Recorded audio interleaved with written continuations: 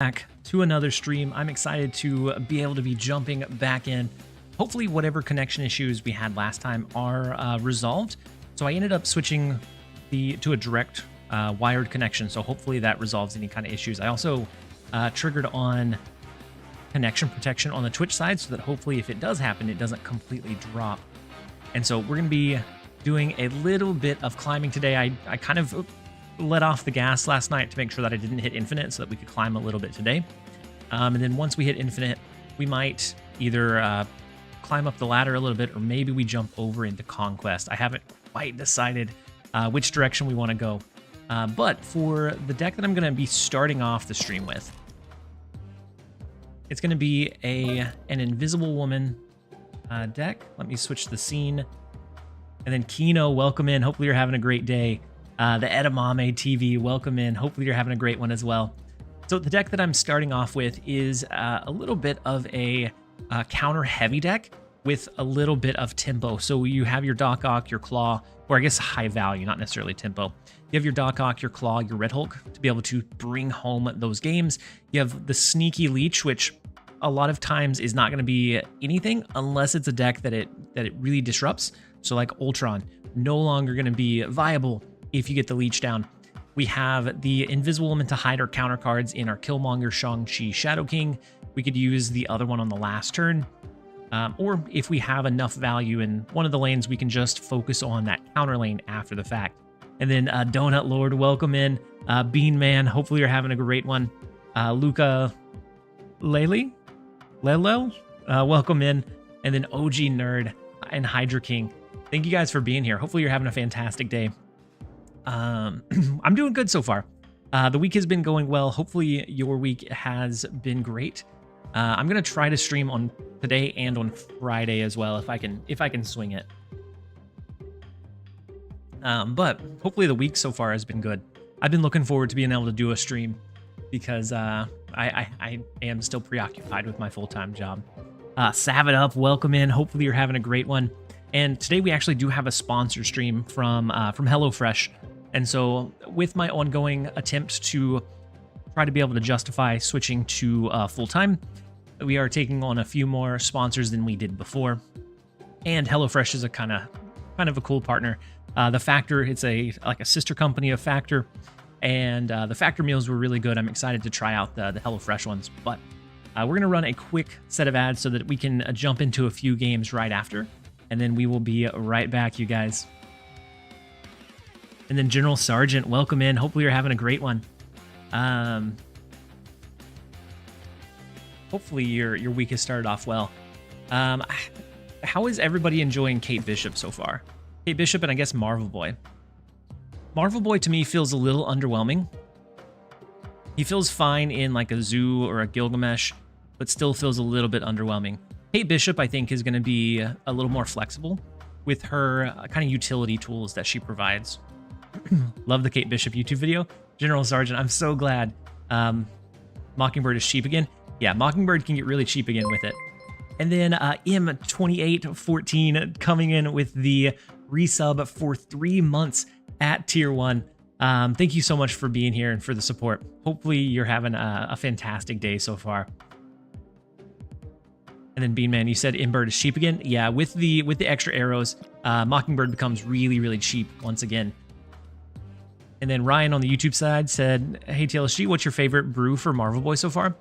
For Marvel Boy so far, it really just looks something like a Gilgamesh Zoo.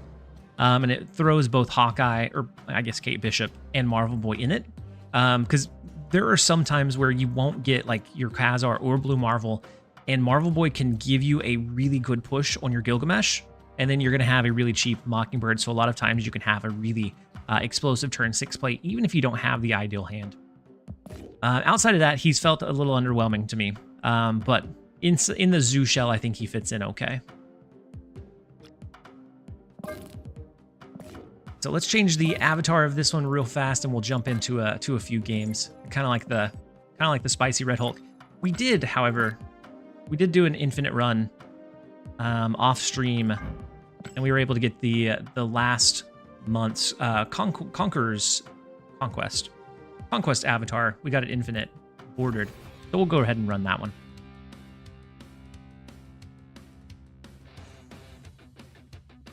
Great day? Yeah, no, I'm having a good one so far, Im.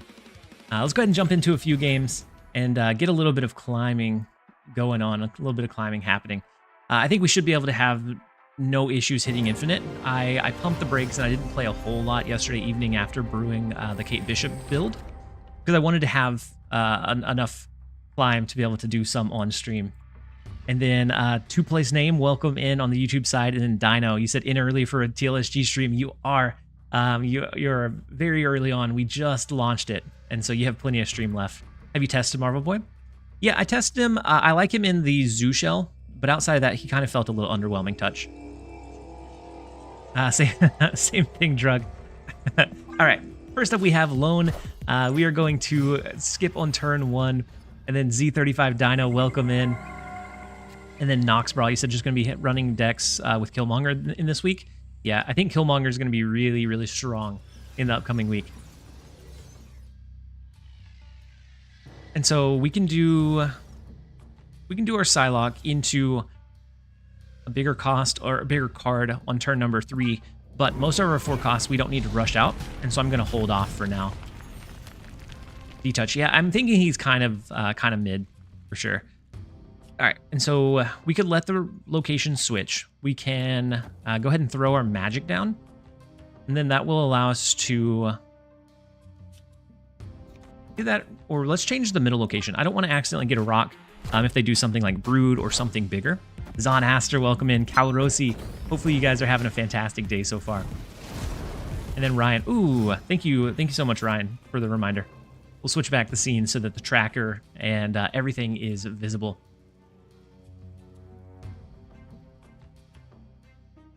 All right, so we can go ahead and do something like Psylocke, Jeff. That'll give us 6 energy going into the next turn. Fluffinator, welcome in. Sawbear King, welcome in as well. And then 2Place, she said, do you think Marvel Boy will make Zoo more prevalent? I think it's more or less about the same. Like, Zoo is in a decent spot with Gilgamesh, but in general, it's just a little bit boring for the most part. All right, so we could do Red Hulk this turn if we wanted to. We could also go ahead and do something like Invisible Woman, hide a Killmonger, do like a Spider Ham. If we get Shadow King, this looks like a Surfer deck where they're at least making use of the Gwynpool. Sebastian Shaw is big. And then the big Broods here. If we can get Shadow King, then that will help us out a lot hiding it here. Going to that final turn, maybe we just hide Red Hulk. We can hide the Red Hulk, overpower this one, and then could a Shang-Chi mid ever beat the Sebastian Shaw? Maybe.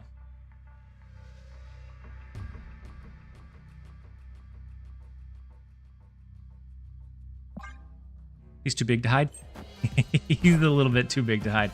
All right, so a Doc Ock comes down, and so it pulls our Shang-Chi, which is a little bit unfortunate. We won't be able to place it into this middle lane anymore. Their Nova does go off. With a Silver Surfer, we know they don't have Absorbing Man. With the Silver Surfer, this is 2, 4, 6, 8 more, 29. Yeah, it's gonna be too big to hide. This one becomes 13, 16, 19, 22. We would have to do something like this. I'm not sure that that can win. The Silver Surfer, that'll bring this down to 4, 10, 14. Only 11 at max here. We're going to jump out of this one. Not looking so hot. Yeah, not looking so hot here. Escaped. And I haven't done a whole lot of testing with this. I just, with the Killmonger and with as much Zoo as we're seeing, I thought something like this would be kind of cool. But it may be that it doesn't work. And if not, then we'll pivot and we'll go to some like better, I guess more cohesive, well tested out decks. But this is one that I wanted to test out. Because I do like the idea of being able to run Leech, especially with how heavy we're getting into like a big turn 6 play, like with your Sandman into whatever turn 6 you drop. And so we get a Mockingbird from the opponent. We don't have a lot of use out of it. We can go ahead and throw our Spider-Ham down. Any particular elite cards you're looking forward to? Really, the entirety of the Symbiote season feels incredibly exciting. There's a lot of really good role players there. Like an addition for Bounce, an addition for... Are you going to play Marvel Boy? Yeah, I can play Marvel Boy. But really the only shell that I found that he works really consistently with is like a Gilgamesh Zoo. But I can absolutely play some. So there's several of them that I'm looking forward to. You can also do like a 2-card package with Squirrel Girl, Marvel Boy. But having those that early on is so much less consistent than like your Ajax Hazmat towards the end of the game, that it oftentimes feels bad to hold it. And so I'm thinking this is probably more in line with what a Zoo deck. So we'll probably be okay pulling a card with Doc Ock. We also have the Killmonger that can, as long as they don't have Kyra, can take away a big piece of their power. Why Ock? Ock is just a good, solid value for the most part. Killmonger so they can't Mockingbird next turn. Might be a good call. And it'll take away a lot of these 1 cost before they have a chance to get Kyra down. So maybe that's what we end up doing. Then we can throw an Invisible Woman and then maybe hide Shang-Chi to the left on turn number 6. If they have Kyra, it does get a little bit unfortunate. Ooh, they're going to pull our Psylocke, and so we're not going to hide anything in the left. Unfortunate. We can still hide Shang-Chi. A problem with Leech is he's 4/4, so they still have 2 draws. Yeah. Mockingbird is Pig? No, their Mockingbird is, or their Pig is Coal Obsidian.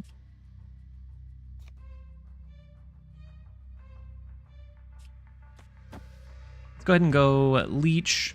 They probably end up going... They could have Shanna. But if for some reason this ends up being closer to like a Sandman deck, I think the Leech gives us a pretty cool out. Instead of Leech, we could also just go like Mockingbird, get good value into one of the other lanes. But it depends on what we think they're going with for that last turn.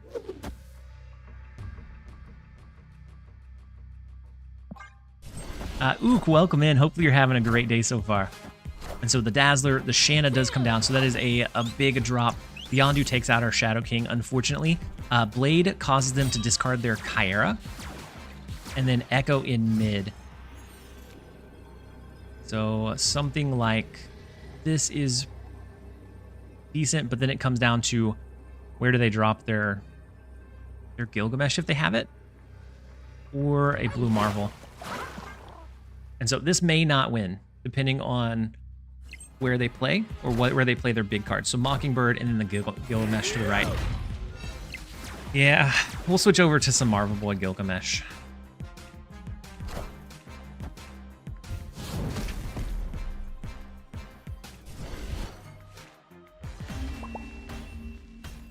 We'll pivot off of this one.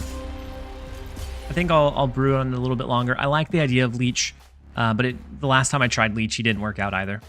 No TLSG? Kate junk them? We can. We can run the junk deck, but I feel like that's maybe a little bit too easy to get to infinite. Let's go with the Zoo for at least for a bit. Linsanity, welcome in. Hopefully you're having a great day. I'm doing well. The week has been pretty good so far. Not too bad at all.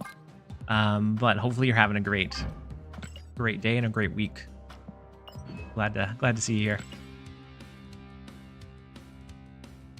Said please play some Marvel Boy.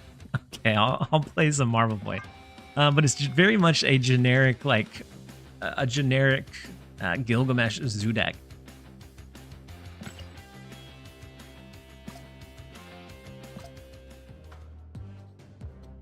And then Backed Pine, he said, "Hey, my dude, just played you.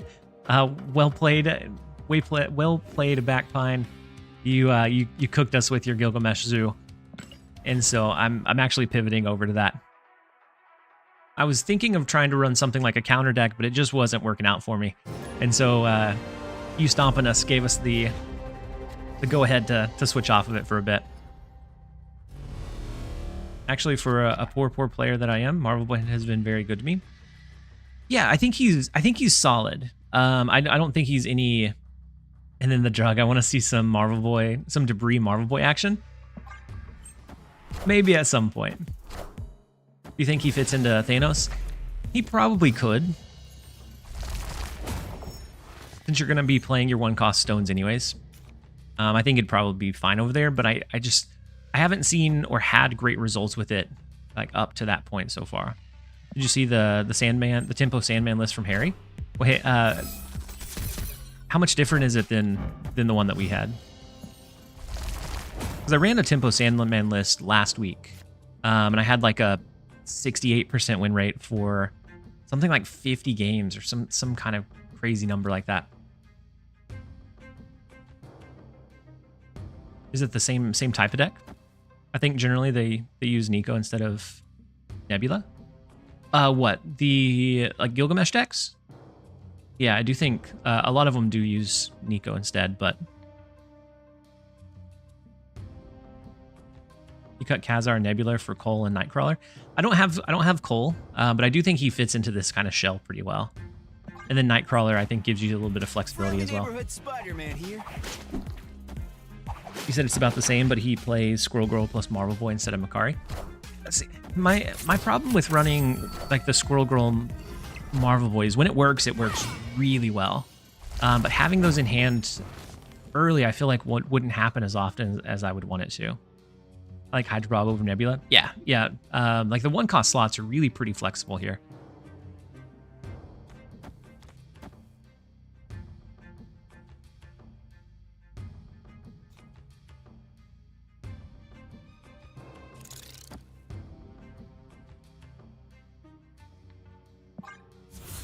Kenny Cooks, you said hi TLSG, app is being all wonky and I had to log in on my laptop to say hello.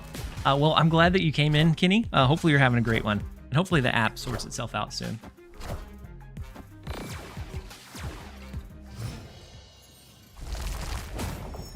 So a 1-cost plus the Khazar would be nice, but that's not what we end up getting.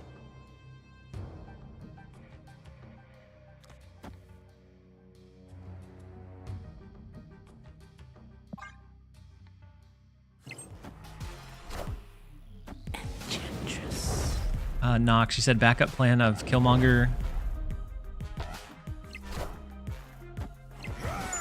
Wait, the only other deck brew I wanted to try was Marvel Boy Destroy with Deadpool, X-23, Yondu, and Nebula. Backup plan of Killmonger. I think that'd be kind of interesting to see. There used to be a Squirrel Girl Daredevil Supergiant deck. I think Marvel can also fit in that one. Yeah, I think you're probably right. I think it would fit into it decently. So this only ends up being 9, 10, 11, 12. And without getting our other like Squirrel Girl, since they stole our Kate Bishop without Shanna, those are our biggest ways to spread. So we're going to run out of this one. Escape. You're running Marvel Boy and a Kate, and Kate in a Dracula dump deck. And having decent success, but this deck looks more fine-tuned. I think Dracula dump decks, when they work, it works really well, but the issue that I always have running a Dracula dump is that it has a very finite, like, high end that it can do, and it usually doesn't have a whole lot of counterplay.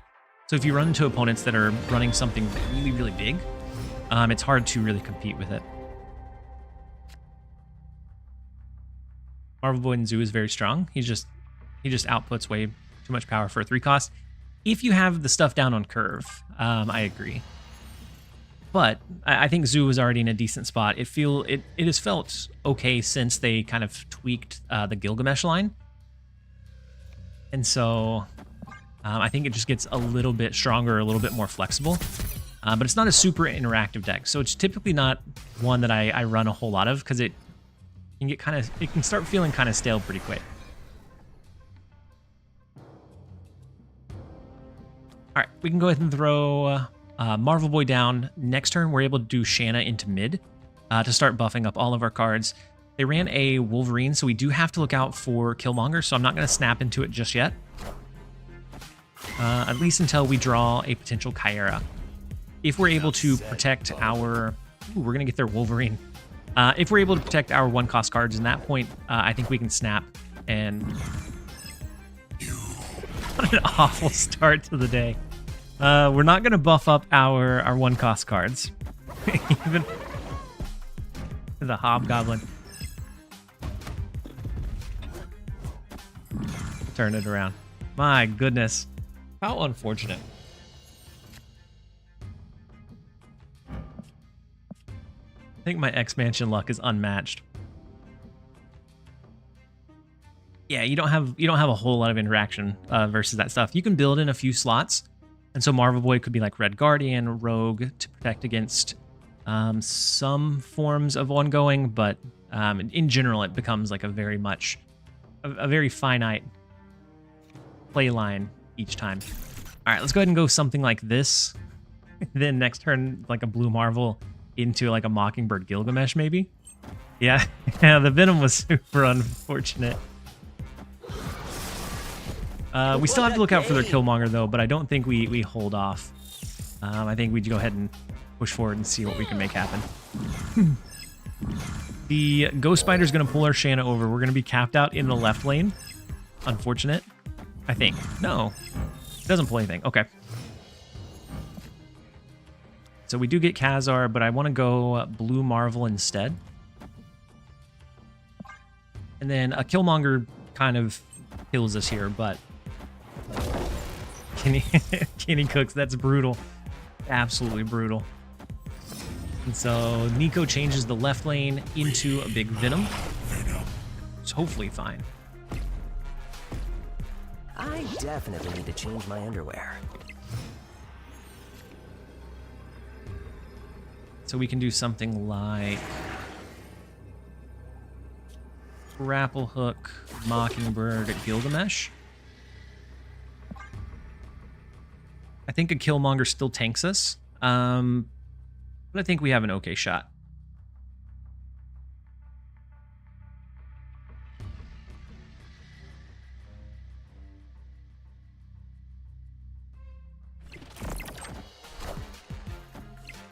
All right, so they do drop 3. It could be Killmonger, Deadpool, Death, maybe. I think that becomes a pretty hard line to beat. No, Shang-Chi in the left, okay. And then Death, Deadpool.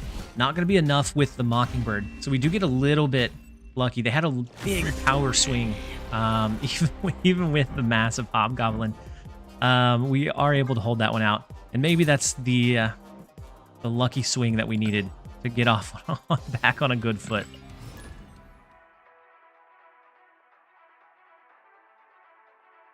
And so I think in general, Marvel Boy, if you draw Squirrel Girl early, great. If you're going with like a Floodline, so Shanna into Marvel Boy can be fantastic. But you also want something to be able to protect those 1-costs like Chimera, because I think we'll see a lot of Killmonger, at least for a little while. As long as he's decently prevalent, I think we'll see a lot of Killmonger. All right, let's go ahead and go Nebula into Aunt May's. That'll push it out. We can use our Chimera so that we can freely drop our 1-cost into the Danger Room without worrying that they will get destroyed. So let's go Chimera. Depending on what we draw, we may go Marvel Boy next turn. If we get a 1-cost, we might also just go Khazar into Blue Marvel. Ooh, Shanna's pretty big.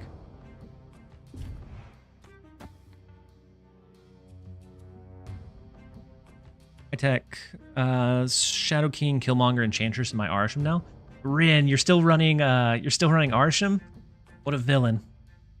Are you getting a Steam warning about cloud saves when you load Snap? I haven't, Mitchell. Just an arrow if bad internet.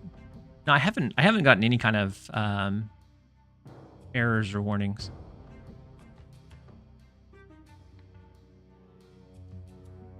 We may not even go Marvel Boy this game. It might become just a Shanna into Blue Marvel into like a Gilgamesh. Victory.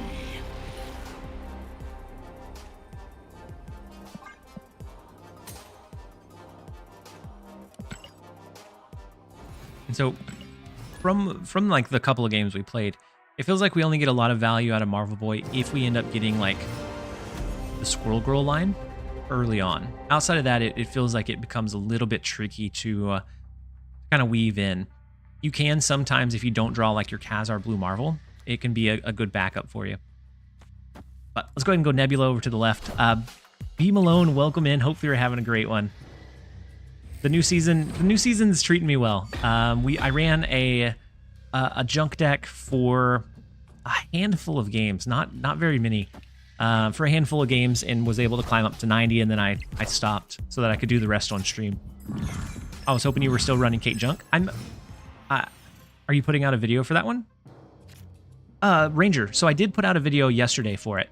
That one should be live, Ranger. I may switch back over to it because I'm a sucker for a good junk deck. But at least for now, we're playing a little bit of Marvel Boy.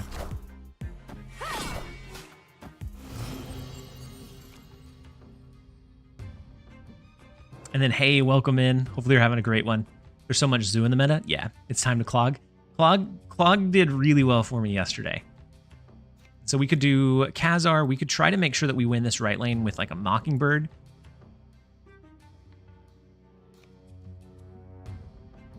But I think just like a simple Khazar into maybe a Shanna into Gilgamesh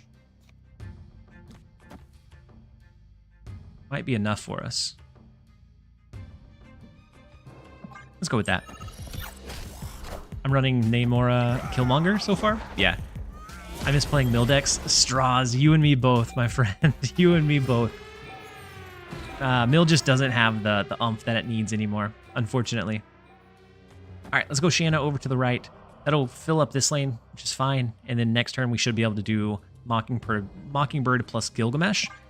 The only issue here would be if we got a Squirrel Girl generated by Shanna, it could cap out our lanes, but I think that'd be the only thing we're worried about.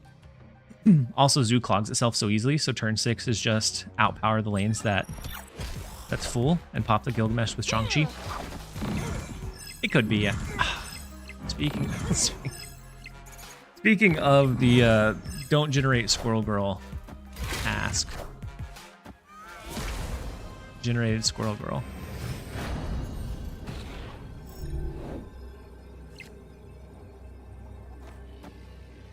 So a Hazmat wins mid, or any kind of negativity wins mid. Super unfortunate. Need to see how much Kitty is in play. Clog, yeah, so Clog is decent because Athena Kitty Pryde has been kind of held down by the popularity of Sandman, and so it gives junk decks some room to like breathe. I don't think we win this one, but it's only one extra cube. I'm gonna stick it in. But Christian, you said trying Marvel Boy with Thanos. It's not too bad. Gotcha. Yeah, I could see it not being too bad. I really like the idea of junk, but I'm horrible with Titania. Figuring out Titania just comes with time.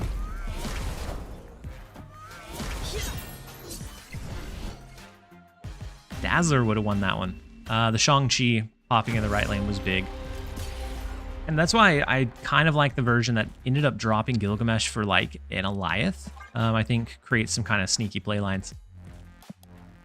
That was a spectacular read by him. I mean, it's a pretty. I don't think it was that spectacular. I think I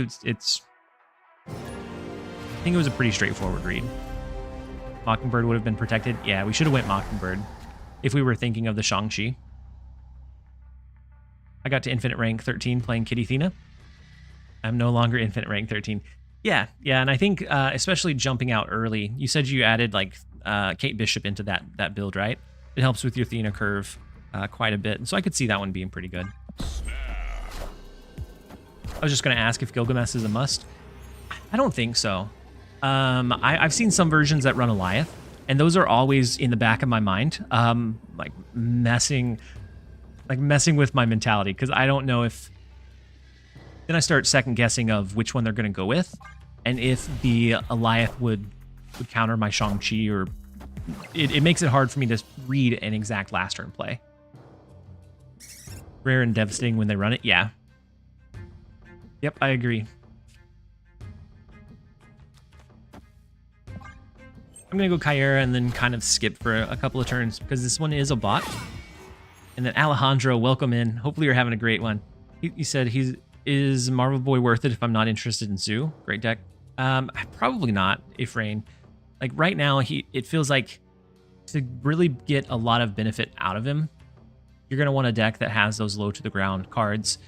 Maybe he fits into bounce, but it ended up feeling like he was really more of a detriment because those turns 3, 4, and 5, you're really going to be wanting to do a lot of card play and then pull them back in.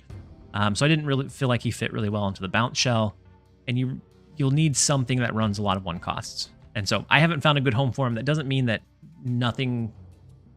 something can't show up eventually. But right now I haven't seen anything fantastic. Send Eric to me, please. I need help badly. One spot left to play in an obvious Gilga deck. Yeah, Fry.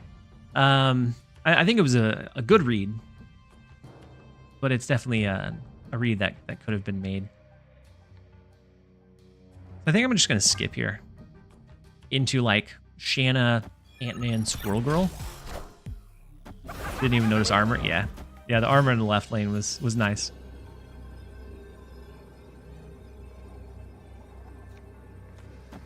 Something like Shanna Ant-Man or Shanna Marvel Boy.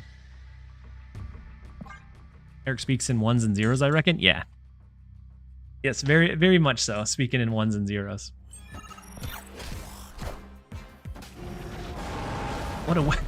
What a wicked destroyer from our friend Eric.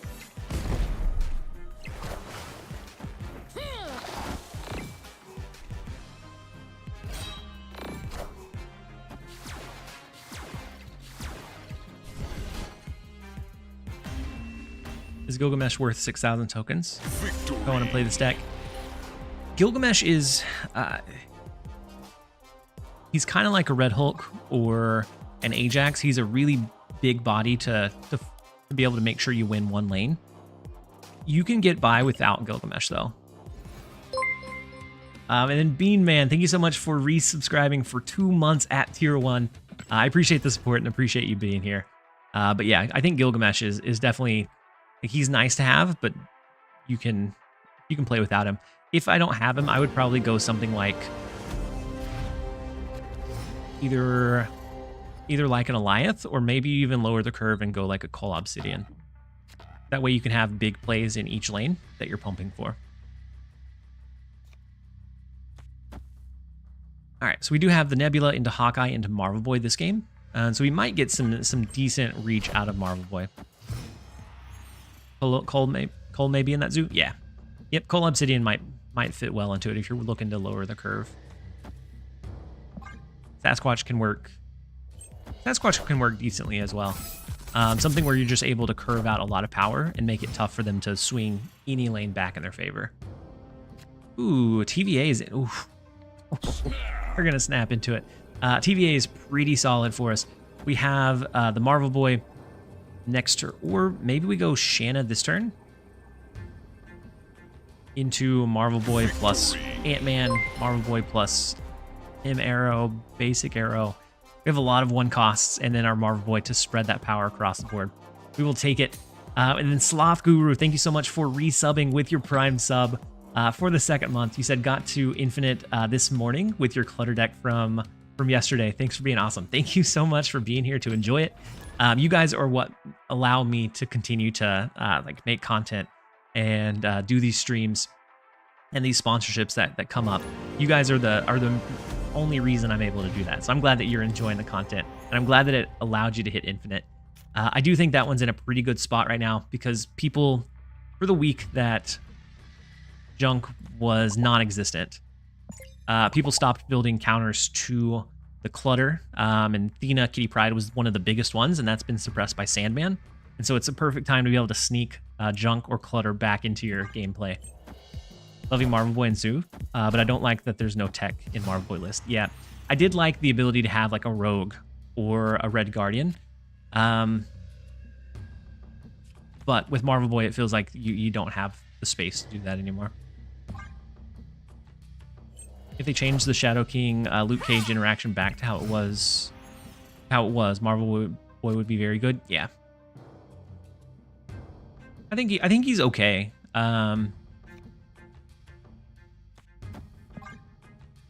But with Shadow King, yeah, especially with the Luke Cage change, you can just offset it.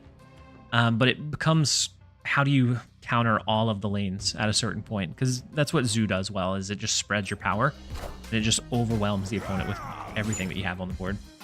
I'm running Rogue since there's so many targets, and nobody uses Cosmo. Yep, very little Cosmo is out and about right now. So the Maria, Kitty Pryde, and Kingpin from their Shanna do have Gilgamesh. We can always do Shanna, Squirrel Girl, Gilgamesh all on the last turn. It could be a really big surge of power. I'm gonna go ahead and play Blue Marvel now, though. I don't know. I think I'm lower on Marvel Boy than most people. Yeah, I'm not a big Zoo gamer. I think it's a great deck. It's very linear. And so if you're going up against a good player, a lot of times they can read what your power output can be. And then sometimes you can overstay if the opponent is able to kind of read what you're wanting to do pretty well. I think all the new cards are weak this month, except for maybe, see, I was a little low on E-Hulk. I don't remember the rest of his name, but the last one we see this month, I was a little bit low on him because I feel like it could be a card that ultimately ends up being a little underwhelming. Let's go Marvel Boy and Shanna. Next turn, we do have the Gilgamesh and the Squirrel Girl to throw down as well. How many keys did it take?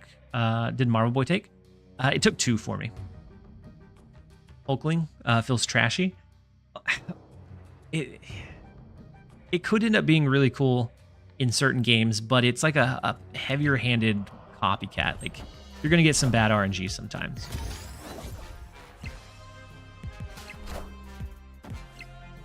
A 611 is cool. Yeah, 611 Zola is cool. Yeah, there's going to be some times where you just get an absolute, like, perfect draw on him. Is Marvel Boy broken? I'd say no. I'd say he's okay. But he's not, like, crazy. Yeah, he doesn't, I wasn't saying he's like a copycat and that he steals something. I'm saying he's like a copycat and that there's a random effect that you get. And I think it's even a little bit worse because the effect is truly full random.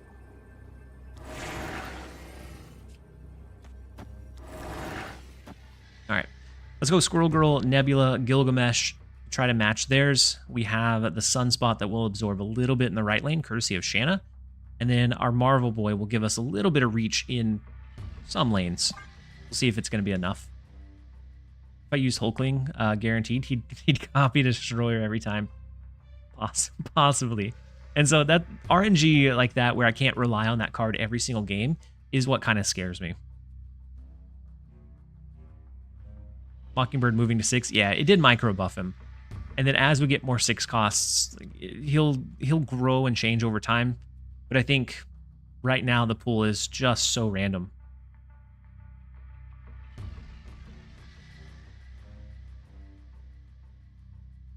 And then General, you said if you could tweak a Marvel Boy, how would you change him? I think he's fine. I think it's just a card that's not like super flashy, and not every card needs to be flashy. So I think it's a very solid role player. So like a Makari, not exciting, but it does the job that it is meant to do in those decks very well. And so I'm not sure that there needs to be like a big change to it. The Goliath in the right lane is huge. Into the Kitty Pryde and Squirrel Girl left. That should be fine. Our Squirrel Girl comes down, the Nebula. And as long as our Gilgamesh can go over the top of theirs, which I think it can, we should be fine here. We get the small buff. All 3 went into the right lane, and we almost contested the Aunt May's, even with the Goliath, courtesy of the Marvel Boy. We'll still take the 4. We'll jump over into the next one. Hulkling sounds like another kind of Valentina. Yeah, kind of like another Valentina. And I personally like Valentina because she is so low curved. that you can do some kind of cool things with like Luke Cage. You can do some cool things with Shadow King. But Hulkling, you don't really have that opportunity to do that.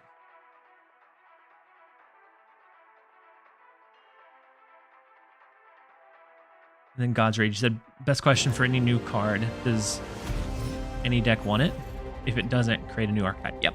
That's a good question to kind of run through.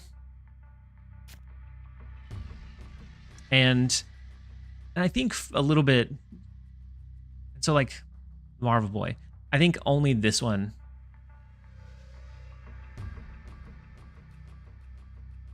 I think only this one gets a huge benefit. Sometimes you'll see like the Squirrel Girl stuff. That feels a little bit too risky. Like you're leveraging too much on like that 2-piece combo that if you draw it late is not really great. And Chaos, she said, Marvel Boy is my boy. I'm glad that I'm not saying he's bad. He's just not super exciting.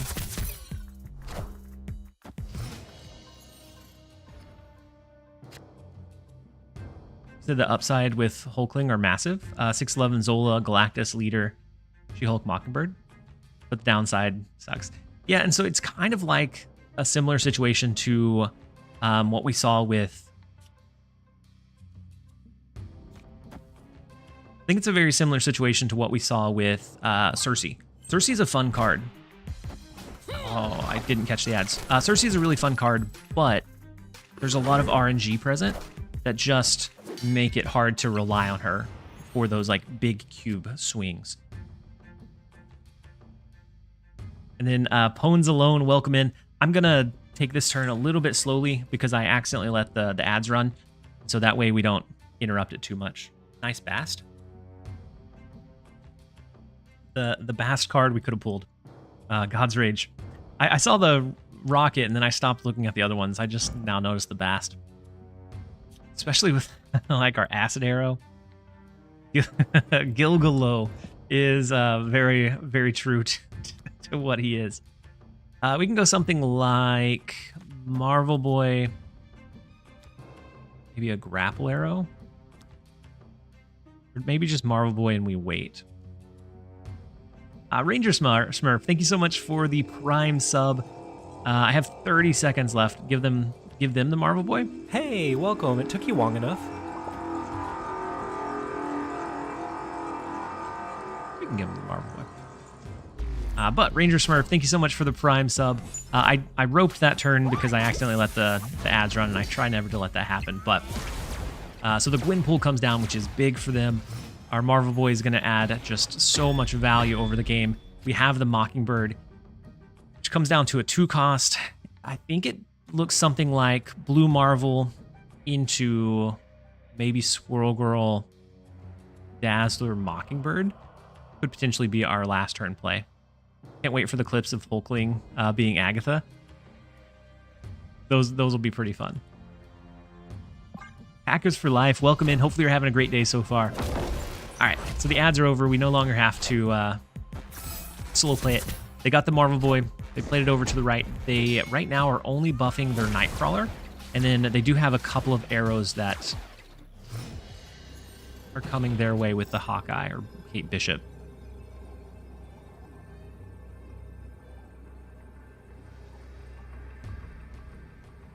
We can go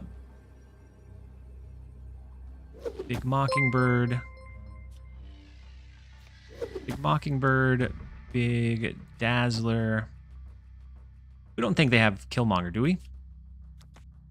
If we're afraid of Killmonger, we go something like this, which maybe makes some sense. Droopy Fool, thank you so much for resubscribing with Prime for the 2nd month. I appreciate having you here.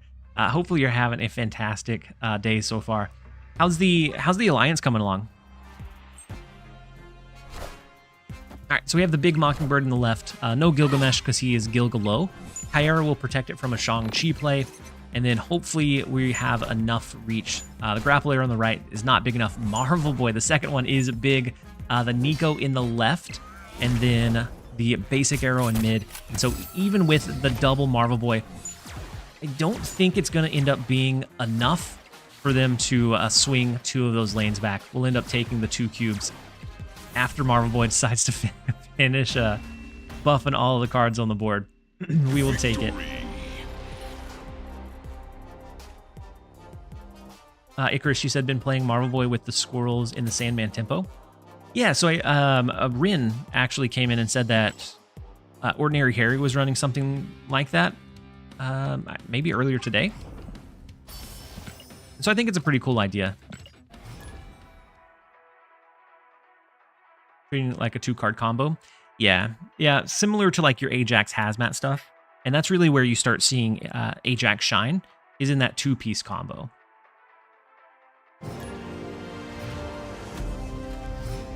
Oh, you saw it on an Ordinary Harry stream? And so I think the Tempo Sandman is still poised to be really strong, especially with people running some lower to the ground stuff. People trying to sneak back in like the Athena stuff, the like zoo style stuff. I could see it being pretty decent, especially if you draw it. But how often was he able to get like that combo going? And then play with the hydrate reminder. I appreciate you so very much. He said I ran Sandman Patriot up to like 85 and then switched. Yeah. Yep. I ran the junk deck up to 90 and then stopped so that I could climb a little bit on stream. Alright, Space Throne's pretty unfortunate. Gamma Lab's also not great here. We could just give up Space Throne, but I'm not sure we ever... We could do Shanna on the right. That way we get 2 Hulks. But it leaves us only 3 spaces to play for the remainder of the game. I was trying some Invisible Woman Killmonger stuff, but Kyra making comeback, yeah. And then the posture check from Shadow, I appreciate you. And so the Widow's Bite is unfortunate as well. The Chavez, and then we have the Sunspot. Those are going to change into the Hulks, but I do think we end up retreating out of this one. Space Throne is really tough for this deck, especially with the Widow's Bite coming in as well. Like we could play this and then hope for a card that buffs. We could just do Marvel Boy.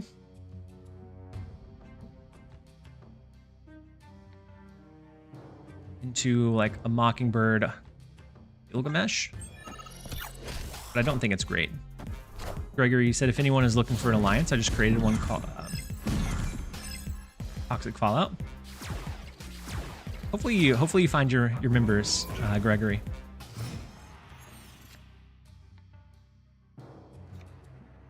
And so with the Shang-Chi coming down, we could do like the Mockingbird. We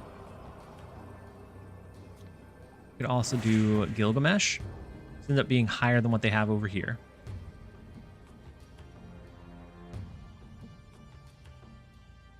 Oh, it's not higher than what they have over here. It's just higher than the Mockingbird. With the snap, I think we retreat out of this one. We could do this, try for a card draw, but really no matter what we draw next wouldn't be great. Do you think Zoo gets nerfed? I don't think so. I think it's one of the decks that it's really strong, but you can build decks to do well into it. And so I think where decks or archetypes start feeling like they need a nerf is whenever there's just like no answer to what they can do. It almost feels like you need some kind of nerf or like balance adjustment. So like the Cannonball Professor X stuff. It didn't matter what you ran. That deck could almost always out-tempo you. And so it felt like there was no lever to switch off of to make sure that it kept in check. So like with Arsham, we have the Cassandra Nova, we have Hawk, to kind of keep that in line. But with like the Professor X Cannonball, there was just nothing that you could do. So it was really like oppressive or unfun to play against. My name is Junk, said, I'm trying to figure out an old Control Sarah deck with Rogue and Enchantress plus Killmonger. So Rogue, Enchantress, and Shang-Chi, it's tough to build the Sarah control the same way we used to. Because now you have to put out a lot more stats than you used to have to. What's a good deck versus the current Zoo gamers? You could do Enchantress, Killmonger. if they're running the Chimera. If they're not, then you can just end up doing Killmonger can take away a lot of their steam. Shadow King also helps quite a bit, and then having some good value outside of it. Just probably need the Athena package for Sarah. I think so. Run a Surfer deck with Rogue. Yeah, Surfer deck with Rogue can do okay too. Or just a Surfer deck with Killmonger can do great.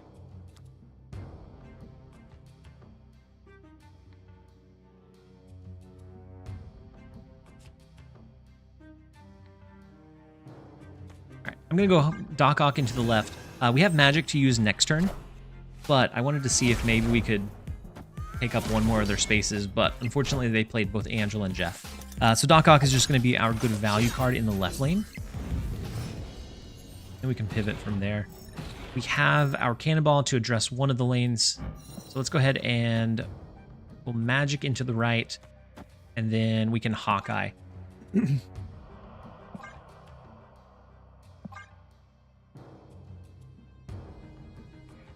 We're not going to be able to draw next turn, but we have most of our necessary resources. So we have Debris, we have Viper, we have Hobgoblin. So we could use something like a Debris into Viper next turn to clutter 3 more of their spaces. Maybe we get the Acid Arrow, we can utilize that. Surfer can run Ghost too, if you're not strong at managing priority. Ghost is also a good shout too. Any advice I should share with my coworkers in my meeting right now? If you're tilted, take a break. I think it applies to all aspects of life. They went ahead and moved the Jeff. They played Vision over to the left, so they do have a lot of extra. They still have extra energy going into this last, or turn 6. We could do Hobgoblin. We could do Debris into Viper.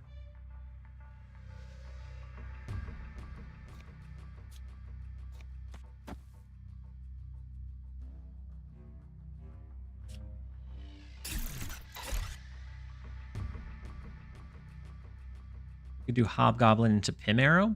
That opens up the ability to do like Grapple Arrow plus Cannonball somewhere. That might give us a way to win. What's a replacement for Cannonball? You could do something like Shang-Chi. Would probably be a decent one. All right, so the Kitty Pryde in the left lane. They do cap out the right lane, at least for now. The big Captain Marvel is going to be scary. I'm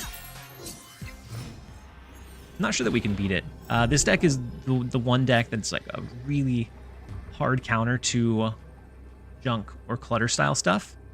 And it's a little unfortunate, but we could do White Widow Cannonball.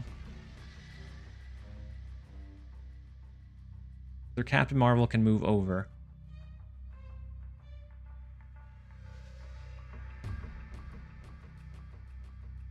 Otherwise, it becomes like Grapple Arrow plus Cannonball here.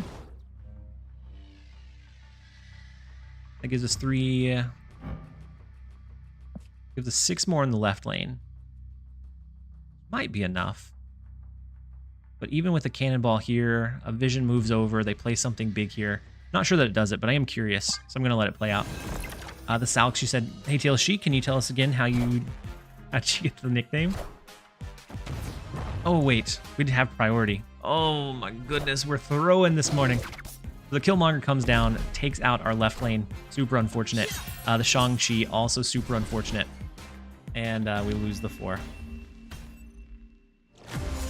One of my coworkers asked if being tilted meant you have a bad chair.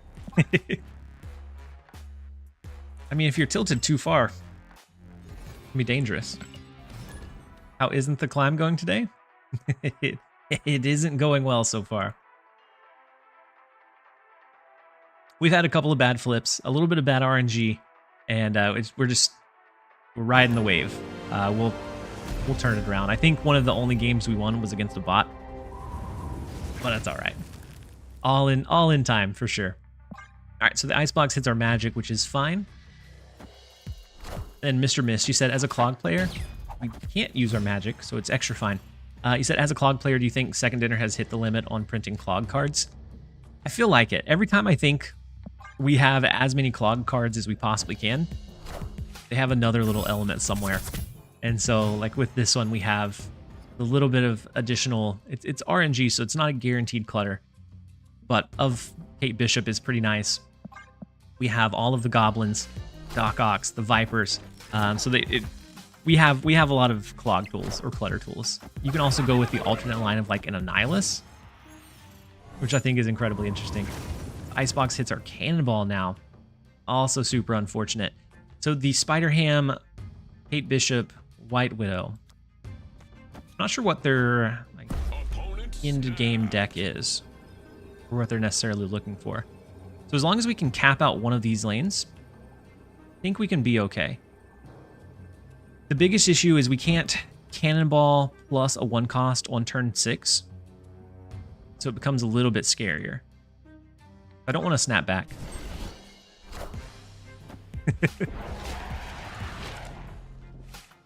Said, is Kate Bishop somehow decent? She just seems an old Loki fodder. She's decent. She gives you some utility tools that are kind of fun to use, but unfortunate. She gives you some cool clutter tools to be able to use. So the last card they dropped was the Grapple Arrow. So whatever they play is going to pull over into the Icebox, right? I think our only chance here, be able to do something crazy like a Hobgoblin and cap them out of this middle lane. I don't think it's likely, but I think that's our only chance.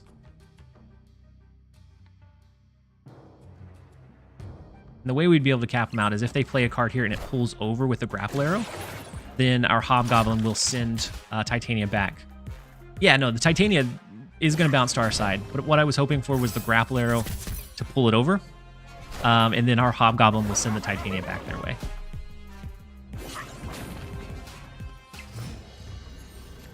Rayolo, that's how I envisioned that one going in my mind.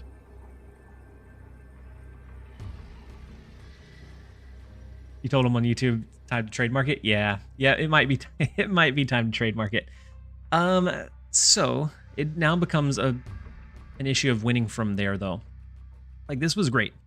It gives us a pretty comfortable cushion here, but with Black Swan, they can do their 1-cost arrows. Cannonball here only brings us up to a +4, and so even if they did a 1-cost and whatever else from there, I think we still lose this, but at least we got the one left. So Goliath left, I don't think is going to do it. We don't have initiative. The Widow's Kiss stays -3, so we're only 7. Snap. It's on Aster. I don't have Cannonball or Goliath. What would be good alternatives? We're going to retreat out of this one. A replacement for Cannonball could be something like Shang-Chi. Goliath could be Red Hulk. You could go back to like the big body into counter style. But if you go with that, you may want to drop the curve a little bit with the Hobgoblin. So it may be that you add back in like a Nebula for some good scaling. But the reason I dropped the Nebula, at least on the first couple of days, was because I expected to see a lot more Killmonger. What happens if both choose to retreat later?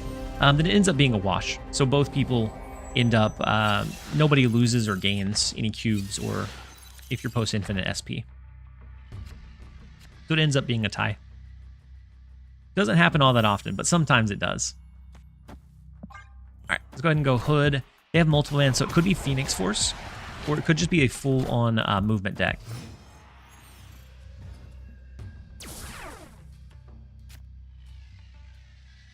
Let's go multiple man into, I think, Debris mid. That way we clutter them a little bit. We have a couple of cards that will change into the Hulk, which gives us a pretty welcome. good It took you long enough. advantage. And then Mr. Simba, thank you so much for the Prime sub and the support. I appreciate you being here. Hopefully you're having a fantastic one. Always retreat later unless you're 100% losing. Yep, it was and even then, I usually still do retreat later just because it's a habit now. Whereas before, Oh, wow. The Doctor Strange... Oh, this is a bot. I don't know.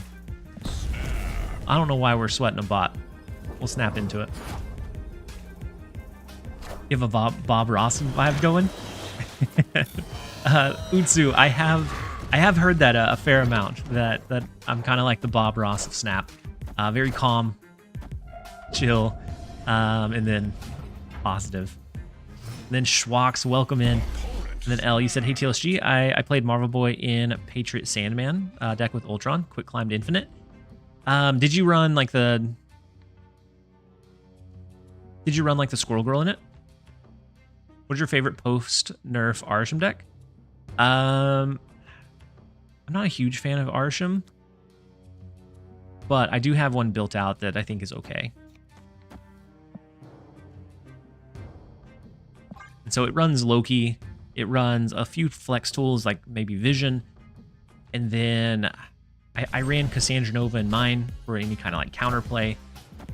I can pull it up after this. Will Marvel Boy be the best Moonlight cache? Spotlight cache? I don't know. I think Marvel Boy's okay. He's not super exciting. So like outside of Zoo or like the Tempo Sandman, I think he'll do good in Tempo Sandman.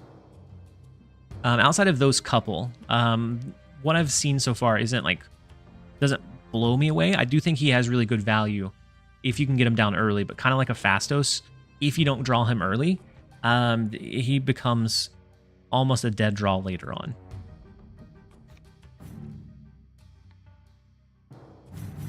So we don't really need to even extend the game. We could do Cannonball plus Demon on the last turn and be fine. So I think because of that, I'm just going to go Hobgoblin mid and call it good. Z35, you said I kind of like him in Zoo. Yeah, I think he does well in Zoo. But Dino, you said every time TLSG makes a new Clog video, I have the worst time in ranked. I'm so sorry. All right, let's go Cannonball, Demon. And by letting the bot have 2 lanes going into this last turn, I think we bait them into staying for the 8. Which apparently we need to be able to climb. New cards this month are kind of mid. Yeah, I don't think they're crazy strong by any means. There's that White Widow taunting me again. White Widow's a... Oh, wait. Cannonball just ties the left. I didn't even look at it. Victory. Maybe we got lucky. Still 1,800 tokens short. White Widow is just, even without like the -3 of the kiss, it's just so consistent. Like being able to clutter an opponent for such a cheap cost is almost always useful.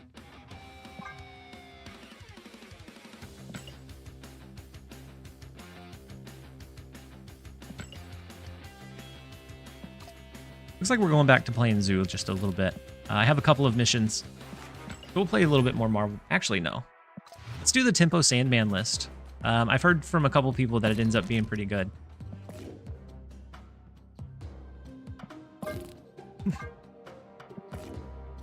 And so you said it was similar to what I ran before.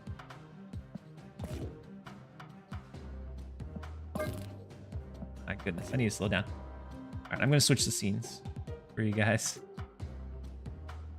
And then I'm going to run a quick set of ads so that we can, as I'm building this one out, and then we'll jump into a couple of games. Don't go anywhere, you guys. Is White Widow for worth of 6,000? She's one of my most used cards, but I like clutter. I like clutter decks a lot. And so for me, I'd say she is, but maybe not for everybody. And so it was, instead of Makari, it was Marvel Boy. And instead of Nebula, it was Squirrel. Is that the changes that Harry made? My infant deck is Nebula, Nightcrawler, Squirrel, Thazzer, Patriot, Marvel Boy, Kyra, Shanna, Hazar, Blue Marvel, Sandman, Ultron. I do like that direction because a lot of, like early on, it's going to look a lot like a Gilgamesh deck. And so then they may not anticipate the Sandman coming down. So you get a little bit of surprise play. I have Storm in the old list. It was Storm instead of Makari.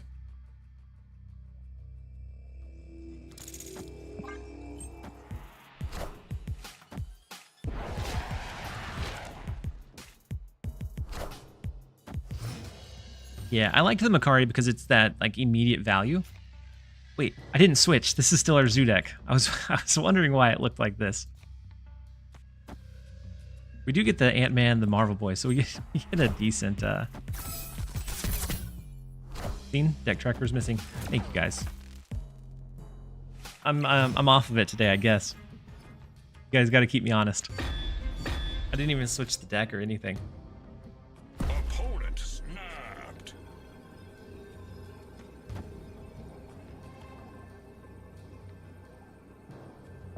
Some of us skipped Makari. Yeah, Makari was a very easy skip. Like, she's boring. Like, she does what she wants to do, and she does it really well. But in general, she's just kind of a boring card.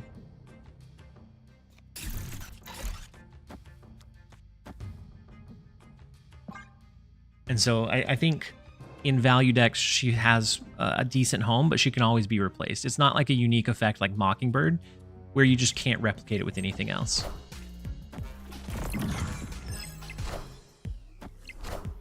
But I don't know about that. It's super exciting when I draw her.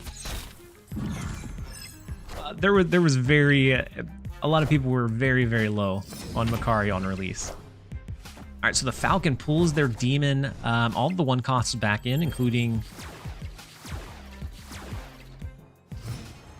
Interesting. All right, if we're able to get Hyera, we can sneak some power into Warrior's Fall. Otherwise, we may be looking to do like a Mockingbird in that direction instead. Rika, where can I send a deck? You can send... Oh, well. Acid Arrow's unfortunate. You can send it in the general chat of my Discord. It's typically where I pick up most of them. So the Viper coming down as well, but we did cap out that middle lane, so we have the scaling in the right, the scaling in mid. We do get Kyra, but she won't be protected in the left lane. So I think instead it becomes maybe Mockingbird Kyra. Or if we think we need more power in any given one lane, we could go Khazar Squirrel Girl to make sure that Khazar stays. It gives us an extra 2 here, an extra 3 in the right, and then Marvel Boy will trigger as well.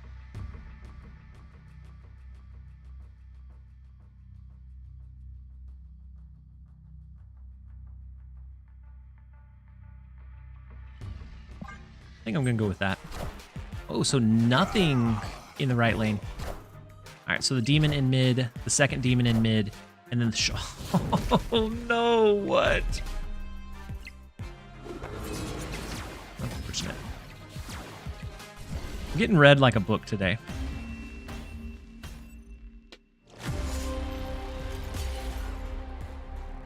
The only time that play works is if we drop Khazar for any reason. And I think 99% of the time, you don't. Unfortunate. Unfortunate. Unfortunate. Unfortunate.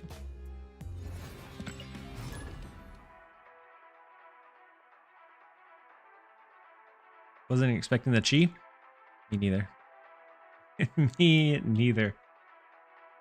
Because he was at 9 before I dropped that last turn play. So the odds of a Shang-Chi play were low. And then Carne, welcome in. You said hello TLSG, my fellow Oomph Ribbit said hello. Well, hopefully they're doing fantastic as well. I was just throwing it out there. No, Mopey, you're fine too. And then Kappa. Wait, maybe I think it's just ant instead of, it's not plural, it's singular. But the cool thing that I like about, you forgot to switch the deck. Oh.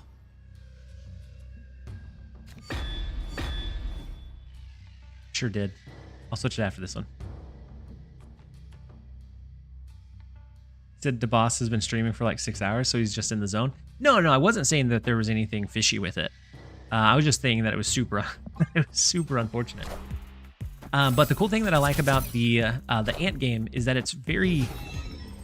the amount of time you have to commit to it is very short. And so like you can, like if you wanted to try to help out the channel, you can do that. And it's a very small time window of commitment. Like it took me 20 minutes to get both of the checkpoints, which is equivalent of gifting like 2 or 3 subs to the channel.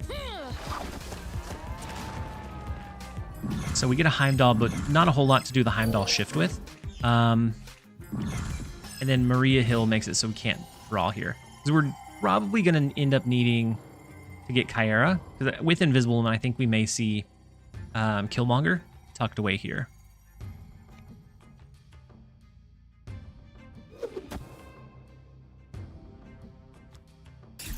I'm going to go Mockingbird mid. I'm going to go ahead and play the Pim Arrow to the right. Killmonger on Invisible. Yeah, I agree. And so until we end up seeing like a Kyera, I don't think we snap into it.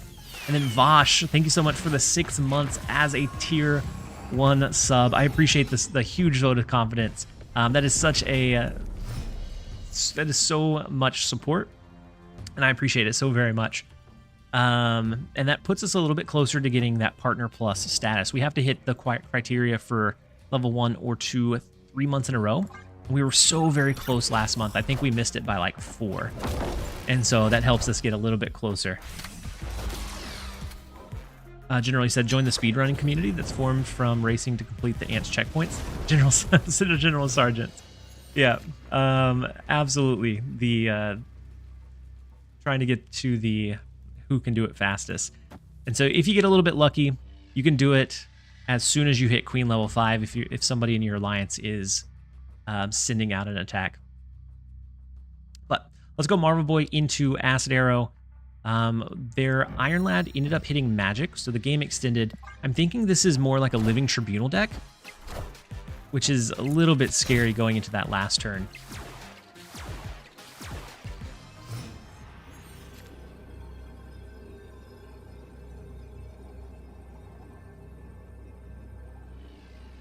And then Mista, you may be right. Instead of the Shanna, we could have done the double arrow here to send them. We'd have 1 space to still play. That may have been a better line.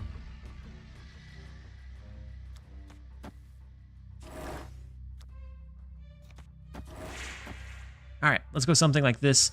Gilgamesh in the right lane, even though we don't have a lot elsewhere, we have a lot of power spread across the board.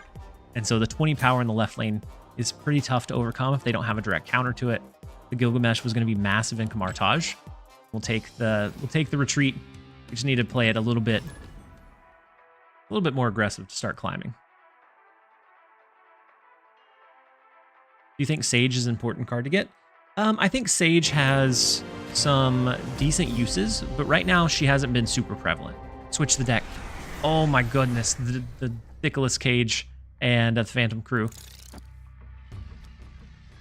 What a day we're having. Thank you, OG Holat, for the 1 gifted sub. To OG Carlo, hopefully you're having a fantastic day. I appreciate the support and appreciate you being here. We're going to switch the deck one of these days. Hopefully sooner rather than later. My goodness.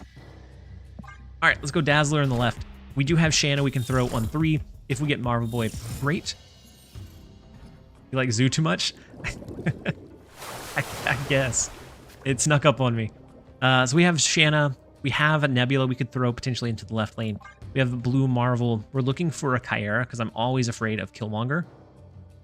With Hawkeye, with Kate Bishop, and Marvel Boy both just releasing, we're always worried about the potential Killmonger play.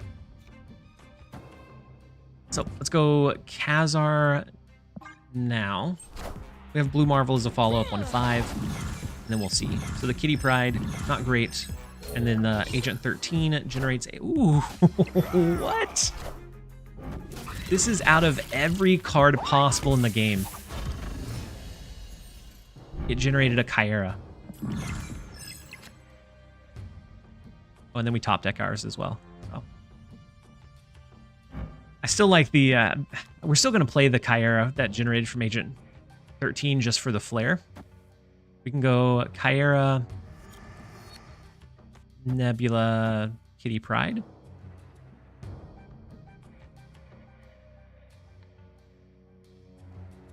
Just in case they drop Killmonger this turn. I think they would save it for the last turn, but just in case. What game are you talking about regarding checkpoints? So there's it's Ant Legion. It's for the Swarm. I have a sponsorship with them right now for the next 9 days. And so I'll paste the link over since the command only works on the Twitch side. But if you wanted to check it out, new users that download it using my code help support the channel and help support my content creation. So we do have Mockingbird we could use. We could do Kitty Pryde, Blue Marvel, or Kitty Pryde, Mockingbird, Hawkeye. They did throw down the Nova, so they could end up going with the Killmonger. We'll see if we're able to overpower what they play. A Silver Surfer becomes kind of scary. They had our Copycat, and then a Killmonger, but thankfully our cards are protected. And this one was Marvel Boy. So from the Copycat, they stole the Marvel Boy. They only get the +3 in the right lane, so our Mockingbird will be enough to come over the top of that. We lose mid. That's perfectly fine because we hold down the left and the right. We'll take the 2. Which deck? Yeah, thank you for the thank you for the pre-reminder. Better for the Mockingbird? Yeah. The Mockingbird and just the psychological effect of the opponent seeing that this wasn't even in our deck. I appreciate you guys. If I forget this time, that is absolutely on me.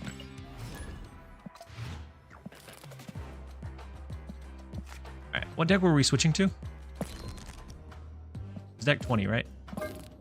The Tempo Sandman? Okay. We'll go with the Tempo Sandman.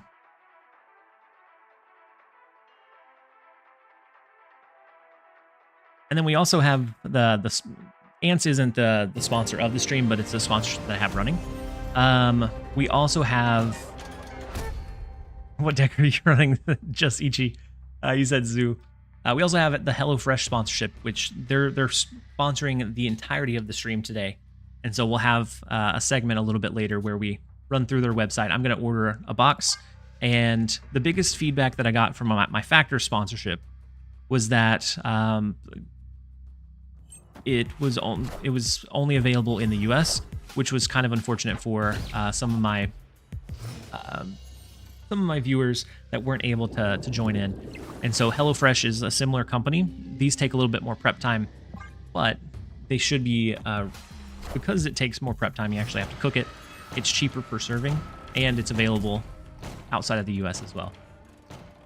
So we have the Marvel Boy, we have Cassandra, we have our Nocturne. Let's go Cassandra Nova for now. Your new video with the cluttered deck is amazing. I'm having tons of fun. I love a good junk deck. That is one of my absolute favorite archetypes. I try not to run it too much because I don't want to run into the ground. But I enjoy it so very much. And so we pull an Enchantress. We can go Captain Marvel. Next turn we could do a Nocturne, potentially. And then a Deco. Welcome in. Hopefully you're having a great one. Legendary Bounty, win with Leech 16 times. Just throw it in Arisham. You'll be perfectly fine. What meta card list for token? TJ Tommy, I'm not sure that I understand your question. So Warpath in the right. We can't play over there. We could Enchantress their Quinjet. We could also just go Nocturne, which gives us a little bit of flexible power. Not a great hand, though. Generally said, I'm looking forward to see what exclusive deals HelloFresh gives the amazing TLSG viewers. So if you're in the US, you get one free breakfast item per box, which can end up being pretty decent. The Nocturne move isn't great. It wouldn't win over there. We could do something like Nocturne into maybe Red Hulk, and then maybe our Captain Marvel can scale over here and give us enough power to win in the left. It's only 10 in the left lane. Maybe 10 is enough.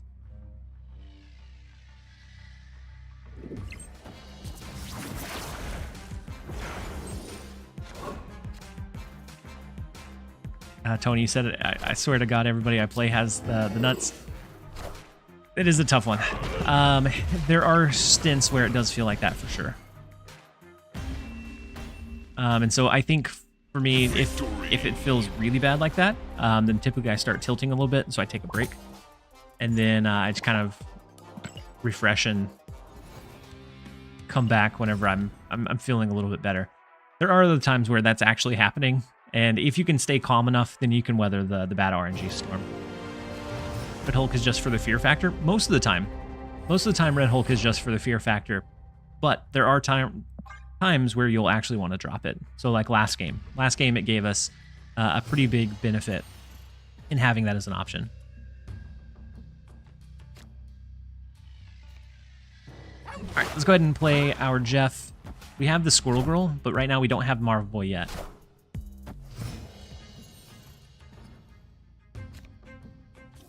We do have Nocturne. Let's go ahead and throw it into mid. We don't have much of an issue reaching into the big house, so I think we should be okay there.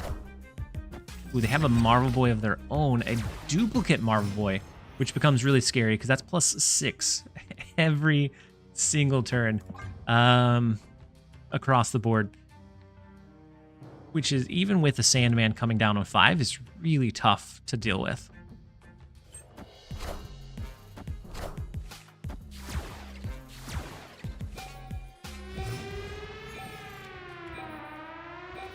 All right, I think we still go Sandman.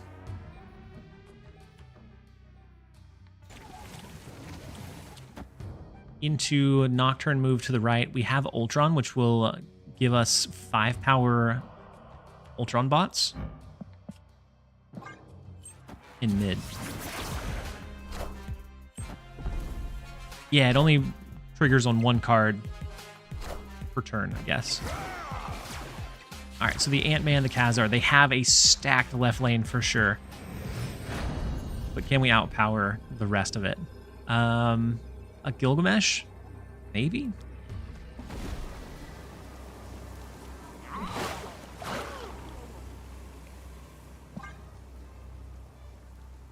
Two Marvel Boys seems fair. I mean, luckily they only have 2 1-cost cards down and it's in the same lane. And so throwing Ultron to the right will feed Washington, D.C., which is going to be 20 power there. We have 1 space left in the right for Captain Marvel to move over. So if they push for the right lane and we don't have enough to outpower it, it should be fine there too.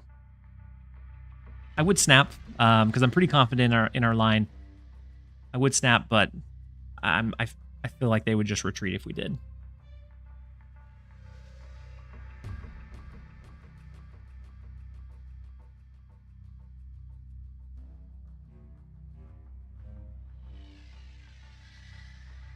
We do end up getting the long thought out retreat, which I get. Sometimes I want to make sure that I look at every possible play line before sending in the retreat. I wonder how long till Cassandra becomes 4 something. I think at 3 she's on average on like a regular deck, she ends up being like a 3/7 on curve, which is pretty big. And then depending on what you hit from the opponent, it could end up being more of like a 3/9. Which is, she can be offset by Shadow King. And so she has some pretty big counters. I don't feel like she's broken in anything except for against Arishem. Everything else, she's just like a good raw value. 3-0? Yeah, you could go 3-0 and I think that'd be fine. All right, let's go Spider-Ham. They have Nova, so they're running some kind of deck with Killmonger, probably Surfer. Yeah, 3/7 feels big. 4/7 would be a bit weak. I agree. And so maybe a 0 power, so it's a 3/6 might be better.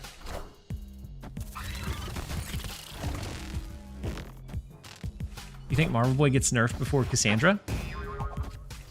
Spider-Ham just nerfed their Cassandra Nova. Let's see. Ooh. Not bad. So it's not going to reveal this turn, which is not great. But we can go Cassandra, it pulls over. Captain Marvel on 4, it pulls over into Sandman, and then maybe we drop a Claw on the last turn. They can't change her until they squeeze all the money out of those willing to spend that weren't able to get her in the diner. I think she's an okay card. It doesn't feel like she's overly tuned necessarily.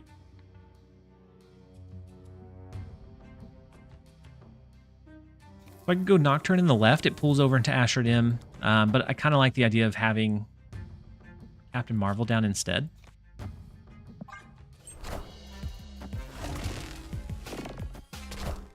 I mean, she's +2, but the odds of them playing some of those cards end up being pretty low. And so I think you add in about 2 more, because they only draw like 3 at max. 4 if there's a Magic game, but most of the time they're only going to draw 3. Maybe they only play 2 of them. And so you add a little bit of power for the negative affliction that it provides, but not on like a 1-to-1 basis, I think. All right, so we have our Sandman now. Maybe we try to win the left lane. That allows us to do Claw plus Jeff on the last turn.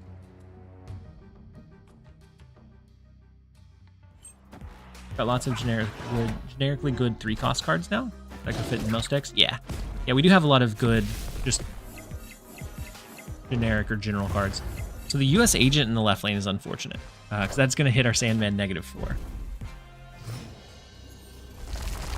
20 power in mid right now. This is 2, 4, 6. If they do just a Surfer, this becomes much higher. I don't think we compete with it.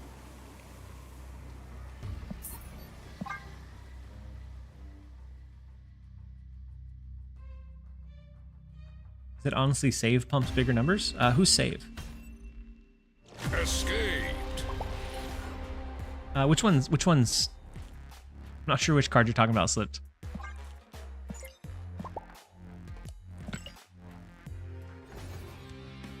Sage. Gosh, okay. Okay, that makes more sense. We have the Sage. Yeah, Sage pumps pretty good numbers, especially on like the last turn, so you can kind of save it for that last big drop.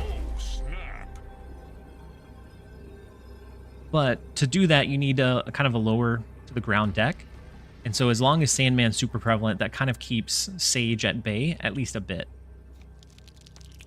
Let's go ahead and play our Squirrel Girl out. We are going up against a bot, so maybe we can finesse a few cubes.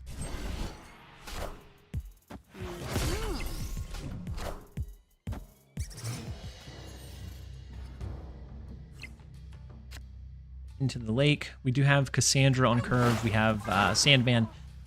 So maybe just the value of Squirrel Girl being out. And so I don't think I've seen Marvel Boy a single time since we launched into this deck. And so I like the idea, but I'm not sure that it like really reinvents much of what the deck wants to do.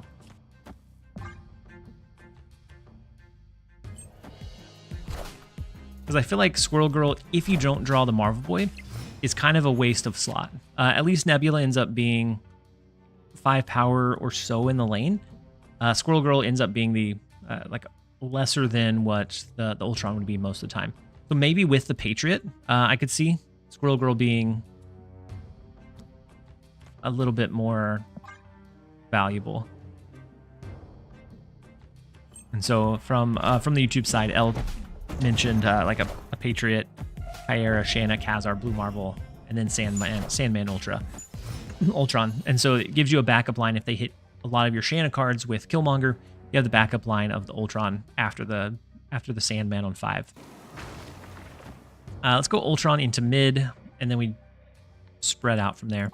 Maybe it becomes a Red Hulk, maybe it's a Claw, but we'll see. What would you sub out Marvel Boy for in this deck? So I would take out, especially if you take out Marvel Boy, I would take out Squirrel Girl and put in Nebula. And then for the Marvel Boy spot, it's a little bit flexible. Ideally, what I like the most is Makari, but I know a lot of people don't have Makari. So you could go with like a Storm.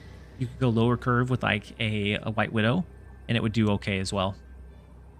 You could go Red Guardian, but I think I would prefer like Storm or White Widow instead.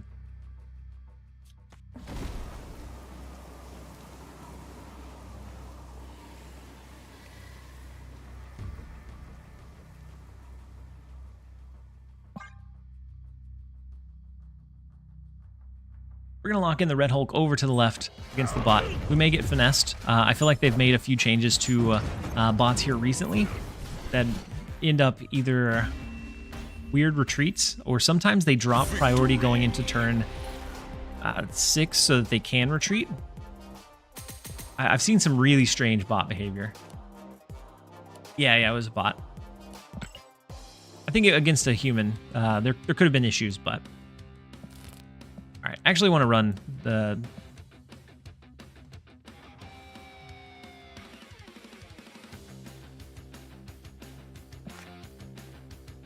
I think I'm going to run the junk deck, but this is one that I've also played around with a little bit that's had really good statistics so far. Not this one. It's an Ajax Black Knight deck that ends up having some pretty cool flexible ways to play. So by being able to hide either your Ghost Rider or whatever big card you need in the Invisible Woman lane, you can hide the Hazmat, which enables your Ajax. You can also have the Black Knight that, if you discard your Ajax after a Hazmat, can be pretty big. Sometimes you're just going to do the Infinite line, but it gives you more consistent good hits if you have the Black Knight line to make sure that you have something valuable, and then Ghost Rider resummoning can be really, really big. What ant level is the goal? So the ant level, it's Queen level 5 is the first one, and then rallying and attack. And so rallying and attack, you have to clear a couple more chapters so that you can do attacks outside and build a rally center. Unless you join an alliance and somebody's already rallying one, then you can join it as early as Queen level 5.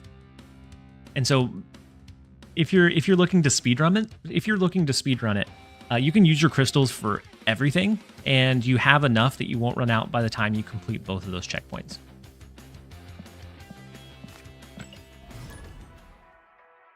Invisible Woman has been feeling really good lately. Yeah, I think there's a lot of cool things, especially since we're not seeing things like Rogue, Enchantress, Cosmo anywhere near as much as we used to. I think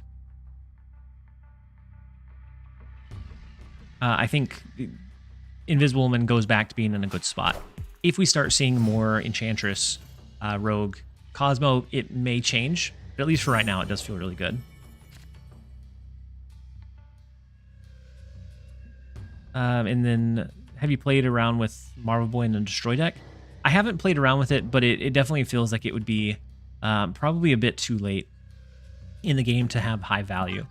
And that's why I haven't experimented with that one. But like if you're looking for like the Deadpool line, then by the time you can drop him, you're really going to want to be destroying your Deadpool on those turns anyways. And so it ends up kind of counter competing with each other. Let's go ahead and go Doc Ock into the left lane. We could go kind of spicy with the Titania Doc Ock. See if maybe they don't play over here. I'm sure that they do, but if not, then we get a lot of value. Next turn we can always go Hobgoblin. Ooh, they don't play in the left lane, which is huge for us. We're gonna full send them in the left lane. Save Titania for Goblin. If they have Kitty Pryde in hand, no, Dina. So we'll still be able to recall the Titania back, which is huge for us.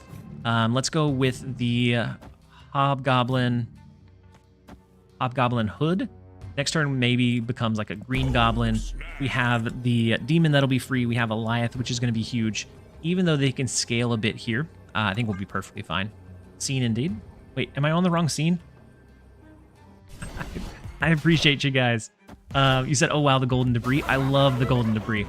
It has the Kirby Crackle, and so it's the only one that I've spent money on for like a border.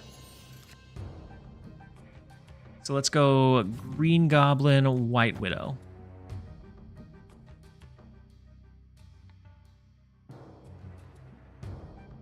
That's an absolute gem. I love it.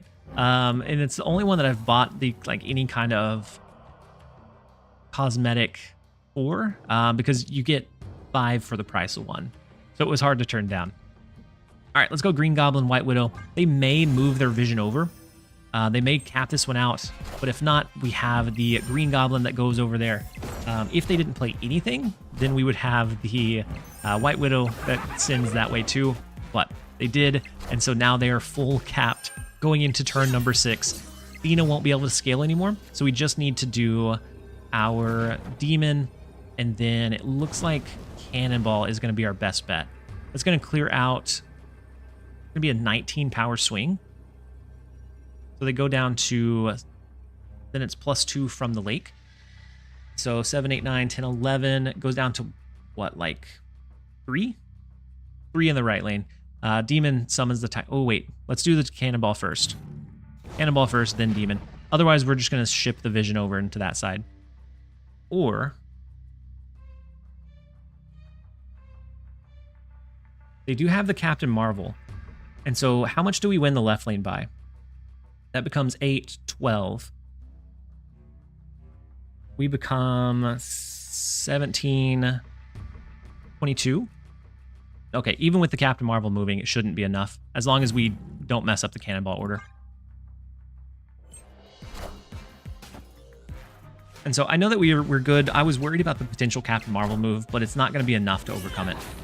Higher, further, faster, baby. Demon mid. Could also just throw a Demon mid and have the win there too, yeah.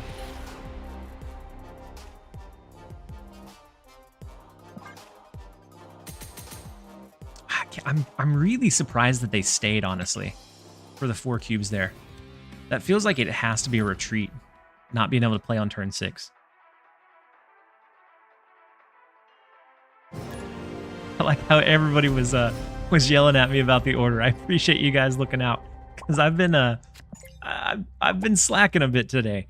For whatever reason, my daughter hasn't been sleeping great, and so I'm a little bit on the tired side. But I was excited to be able to stream, so we definitely wanted to launch one. But you guys have my back.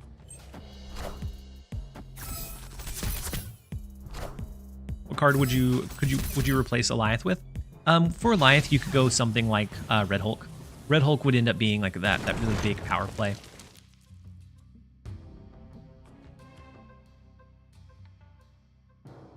So part of me wants to play cards, but I think we need to skip. Unfortunately. Big Mac and fries? Wait. God's Rage. We'll get you Big Mac and fries if you need to get Big Mac and fries. All right, so no drawing. We could do Debris, Acid Arrow. Maybe Debris, Acid Arrow.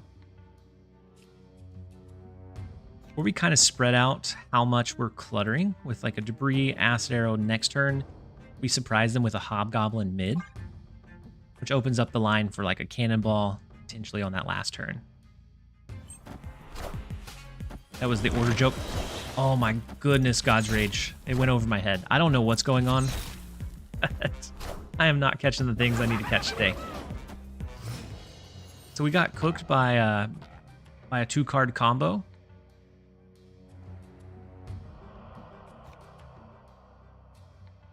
Opponent snapped.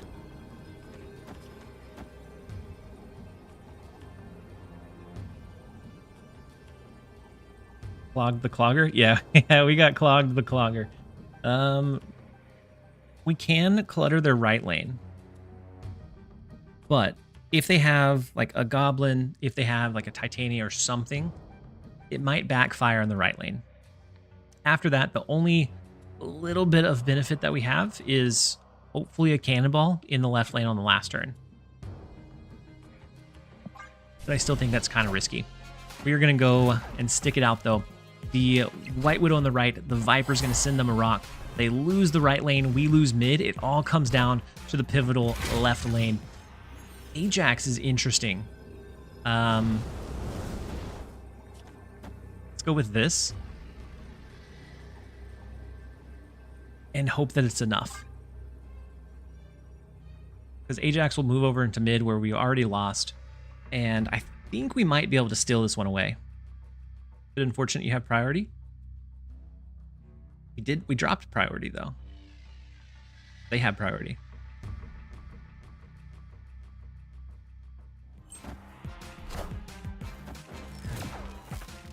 Okay, so the White Widow and then the Cassandra Nova into the Iron Fist. Big, but not big enough. We have, maybe. No, it is big enough, right? No. Oh my goodness, so incredibly close. They went with a non-disrupt, or a like negative affliction last turn. And we got very, very lucky that we were able to hold down the win. The basic arrow came in clutch for us. We'll take it. It looks like it's time for just a real quick set of ads. I'm going to run to the restroom real fast, and then we will be right back to continue our junk deck climb. I think he was dodging Shang. Yeah, he may have been dodging Shang-Chi or Cannonball. Not even close. Calculated. We'll be right back. The ads are going to start, and then we will be right back at it to finish off our infinite climb.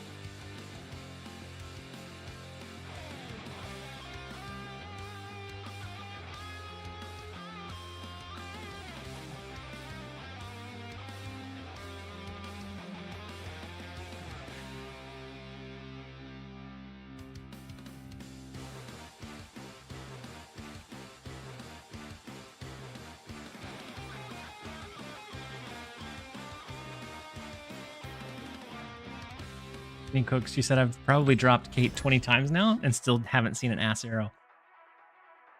It does feel like that's probably and maybe because that's the one that I look forward to the most, but it feels like that's the one I get the least. It feels like it goes acid arrow, basic arrow, and then the other two feel like I get them every single time. The grapple and the pin. But next up we have Shogun. We start off with our hood. We have magic. They'll end up winning Sanctum Sanctorum if we go with a cannonball. Looks like we're going to skip on 2. We have magic for turn number 3 so that Rickety Bridge won't destroy all of our cards.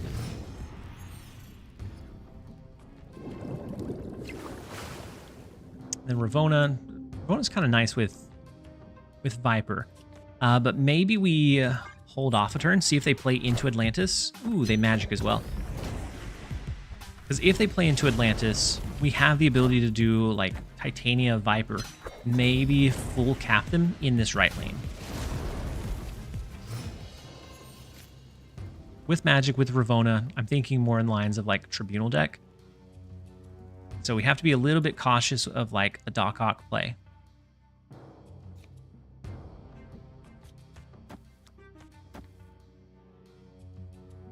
But I do kind of like the double drop in Atlantis. I thought if they played a card, they'd play it over there.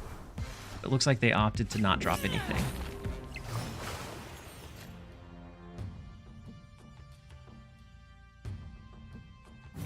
We have the Green Goblin. I think we go just Doc Ock here.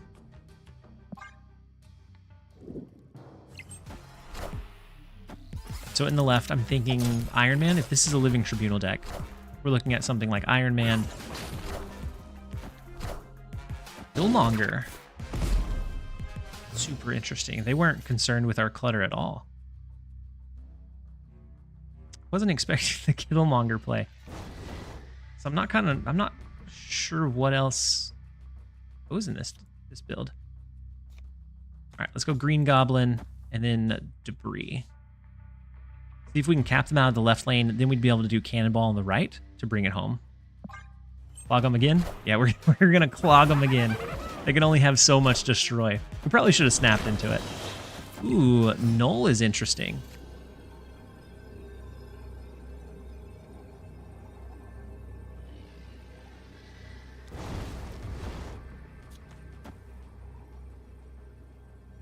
The issue I have with Cannonball here is we don't know which way it's going to go.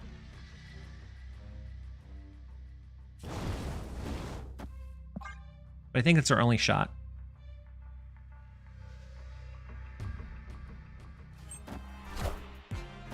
So with them double dropping the right lane, Null is guaranteed to go to the left. We'll see if we're able to win this right. So Iron Man can be big. Into Sage. Oh, it's going to do it. Looks like a Mr. Negative deck that's running Killmonger for all of the zoo stuff we've been seeing. And didn't even need to hit Mr. Negative. Hey, Philip, right 100%. You were correct. I just didn't have enough to overpower it. The Killmonger hurt us quite a bit. I'm glad we didn't snap there.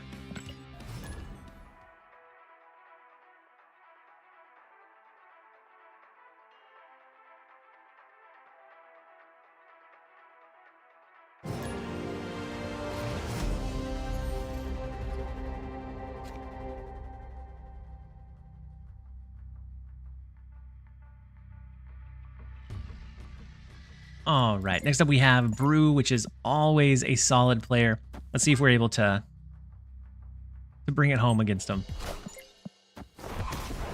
Finish off our infinite climb, see how high we rank, then we can start experimenting a bit from there.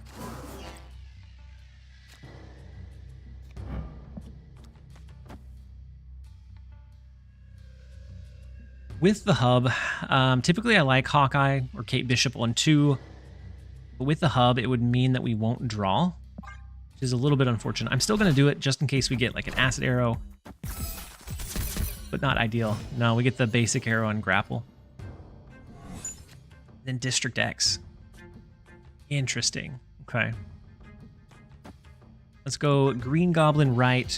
We have like a Doc Ock into Hobgoblin mid on 5 maybe.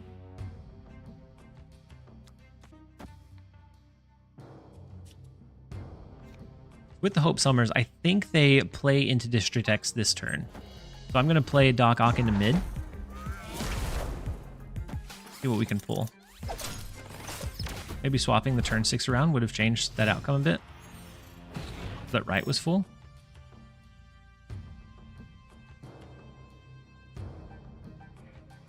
So like Cannonball to the right on that last one. Marvel Boy gives them... Right now they don't have any 1 cost, but it could give them some pretty big plays. All right, let's go ahead and go Hobgoblin. Hope that they don't full cap. They don't. So the Captain Marvel, the Kraven, and they can't move anything here. And so the most that they can do is have Captain Marvel move out.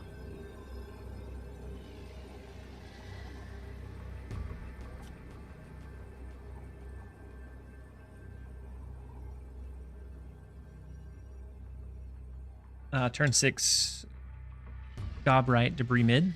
Oh, like switch the order of the turn 5. All right, so grapple, demon.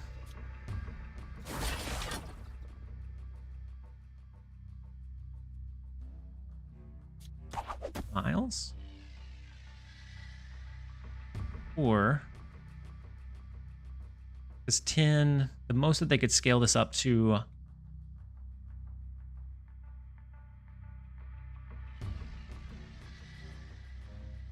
I think we go with that. I don't know that we can overpower the Dark Dimension with Captain Marvel plus a Nocturne plus whatever they potentially play being able to go over there. So I kind of want to just full send the right lane instead. So they drop 1 card in the left lane with the Eliath, the big Eliath. we will grab the 2. Probably need to start playing a bit aggressive. I haven't been paying close enough attention to the snap. I just enjoy letting the games play out. But we'll start playing it a bit more aggressively so that we can finish off our grind. And then I'll pull all of the rewards. I haven't opened any of the ranked rewards so far. And then we'll switch around. I have a couple of other decks that I'd like to play that I think have some pretty good potential.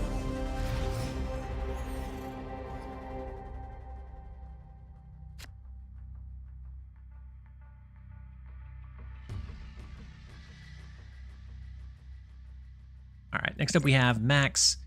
We get the free lane change in Oscorp Tower with our hood. It's always a great start.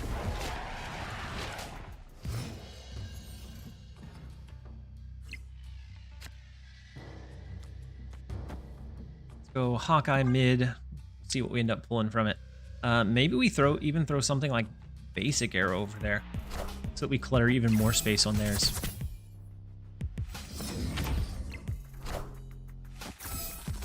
So I would expect a Marvel Boy in this deck. Ooh, we do get Basic Arrow.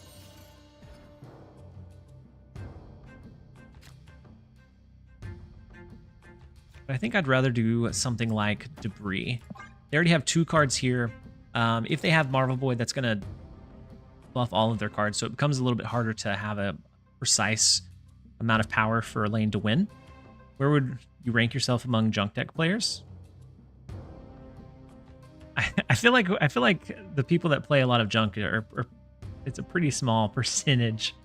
So I don't know. I wouldn't even know where to rank it, because it really depends on who you're playing against as well, and like what kind of deck they're running.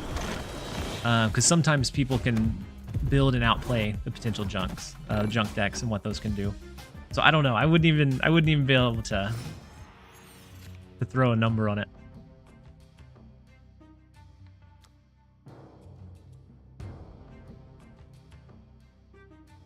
So, wait, the Kyra in Clintar? Kyra in Clintar is interesting. That's going to mean that we would destroy their cards with like a Killmonger. Maybe they know that we're not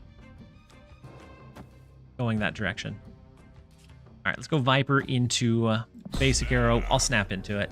We have the potential to set up an Alioth going into the last turn. So if we can clutter them completely in any given one lane, then an Alioth may give us that fight against like a Gilgamesh or something similar. Viper mid. The Acid Arrow is unfortunate, but we are going to send the Acid Arrow right back in the left. So they capped out the middle lane, I think, because they were afraid of like the potential for us to clutter them. But we'll take it. I almost don't want to play anything over here.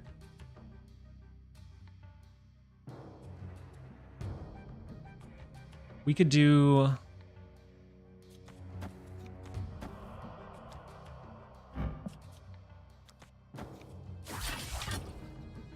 We could do this.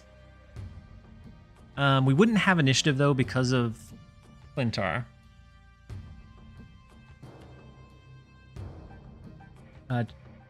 Joe said, never mind, who am I to tell the Clog Master what to do? We could do this. With a demon, we could grab priority, I think. Or we do that, we do demon mid, and we're fine with a potential Gilgamesh because we have Cannonball in this lane to push the Mockingbird out. Cannonball then becomes the highest power card. I like that instead. And then if they play in the left lane, then our Green Goblin just stays over here. Might be okay, but might also not. But right now, we do have the lead over there by 12. Marvel Boy is going to go off a couple of times. Even with like Blue Marvel, potential Khazar only gives it another 4 over there. So I think it still becomes the Cannonball here. And so I kind of like the Grapple Arrow in this cook because it gives you some like flexible ways to play your clutter tools so that you're not quite as exposed. Otherwise, we would have had to take the risk of like playing Green Goblin left, which is always really risky with only one space remaining.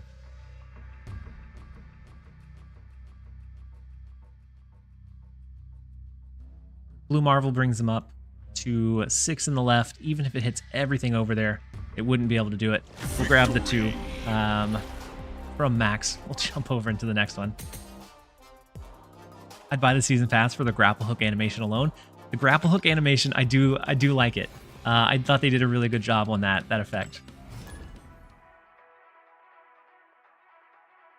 I'm just here trying to figure out how I can fit Galactus into this deck.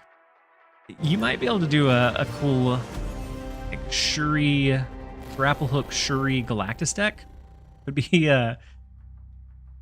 be pretty solid.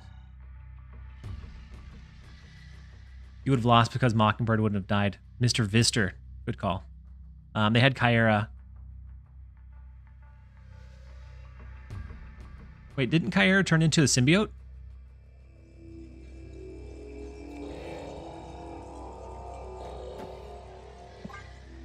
Kyra got eaten?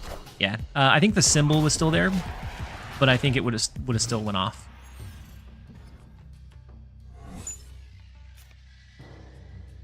Subterranea. We do get the hood to stick in the left. Maybe we go White Widow. And they're running an Arisham deck, so our clutter is usually pretty effective against Arisham decks. We can go White Widow. We have magic if we want to rip away the Danger Room. I think maybe we do. Rocks, rocks, rocks. A lot of rocks. They do snap because they have Loki, which gets rid of all of the rocks that they that generated from Subterranea. And so now we have the downside and they have none of it. Super unfortunate. They lose a death. We lose our Titania. Not the rocks that we want to be sending to the opponent. But maybe it's the rocks that they deserve. Not just any rock, but premium rocks. Yeah, we are the ones getting rocked now. Absolutely. The Viper, which was generated by Arisham, not even from the Loki, it was the Arisham. They have the Hawkeye as well, the Kate Bishop. Turn 2 Loki, yeah. Yeah. Looking like a loss. For sure. Alright, we're gonna skip turn 4. We could do Demon, but I don't think there's any reason to rush it out.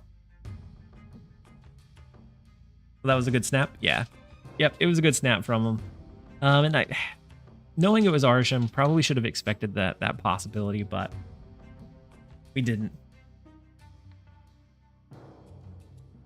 And then Soapy Toes, you said, have you experimented with Selene in this deck? I haven't experimented too much because I'm not sure what we could afford to cut. Like maybe Hood, but that would put more into your goblins. Maybe Hobgoblin, since we don't run the Ravona to lower the curve. You cut Hobgoblin and just leave it as Hood and Green Goblin. It could be decent. My goodness, we are losing pretty heftily. I think our only hope is to land a Hobgoblin in the left. Had we held our Hobgoblin, their Doc Ock would have pulled it, and that would have been great. Unfortunately, we did not.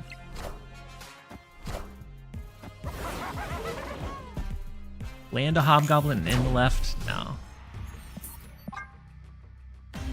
Into Viper, we'd have the Cannonball Demon for the right. But no such luck. Oh, he gets the Acid Arrow. Yeah, he gets the Acid Arrow. He out-cluttered us. Double Viper too, yeah. Double Viper was rough. That was a cursed game, yeah. We might as well jump out and start something new.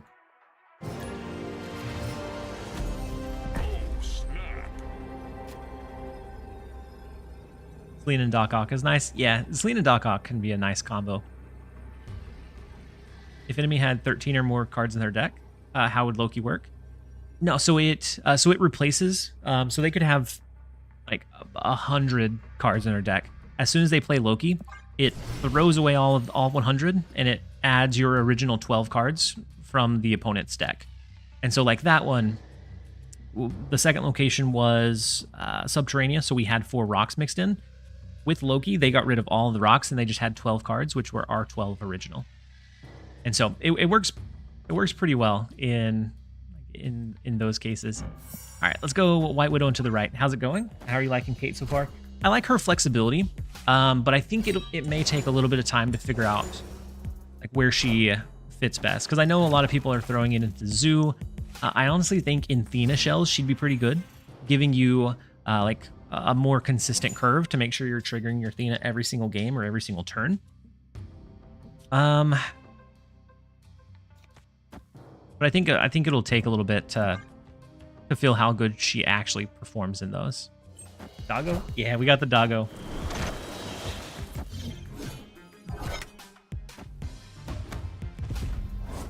Would you try a Dino with her? You could probably try Dino with her, yeah. Would you still keep your Hawkeye, or is that too much card generation? I feel like we would probably still keep Hawkeye, or Snowguard, not Hawkeye. I think we would still keep Snowguard. We could do White Widow, Hawkeye. White Widow, Kate Bishop. My goodness. It's a bot. I don't know why we're sweating it. Posture check? Danny, I appreciate the posture check. You looking out for my back. Let's go White Widow. We got Kate Bishop coming down. We get the Pim and the basic arrow. The basic arrow is probably my least liked one. Let's go Titania, Doc Ock. We can then do Cannonball, Pim arrow, and bring it back. I played Dino with Kate, Mirage, no Snowguard. Yeah, I think that could work as well. You'd say he's too basic. Basic arrow is such a basic arrow. I know. That's my least favorite one for sure. So the Dracula could be scary if they hold whatever they have. I hope not, but could.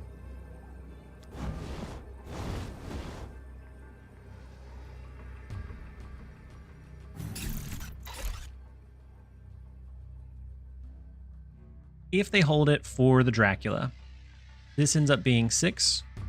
We win the left. If not, then we win the other 2.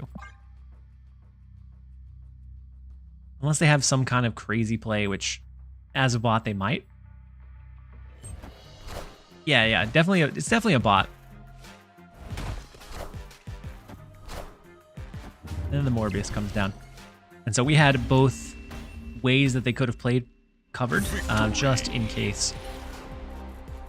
We'll take a finessed 8-cuber.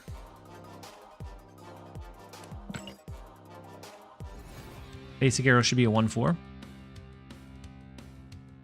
I mean, but it isn't kind of funny that the basic arrow is just essentially Hawkeye, right?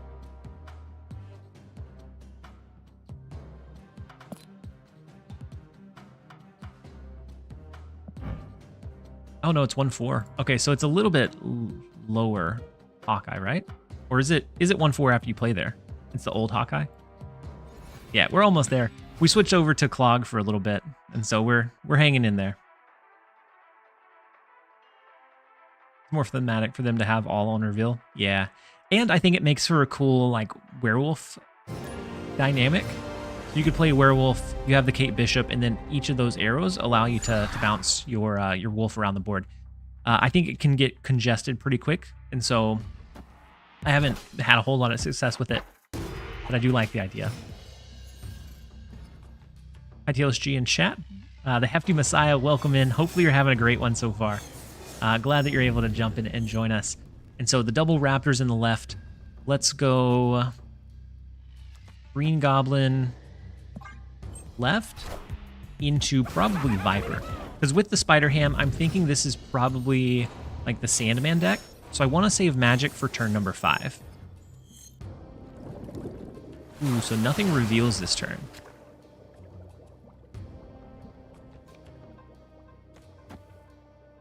Oh, snap. Not mid to kill their Superflow. With a Sandman deck, which I think is what this is, I don't think we need to. For certain decks, you definitely want to take away the extra energy.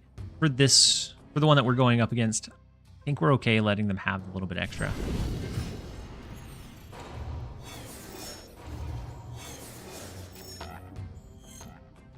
So they stole one of our cards. Maybe Hood, Titania, Bree could be kind of scary, or Hobgoblin. All right, and this enables us to do the White Widow Viper in the right.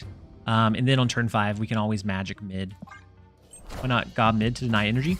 I wanted to make sure that we cap out 2 lanes because I don't think they get as much benefit out of the extra energy as a lot of other decks. I think certain builds, yeah, you want to take away the extra energy. For this one, I don't think it was a big issue. Ooh, so with Super Giant, we actually can't... We can't play Magic to extend the game, but...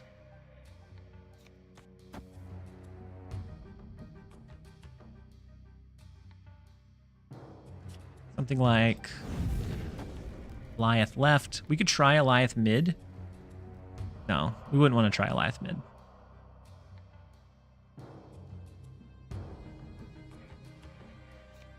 In case of a claw, I think I go Goliath to the right. Imagine they have Master Mold. They might. So I actually didn't know this deck. The Super Giant was a super big the Super Giant deck counter Sandman's. That's what it looks like. So I'm worried now about Claw. I wasn't before, but I am now. I kind of want to go like we won't have initiative going to the last turn regardless. So I think we still have to just send something to the right and see. And Skyboy, what are you cooking today? We are cooking some premium Flutter. And so this one drops a lot of your like safety nets, like your Shang-Chi, your Red Guardian, or not Red Guardian, Red Hulk, for full clutter. We have the Hobgoblin, we have the Green Goblin, and all of those other packages. I guess we could have countered these two with the Goliath this turn, but... Right, so something now like Pig, Titania. Hope that that's good enough. No priority? Yeah, so even without priority, whatever they played last turn won't reveal until the end of the game, so we could have done Super Giant here to counter these two. And then, Zhao, you said once I get to Infinite, I'm going to play this deck a bit. I enjoy it. I enjoy a good clutter or junk deck. There are a lot of times where you have to have a pretty good read on what the opponent's going to play and where, which a lot of that will just come with time. But man, if they end up having the like Master Mold or something that fills our hand, it gets really scary really fast. Otherwise, we should have a decent shot here.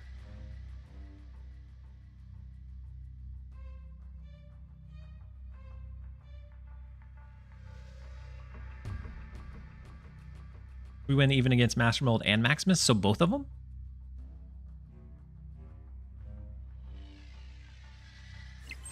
I wonder if Negasonic's there. There's the Maximus. And into the Invisible Woman.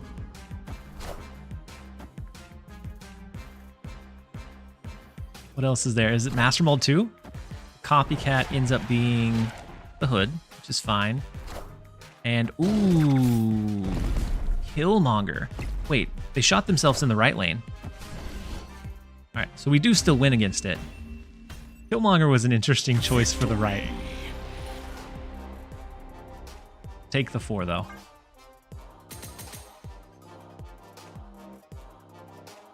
Isn't this bad against Destroy? It can be.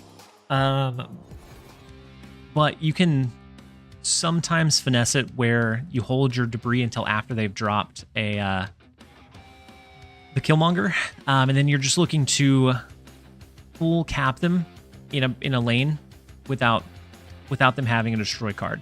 So if you drop priority and they have 2 cards in a lane, you can sometimes hit like the Titanium White Widow to full cap a lane. The only way they'd be able to kind of free that up would be the Killmonger. And so it's definitely not favored into destroy, but you can sometimes finesse wins with it. Widow Smooch got him. The Widow Smooch definitely got him.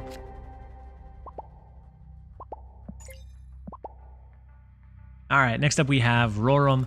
The left lane is the negative zone, which might be pretty decent for like a Hood Viper situation.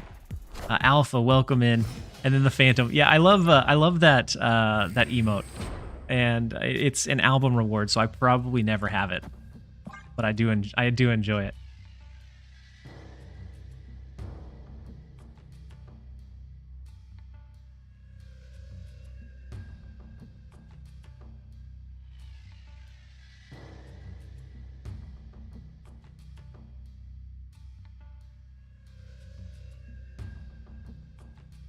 I think it's from Peach, and I'm going for it. Yeah, I like the emote a lot, but the Peach one is just so expensive. I couldn't do it.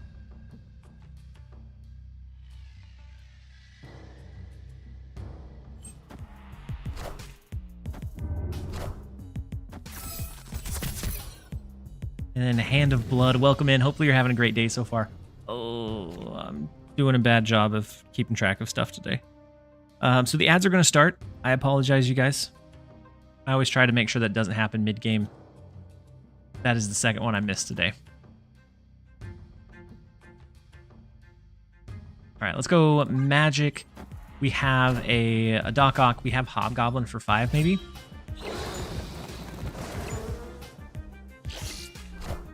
Dude, start scaling with their swarms. But if we can take up enough space, they won't be able to do a whole lot with them. Outside of allowing their Morbius to scale dramatically. I really cut back on my snap spending, only buying the season pass and gold now. Yeah, I think you can keep up decently well with just the season pass and gold. It's if you're going outside of your like most of the new cards each season, if you want to pick up additional ones, at that point you have to spend quite a bit more. But you can keep up pretty decently with just those couple. So the gold pass and the season pass. Those are the ones that I buy primarily. Every once in a while, I might pick up a bundle, but at this point I've almost caught up. And so I've just been letting it ride on those couple of things for this last like 3 weeks or so, which is a fun spot to be in. All right, so the Moon Knight comes down. We lose, wow, nothing. They lost a swarm, so they have another swarm coming in. Did you get the Galactus Gambit on the web shop? I did. This week I got 50 credits. All right, so now we can do debris, fill up mid, or we go, I guess they can move the Meek, maybe? We can go Viper, Titania, Demon.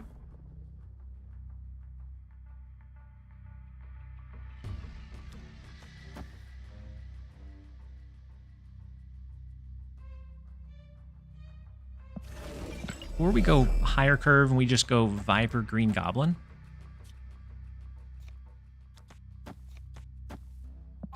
Maybe we'll try that. Oh my goodness, that is not great. The other line would have been better, it seems. We are stuck with a Goblin in the left now. They go Swarm, Swarm, and the Hobgoblin, which is so unfortunate. Whoops. So they can move their Meek over and play something big here. This one is also really scary. And then the Dracula can pull something potentially big.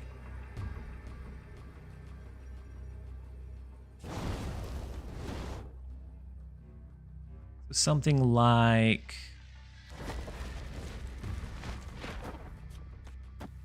this might be all right. We take out the Morbius. If they move Meek over, that's fine. I think this is what we settle for with the cannonball play.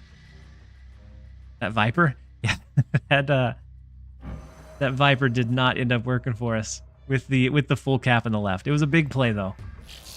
So they do move the Meek over into the MODOK, and so their Morbius is going to get huge. 30 Black Cat boosters. Yeah, the other 2 times I've done the Gamba, I got boosters. I definitely wouldn't pay into it. Wait. Yeah, we do win. Okay. I was a little bit afraid we wouldn't win versus the Meek. Had they discarded a few more, the Meek would have scaled high enough, but just barely able to grab it.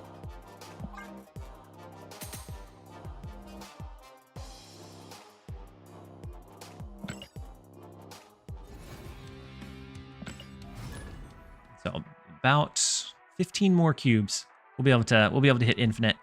And I'd like to. I feel like I end up playing junk far more than I should. I enjoy it, but I'm not sure if it's enjoyable for everybody else to continually watch. But it is definitely my comfort list. We have an Arsham deck that I think does really well, but I'm not a big fan of Arsham. So similar to the original Loki, I didn't play that hardly at all. So I haven't played Arsham a whole lot. So many cope stays. This deck annihilated through the 90s for me. Yeah. Yep. Any kind of junk or clutter when it's not like the primary deck in the meta is so strong. Love a good Clog stream. Ranger Smurf. Then we can keep going. Junk is my favorite build, so I'll never get tired of me playing junk. Kenny Cooks.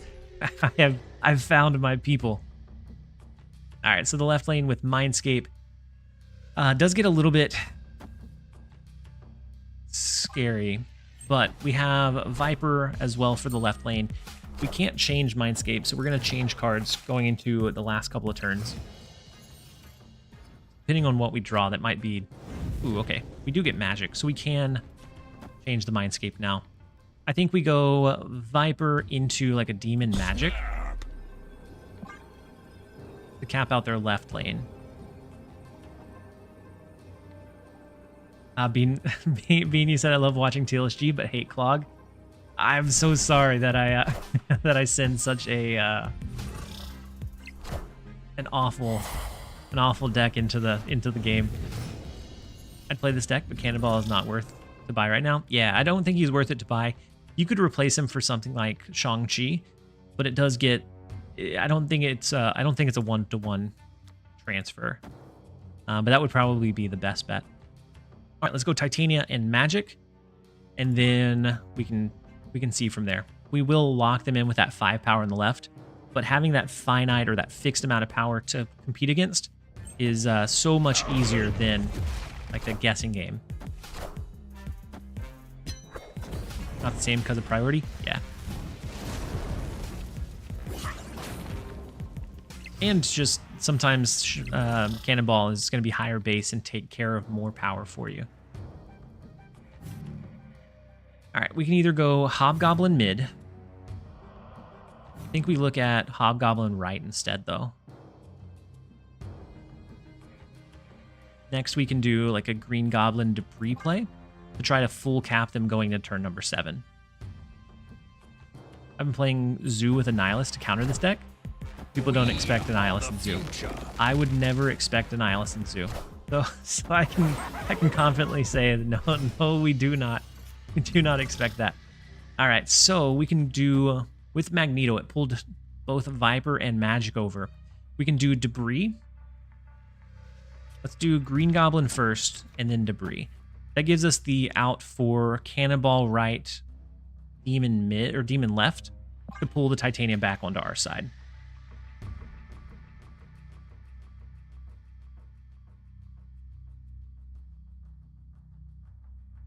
Beanman, yeah, I did see that you were running the Killmonger in the Athena deck.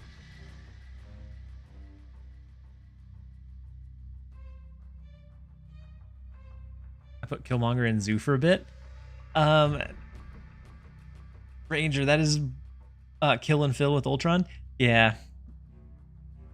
You can sometimes sneak out some pretty cool things with that.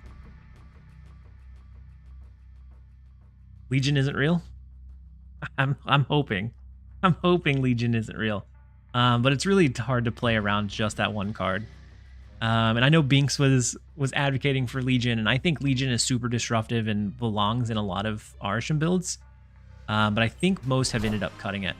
Ooh, so the full skip on turn 6. Full cap in the right lane. We now do Cannonball first into Demon, and we get the retreat. Victory.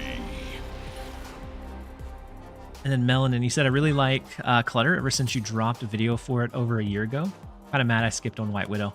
White Widow is such a good like utility tool, even outside of Clutter. Just taking up a little bit of space can be so detrimental. I love your debris. That is my favorite split by far. As soon as I saw the gold with the gold crackle, I knew I had to spend on the premium border. Yeah, White Widow's really flexible. She's probably my most played card. I think it definitely depends on your playstyle, because I know someone photoshopped TLSG's face on White Widow. I know that some people don't play her a whole lot, but me enjoying like the clutter aspect, sometimes just a random White Widow can be so detrimental for the opponent. I'll tell you when I started to love Clog, when I saw TLSG with the Goblin Titania combo. I found that because I got cooked with it. I was playing on ladder trying to figure out decks. I was experimenting, and somebody hit me with it. And from that point on, I've been full send into the junk, like the junk support. So it's another Arsham deck. We have Kate Bishop for the arrows. We have a lot of our clutter, but we would need like a magic in the left lane. Ooh, Loki on 2 is always big too.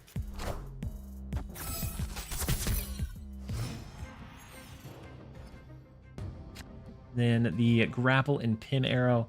The Altar of Death is super unfortunate.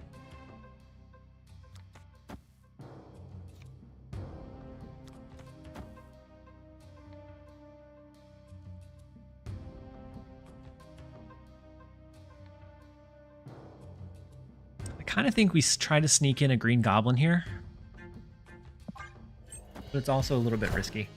Ooh, so the hobgoblin. Hobgoblin's big. Theirs was definitely bigger than ours, unfortunately. Ooh, into the Bifrost.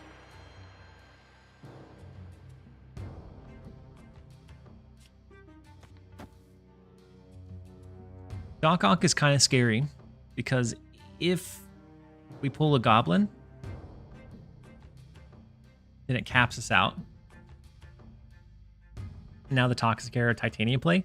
Yeah, a lot of ways to now do that. Now you have the Titania White Widow, the Titania Acid Arrow. You have several ways to make that Titania interaction happen. And so Titania is one of my other favorite cards.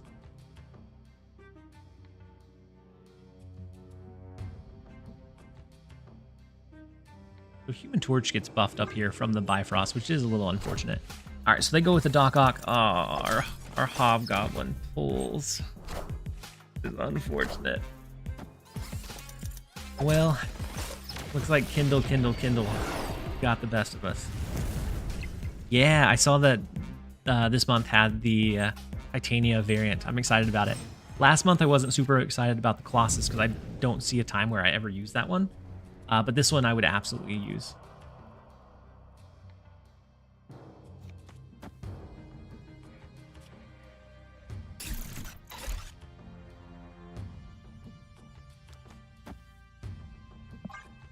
Titania was one of my first gold splits. Titanium plus Polaris, at least the least popular. Yeah, that or Titania plus Ghost Spider. Sometimes you can pull the card into like a hard to fill lane. All right, so they are. Jesus. It's just gonna leave. Escaped. And so it turns out that where we used to be really good into Arsham, if they draw Loki now, it's almost unwinnable. I pick it up. Yeah, I pick it up every month too, Fid. But I still wasn't super excited about the Colossus one. Hunter, you said, hey TLSG, I've been playing the Hazmat Ajax version, and I've been loving it. And which list do you think is better? I think they have different unique strengths. I like the Ajax one quite a bit. This one has a little bit more leverage into making sure you cap out a lane. So if you're seeing a lot of like Zoo Gilgamesh stuff, then I think the Ajax probably has a little bit of an advantage. Against some other decks, I think this one has a slight edge, but I think they're very close. I personally like Ajax a little bit more because it's a card that was so slept on that it's fun to have like a viable use for him. And I was really down on Ajax on his release too. Like I didn't think we were going to have any kind of good use for him. And so I was very pleasantly surprised that he fits so well into like that junk shell.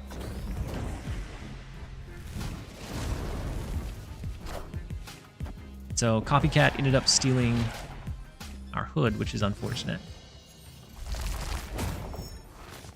Hazmat Ajax, yeah. Yeah, it used to be really solid with the Doc Ock. It's a little bit harder with Doc Ock only pulling one thing now. But you can still sneak some wins sometimes. Opponent snapped. We can always go Doc Ock into White Widow Viper on 5. The snap could be because they have Nocturne. There's the Nocturne.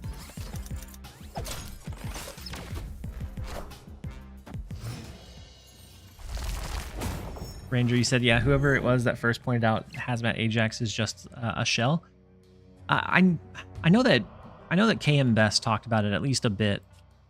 I'm not sure if he was necessarily like the first one to do it, but I do know that he talked about it on day one release, at least to some degree. And so then I was able to start looking at it outside of like the full Affliction stuff, and I was able to find some viable uses for it from that point.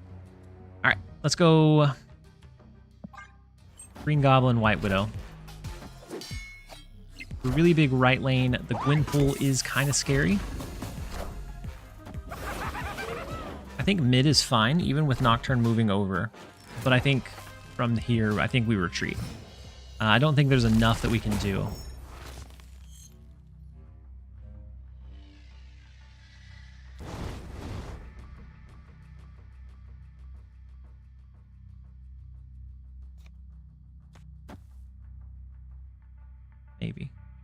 Maybe there's not enough we can do. Let's see what they drop. Oh, they didn't drop anything into Limbo. Okay. But Nocturne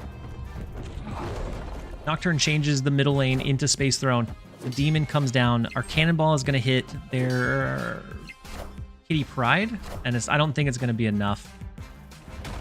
The Juggernaut was a bit too much.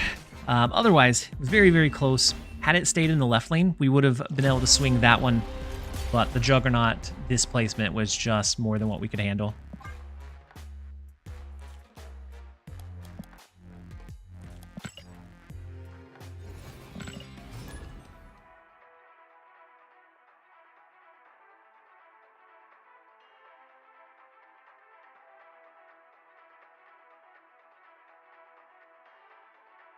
Curse you, Juggernaut.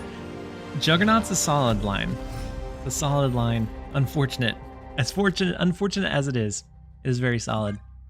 Cloning Vats can be interesting unless they have some destroy stuff, so I don't want to snap on just seeing that. I was excited about copying the White Widow, but we are not anymore with the Spider Ham.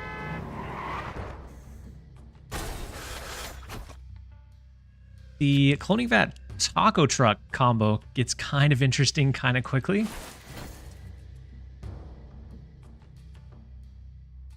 Go ahead and copy our Chimichanga. Should I Gamba for Marvel Boy? With one keep, Owen, I'd probably say no. I think he's okay, but he's not like super exciting. And so I think he does good in a couple of shells, but we may not see a whole lot outside of that.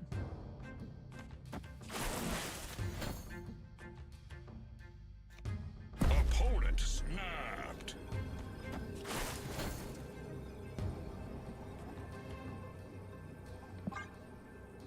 And then Brett, how's the deck doing? Cannonball is one of my favorite cards.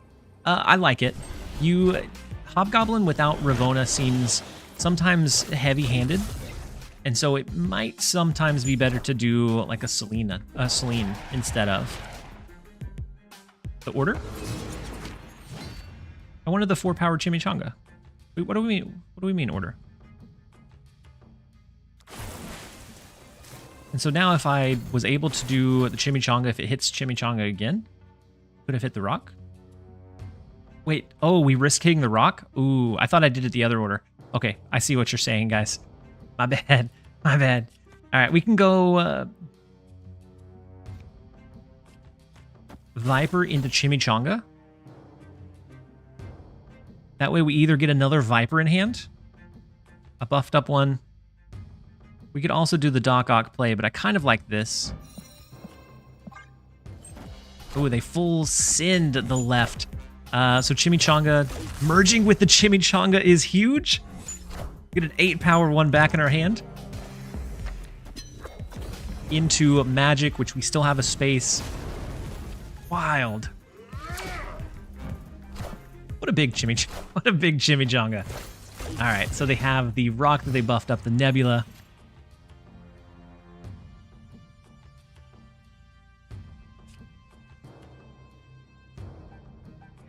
We can do Doc Ock. We could try for a hobgoblin. It's a little bit scary.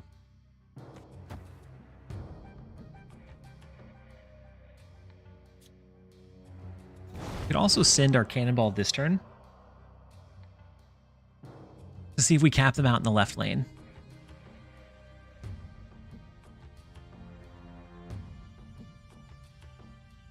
Should you run Doc with Celine now? You can. That way you're pulling their lower cards. But with this version, I don't know what we would cut other than like the hobgoblin. I think I'm going to go with the cannonball line, though.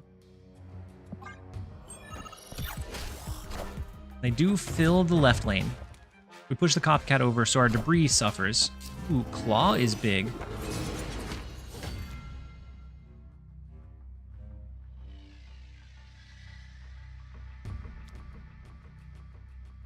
Without initiative, we could do something like Doc Ock left allows us to win over here.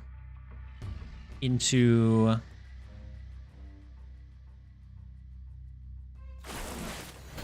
Chimichanga Titania? It's either that or it becomes like Pig Chimichanga, and then we have a 10-power card in Warrior Falls.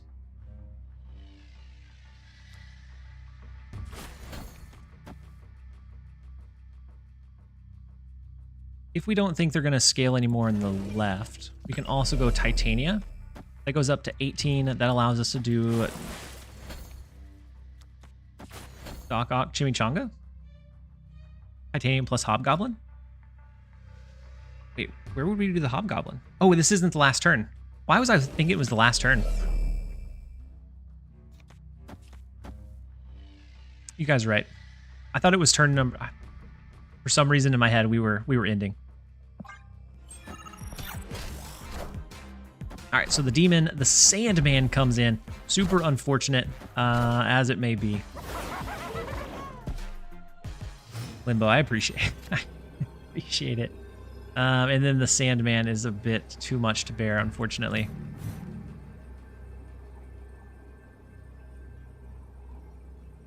Had we dropped our Chimichanga that turn instead of being greedy, we could have been fine.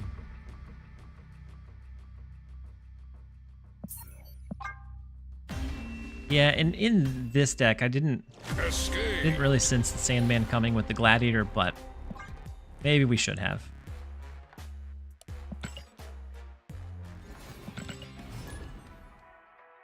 We'll get it. Sandman can be pretty frustrating, but I understand why he's so popular. Like, Angela Athena just ran rampant for about a week, and then Sandman started creeping his way back in. And so I like that there's those like levers for each meta that we find ourselves in, or if a deck ends up being a little bit too good or too consistent, you have alternative ways, and so then that shifts the like general makeup of the meta, so that the deck does a little bit less, but it's not awful still. So Pim Arrow and Basic Arrow, unfortunately, my least favorite too. I don't think I've seen an Acid Arrow in a while.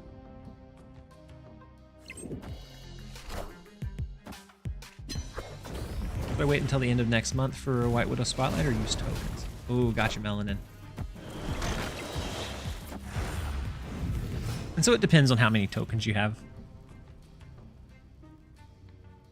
The Domino. Oh wait, this is a bot, right?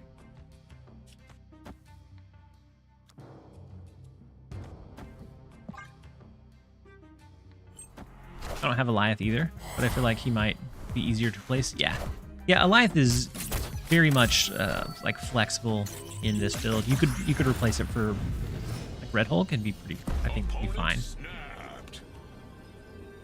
Son of Samsu just did a comeback on Conquest with 1 bar of health. It always feels so good whenever you're able to do that.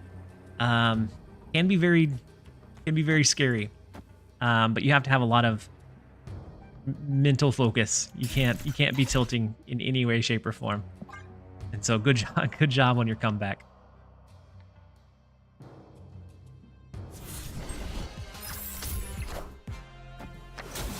All right, so the Mr. Negative comes down. They're capped in the left and the right. And then I think this is a bot. I think this is a bot, which is why I snapped it on turn 1. I think we can finesse it where they'll stay. I'm going to do just the hood here. Next turn, we can do an Eliath plus the demon in both the left and the right lanes, and that should be enough for us to win.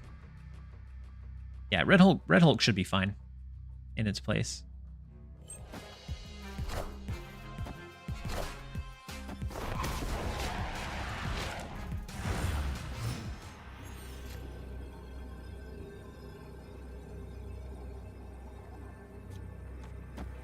All right, so we can do Eliath. We can go ahead and do Demon. That'll be 9 power in the left lane. Should be fine.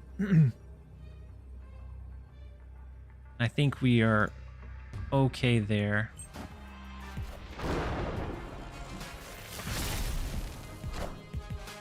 I am Iron Man.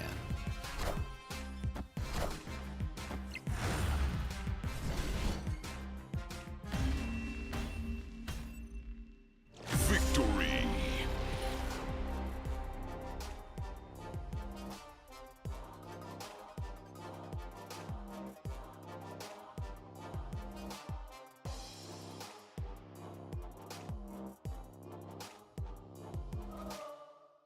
All right, we'll take the 8 cubes.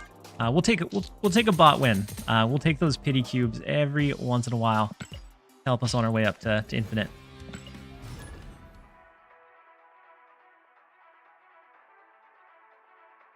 Crispy said, I feel like I always get those 2 arrows. It feels like those are the ones I see the most. Yesterday, it felt like I got grapple a lot more than basic arrow, but today it very much feels like Pim and basic. But next up we have King Pepiga. First location is Castle Blackstone. Yeah, we have the puppy. The puppy is a little itchy in the back, but go ahead and play our Kate Bishop out.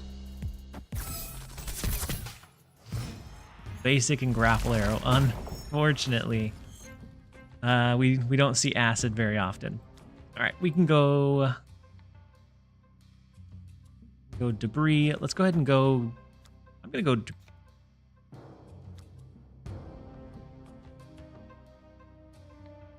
I'm gonna go Green Goblin in the left. And if we're still winning Castle Blackstone after this turn, we can go Hobgoblin. If not, we'll do something like Debris instead. So we don't lose anything. They lose their Swarm, so they're looking to play a little bit of discard again.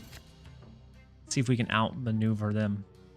Let's go. I think Debris to. I'm gonna go Debris into Basic Arrow.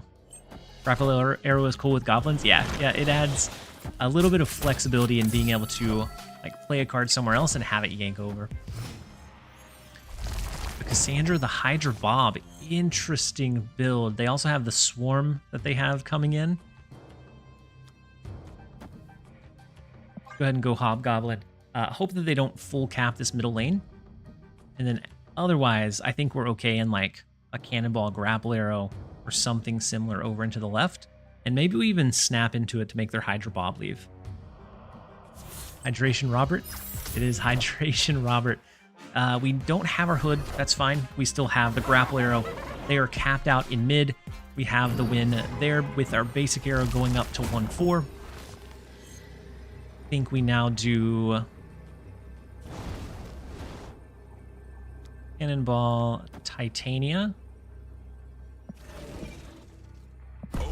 We'll snap into it. Hydration, you say? General Sergeant, I appreciate the reminder. Victory.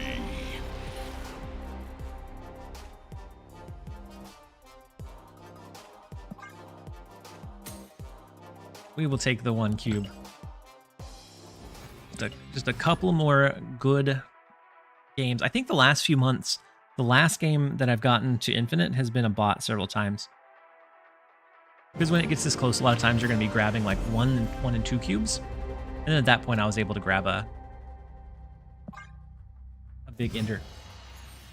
We have ads that are starting, you guys. I apologize. I am off my concentration game today. Let's go White Widow in mid, and then I think we go Debris left. 98, that's quick.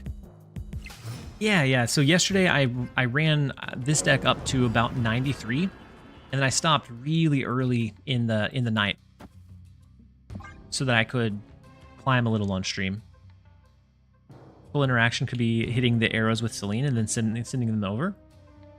And so hitting an acid arrow with Celine could be really, really cool. Raptor. They got the acid arrow, which is unfortunate. I'll answer right after the ads. I apologize, guys. I try to make sure I stay on top of it where the ads don't start in the middle of games. But I'm having a hard time juggling everything today. Let's go Titania Goblin. With the acid arrow, it is a little unfortunate here, but I think it's okay. Snap. Outlaw.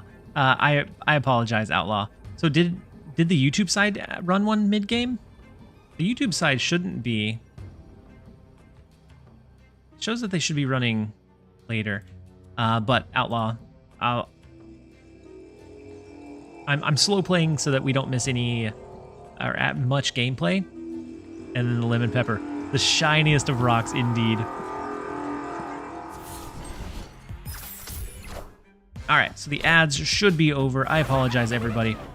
Raptor didn't. Yeah, I did. Ooh, wait. Viper into this lane sends the Titania over, so that's actually great for us. No YouTube ad. Just figured I'd come watch on Twitch. I appreciate it, Outlaw. We do have quite a few people on the YouTube side today, which is kind of crazy. We have 120 people over there. Thank you guys, all of you, for being there. The Titania here, we could do something like Viper. We could try something like Hood, Viper in the right. We might also need the arrows from Kate Bishop, though. So let's do this. But for Raptor, you said you just came back. How am I enjoying the game? I like it. So I took about a 6-month break as well. Maybe it was a 4 or 5 month break. And the first couple of months felt like I was rediscovering the game altogether. And so it was a really fun time.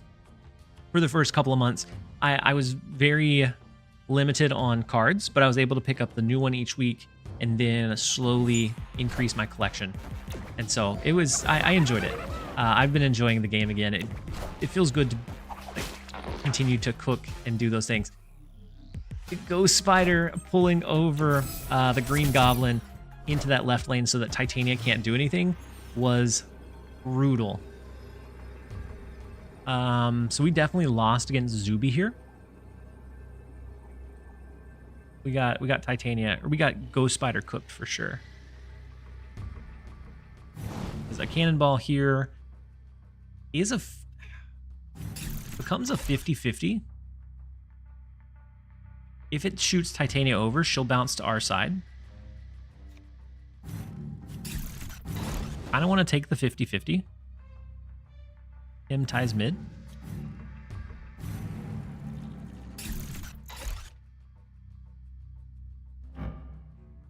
Him ends up being 7 power, so it does tie mid. The question then becomes how many cards do they drop in the right? Because they have a 7 power lead in the left. They would have to not drop anything else. Because we have to win by at least 7. They've already dropped their Titania. Green Goblin. We'll try it. Try it and see. I do kind of like the Cannonball in mid, though, with the Titania potentially popping over. So, the Black Widow, the Debris, and then... Wait.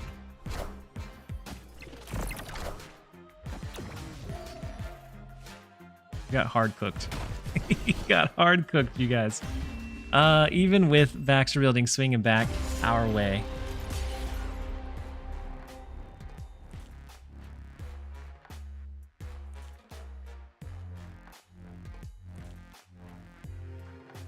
Do you enjoy the win with 2 card bounties? No, I don't. Those are my least favorite bounties.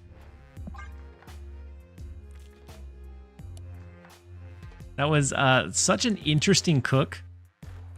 That was super bad for us, especially since they generated the acid arrow and the other light clutter components. Just well played. Well played on their end. Super unfortunate that it happened. My goodness.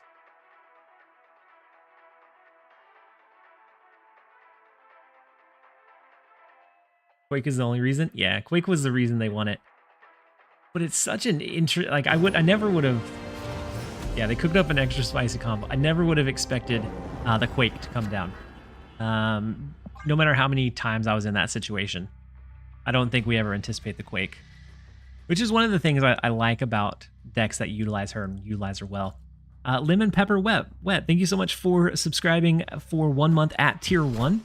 The Hey, welcome. It took you long enough. No, I appreciate you. I appreciate you being here. Hopefully you're having a fantastic day so far.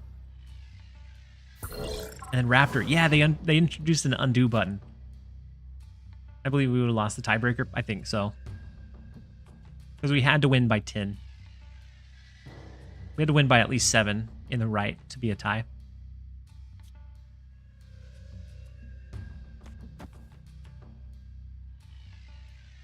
All right, so we got Kate Bishop from the hub.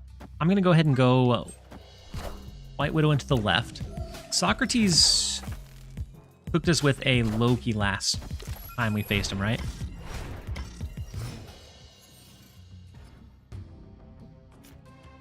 So the Hala, they're gonna have that destroyed. We could do Hood, Kate Bishop, but then we don't draw next turn, which I think is a little bit scary. Otherwise, it's something. Unless we hang our Titania out, we're never drawing next turn.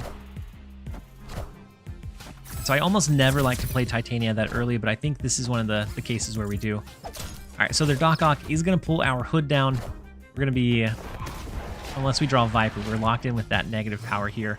And this becomes a lot to overcome pretty quickly.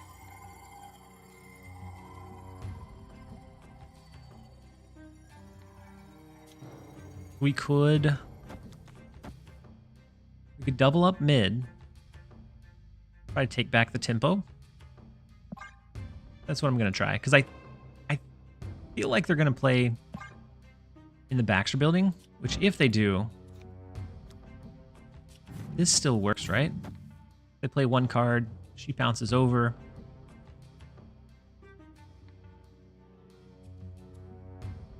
We're going to go ahead and switch it up. We'll play this to the left. Goliath not doing much. In most games, he doesn't, Josie. Every once in a while, you'll find a game where he is the reason you win, and usually those will be like your 4 and 8 cubers. So they played 1 card here with the Iron Man. Huge value. Unfortunately, it will come down to having to fight for Hala, which maybe we can do that with our Cannonball.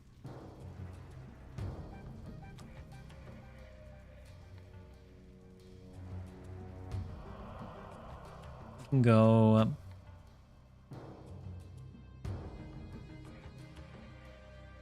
Basic arrow, Doc Ock. Doc Ock would pull first, though, right?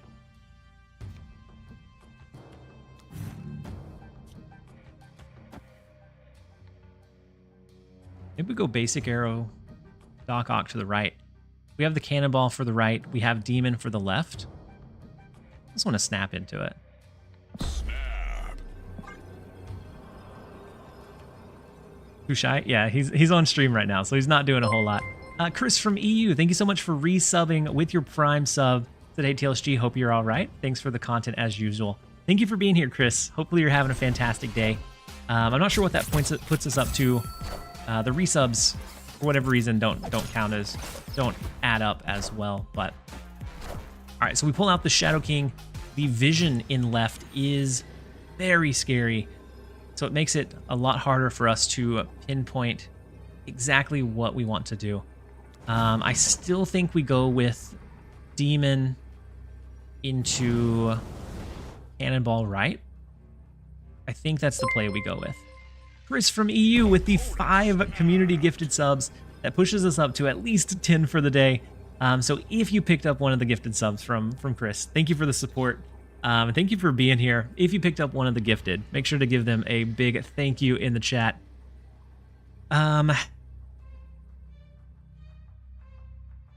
They move vision. If we do Demon, we still outpower what they have in the left lane.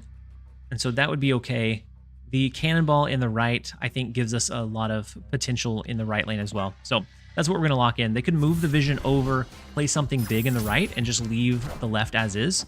But our Demon still outscales what they can do. And so then Cannonball comes in, takes out the vision, and it's only left...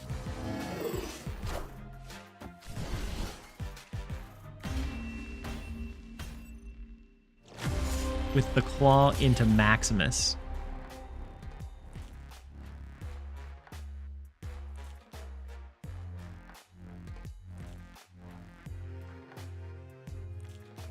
It's rough. That's a rough one. They built Claw directly into their deck. So they cooked. It hurt. But they did cook.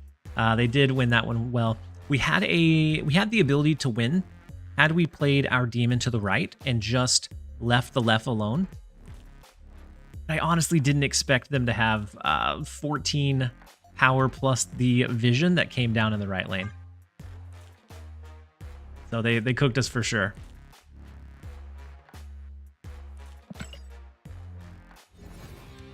Arshan players can be pretty lucky sometimes, for sure.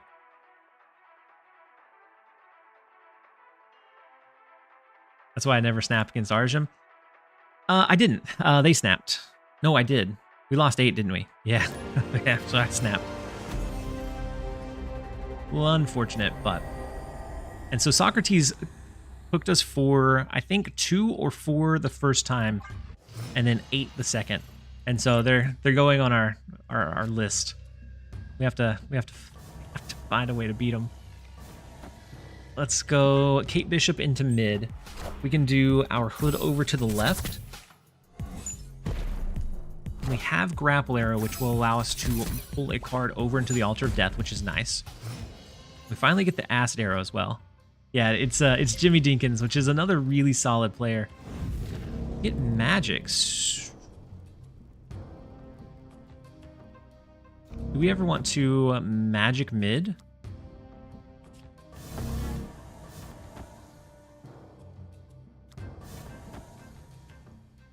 With the Grapple Arrow, I think we leave the Altar of Death as is. I'm going to do something like Magic to the left. If they sacrifice a card, then we'll be 1 card up on them. The Acid Arrow on the right is unfortunate. Let's see. Even if you play Demon right, you lose. You would have sent... Oh, yep, Josie. We would have sent the vision back over to the left had we played Demon right. So we lost that one every which way we tried to split that one. We can go Demon, something like Demon Hood, or we go Hood mid, knowing that we have the ability to go Viper to the right to send them the Acid Arrow.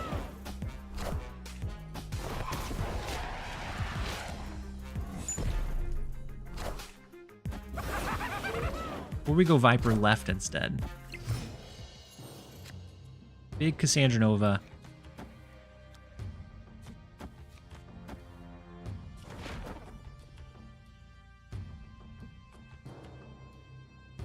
Snap. Running some form of clutter, but it also runs Cassandra Nova. So we have to be on the lookout. If this sticks here, super unfortunate. We lose. Otherwise, huge big brain play, we win. We could also play it into the right to have a better chance of it going off. Maybe that's the safer play.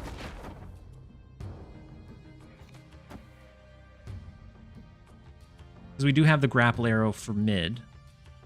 They had a Pim arrow and the acid arrow, so we know that they don't have a grapple arrow.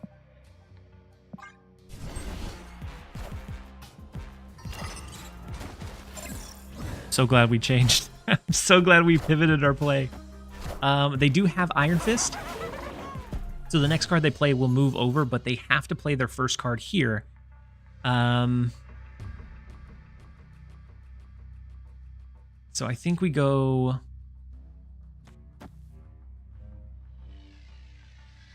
Viper.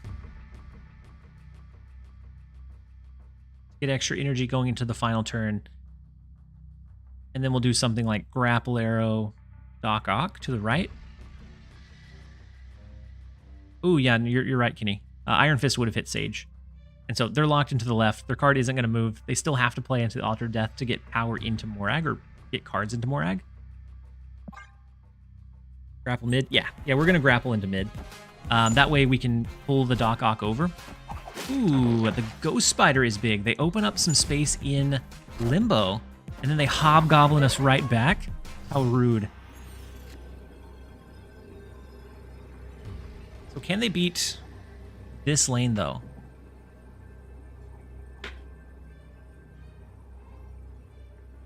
Pulse Glazer, welcome in. You said you shared this video today and tried to drive people to your Twitch. I appreciate it, Pulse. This deck is a monster. We have been getting cooked by some really unique builds. So like I got hit with a Quake, a Claw Maximus, but hopefully you're having a great day so far, Pulse. We can go grapple into Goliath. That way we win mid unless they have a White Widow. We win mid. I think we probably always win left as well. That's what we're pushing for. We may not always win left with a Hazmat. Unfortunate.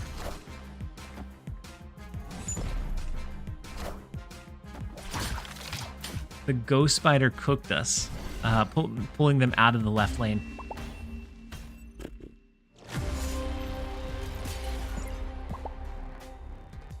It's Jimmy? Yeah, we've been getting absolutely dominated the last couple of games. I think I was at 98 and some change, and we've plummeted a bit. A lot of big cube games that grapple has been the second best arrow by a lot. Yeah, I like the acid arrow just for the clutter, and then grapple arrow is huge. Ladder is cooking today. Ladder is absolutely cooking today.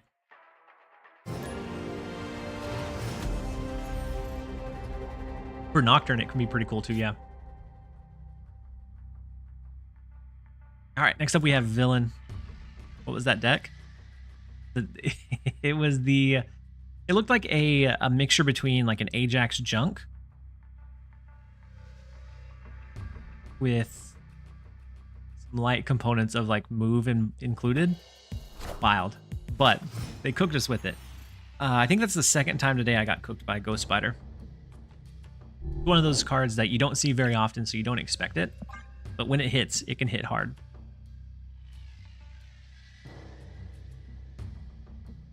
A lot of chefs. There are a lot of chefs playing today.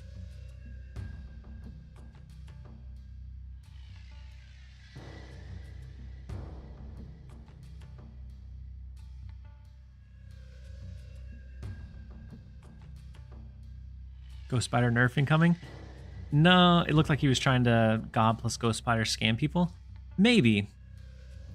But with the Ajax, it has that big finisher, and so it creates, especially against other junk decks, it gives you a lot of opportunity. What's your opinion of the new Doc Ock now? I like Doc Ock. I think now he's more of a like value card. It's Ghost Spider with Dagger. Yeah, but I haven't seen the Ghost Spider Dagger with like Ajax stuff, and so I'm not sure that it was the Dagger. It did have Iron Fist and Ghost Spider, so maybe Dagger's still included. Either way, super interesting build. Are the opponents usually this difficult? No, I'd say probably not. I think right now we're playing at that prime time, and so we're hitting a lot of the people that are still climbing.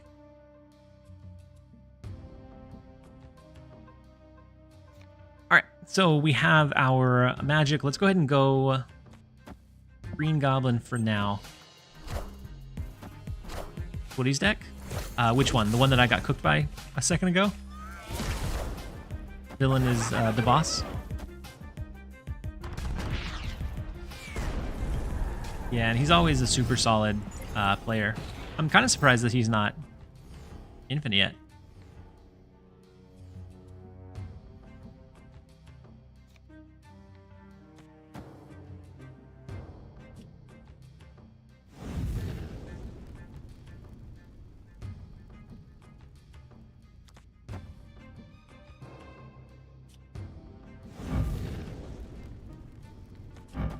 I think we're going to magic over to the right. I got my infinite this morning. Basically go in circles for a bit. Take bot for 8, rinse and repeat. I haven't been playing a incredible amount of bots. Like last night I did for sure. And I stopped playing for a few hours because the climb was going incredibly quick with the junk deck. So I stopped playing for a bit so I could climb on stream, and now we're struggling. And so it's coming back to haunt us a little bit.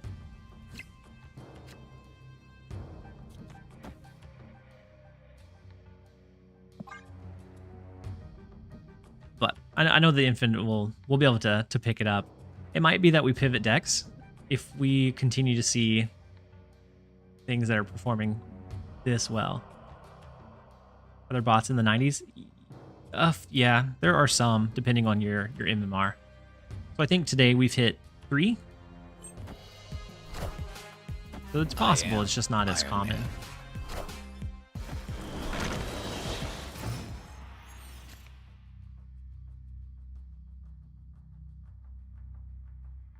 I feel like we shouldn't, but I kind of want to hit him with the Hobgoblin. I feel like the Hobgoblin's risky. We're going to do it anyways. Ooh, the Hobgoblin hits mid. I am Iron Man. Kitty Pride protects the left lane from our Titania.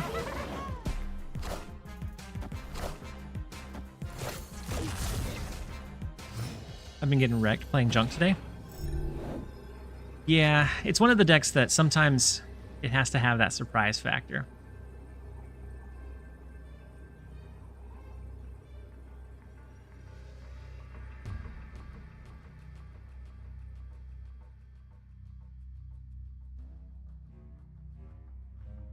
We have initiative.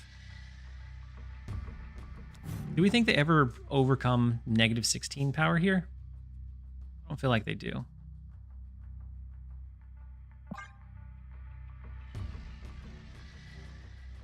going to lock in Eliath to the left. And then if they don't play over there, then Titania goes over there, but we can still beat that lane. If they do, then Titania stays on our side, which I think should help us be able to win the lane.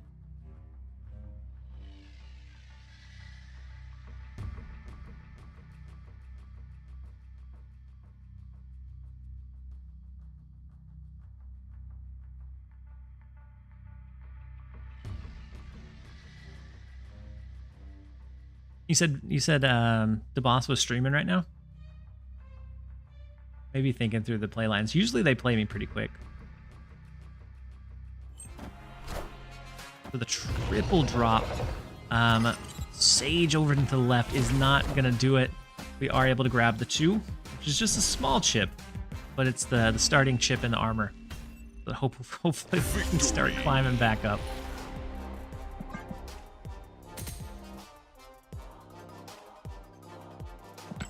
We could also pivot decks potentially, but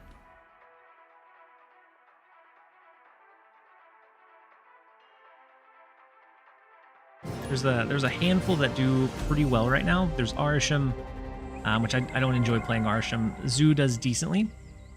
There's some discard stuff that's doing pretty decent. A couple of counter decks with like Shadow King. And I think Junk is in an okay spot too. Sandman Tempo deck I think is also okay, but people are starting to build with that deck in mind, and so it loses some of the flair that it had. Surfer is good, yeah. Yeah, Surfer's also pretty good right now. I don't have Shaw, and I don't plan on spending tokens to pick him up. So I haven't played Surfer in a really long time, but I do agree Surfer is in a pretty good spot.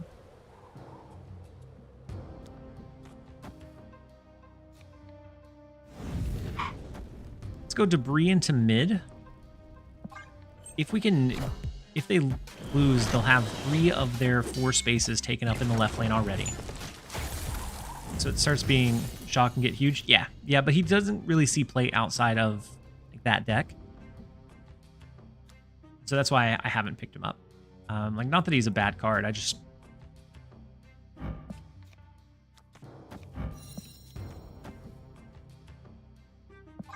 I think as far as like tokens go, I would rather have a card that's a little more flexible.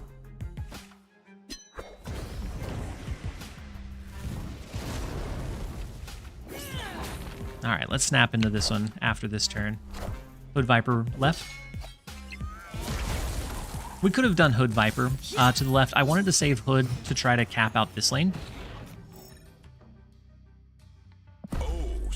After we already have the left capped out. I think Quinpool was a very good add to Surfer. Not only for Shaw, but it makes the late Brood way better. I agree, Loaf. Oh, meant to the right? Oh, I gotcha. Should we even do a Hobgoblin here? Or is that risky? We could do Hood Viper instead. I think Hood Viper is going to be the safer line. Just in case they double drop in right. Oh, okay, well. Killmonger. If Beanman is still here, he's been advocating for Killmonger in the Athena list for the last couple of days. All systems go.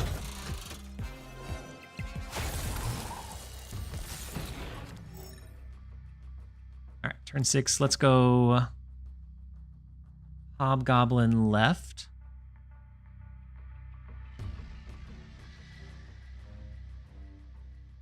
I'm going to hold the Demon. We could also go Demon right. That opens up the ability to do like a Kate Bishop to the left, plus a Cannonball to the right next turn.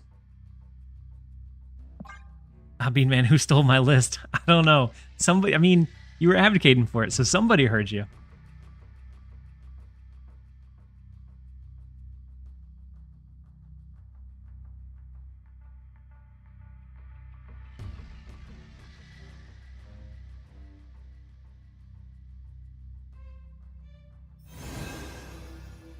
Dulitha, you said TLSG, what is the best card in the season?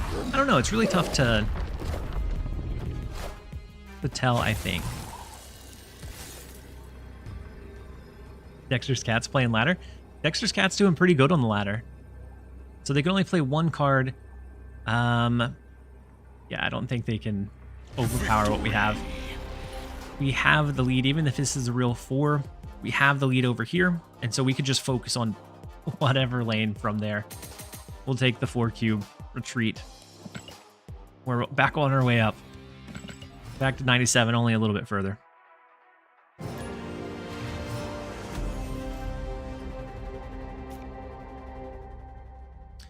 So Dulitha, you said what was the best card? It's really hard to tell beforehand, because something like Ajax, I would have put at the bottom going into last season, but I think he was a very solid pickup after we kind of got some experimentation with him. For this one, energy cheat is always pretty efficient. So something like I think Wiccan could be pretty good. I think speed is going to be pretty mid. I think Hulkling is going to be pretty mid. I think Wiccan is probably the only one that I think has some solid potential. And then Deadpool. Yeah, Cannonball definitely makes this version pop. If you have Ajax, which I know is another kind of tough card to pull, but if you have Ajax, I have an Ajax junk version that also does pretty decently. Hulkling is pretty close to being the worst 6 card in the game. It's going to be really RNG heavy. So similar to like a Cersei, where sometimes it's just going to be great. But other times it's going to be the reason that you lose a 4 or 8 cuber. And so it's really tough to bet big on a card like that. Cassandra also improved Ajax's consistency. She did. Slipped, you said Marvel Boy is going to be the best in the month. I'm pretty sure it's not even amazing. And I don't know that you have to jump through too many hoops for Wiccan. I think there are several builds that like naturally want to run some of those cards. I don't think the Quicksilver stuff is going to be the direction you want to go. I think Quicksilver is just always a pretty bad card. But a little bit of extra energy can go a long way. And so maybe there's some room for him. What's your favorite underrated card?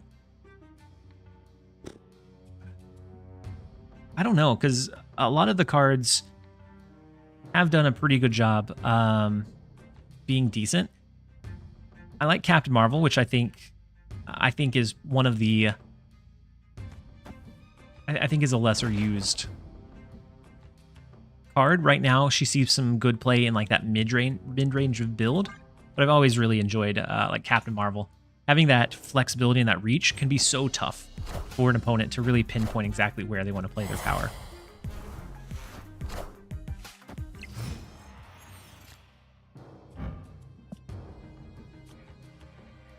All right, let's go Doc Ock, Basic Arrow.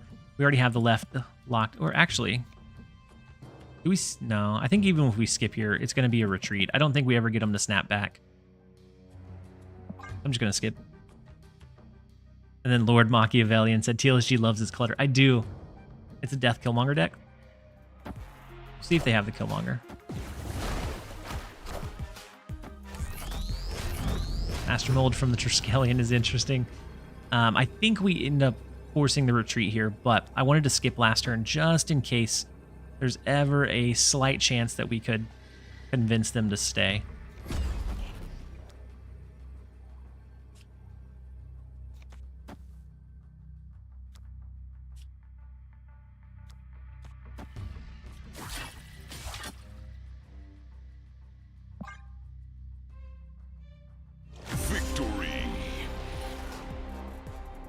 Deadpool said, cheating Wiccan out early with Zabu or Psylocke is going to be insane. It might be. Yeah, I think anytime you have like energy cheat involved or extra energy, it's a card that usually does pretty well. Like maybe not initially, maybe it will take some time to find other resources that really fit into that build. But I think over time, that's the one that I think has the most like long-term potential. I think we'll still see Marvel Boy be played, because if you do get it out early, it is really good value. But it really limits your early game to what, like having to have those 2 cards early, or else you lose a lot of viability. Similar to like a Fastos, except for this one's a 2-piece combo. But I would like Hulkling if he was a 5-drop with lower stats. Makes the randomness of 6 drop abilities, but on 5 more interesting. I could see that version. I think just the randomness with the 6 cost is gonna like offset any positive that you can get out of him. Because some games he's gonna be great. Some games he'll be like an Arnold Zola that allows you to just win. But I think more often than not he'll be just a mid card. Looks like bots are training to lose less cubes. Yeah. Yep, I think with Deadpool Diner and the bot abuse that we saw there, I think Second Dinner made some tweaks to how the bots behave.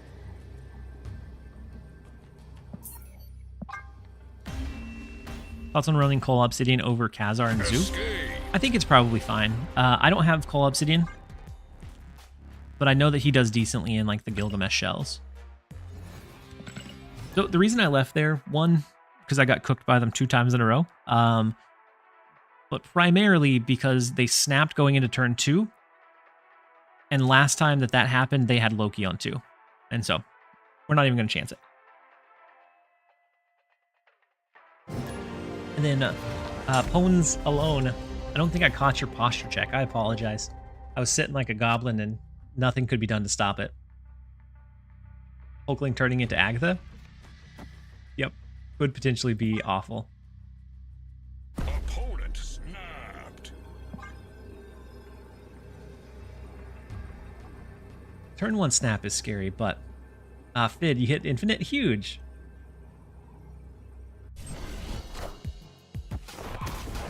I missed it again, you guys. I apologize. This is the last one that's going to run mid-game. I missed the ad and it started.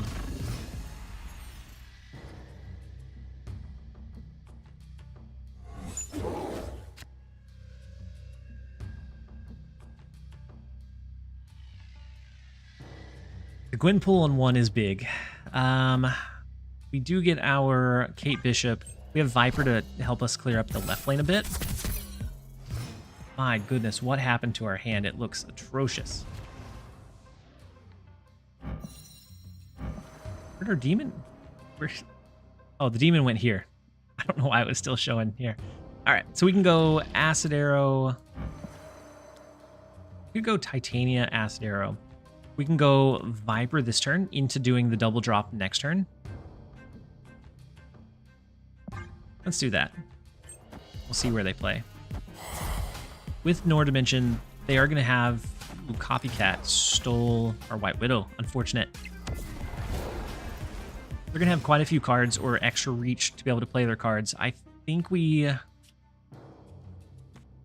still think we do this number.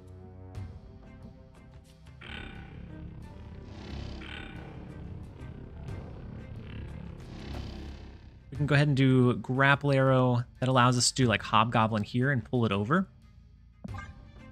And we'll have a Jin to use as well.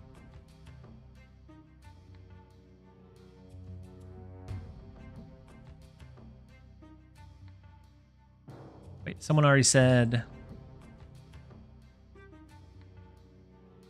basically got a 20% chance of being somewhere between an unplayable brick and an absolute disaster.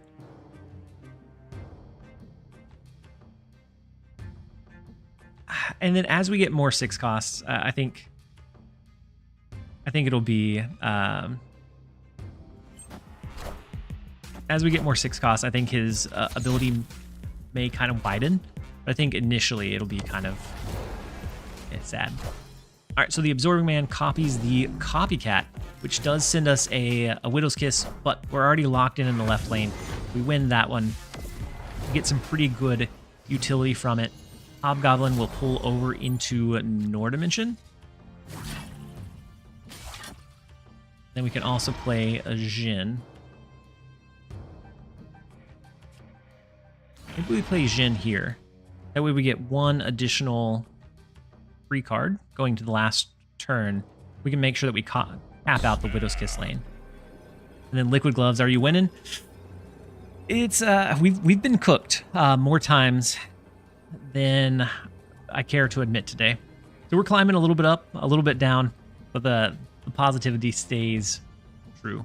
Skyboy said, who's a worse player, Agatha or Ego? I found Ego is worse. So it's funny because at one point they said that it was the same logic that ran both, and so it said that they're equal, but they're the same AI. Yeah, that's what I was thinking as well, Pulse. So a Hobgoblin does get pulled over into the right. If they only have 1 card and it's not something that sends our way or a Nocturne, then we're locked in place here. Ooh. No, Surfer can't do anything to the left. We do have initiative. Surfer adds 4. So it goes up to 13.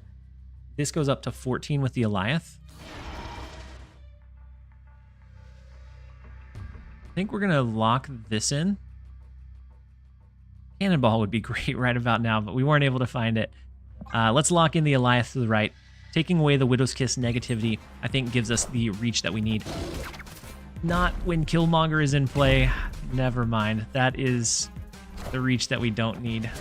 Ugh. Killmonger is pretty common in the Surfer stuff. Unfortunately, we weren't able to get there. We actually get full destroyed with the late game Killmonger for an 8. Our Twitch drops live? No, they ended on the 5th. They're gonna start back up on the 19th. And so on the 19th, I'll do an extended stream. But for now, we're gonna do a little bit something different because we're getting cooked by every single deck we could possibly face. We're gonna pivot a bit. That was a rough loss. There's been a bad string of rough losses, but it's okay. It's all good. All right, next up we have MRN. The first location is the White Hot Room. We have our Blade. We have Valentina. He said because the Storm variant looks dope. It does. It is the Storm variant with Jeff. If you guys haven't seen it, the Twitch drop variant that's going to start on the 19th is... Part of me is a really big fan because it looks really, really good. The other part of me is sad because we have so many Storm variants that are already so good. But it's going to be the one that I'm going to pick up and use because it does have Jeff in the variant. All right, so the Nico, we have our Valentina. We can go ahead and throw down. Does look like a junk deck. Magneto could do us some good. Something like Ghost Rider could be really good as well. Let's go ahead and Cassandra Nova, and we'll see. Every Storm variant is good, even the Pixel. Storm has some crazy good variants. You're not wrong there. Pixie Chef. I was, yeah, you did play me while you were off stream. You cooked me with the Sentry into a Nihilist that was a 0 cost.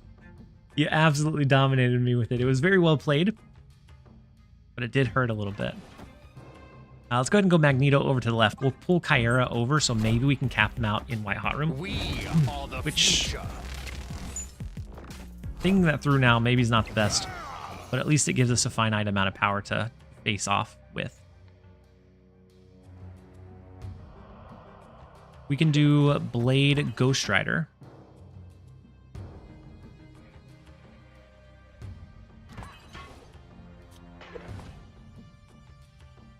Maybe that's the direction we have to go. Blade Ghost Rider resummons the Hulk in mid. The issue becomes winning the next lane.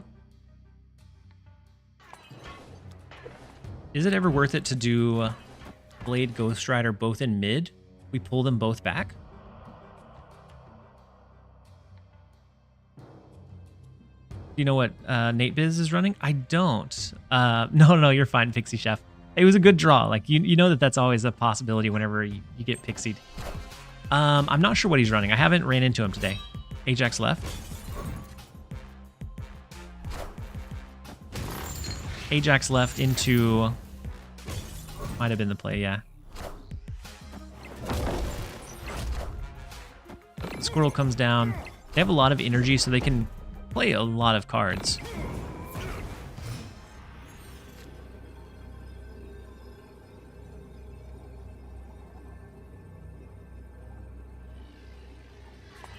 So now the Blade Ghost Rider only resummons the Red Guardian, which isn't great. I just don't think we have quite enough. He was running a Zoo when I played him around 5 minutes ago. Top 2 when I faced him. Like a Khazar Zoo.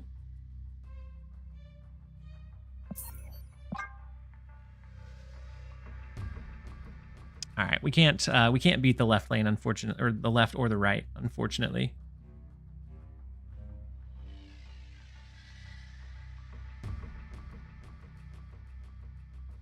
And so was it like a Marvel Boy Zoo?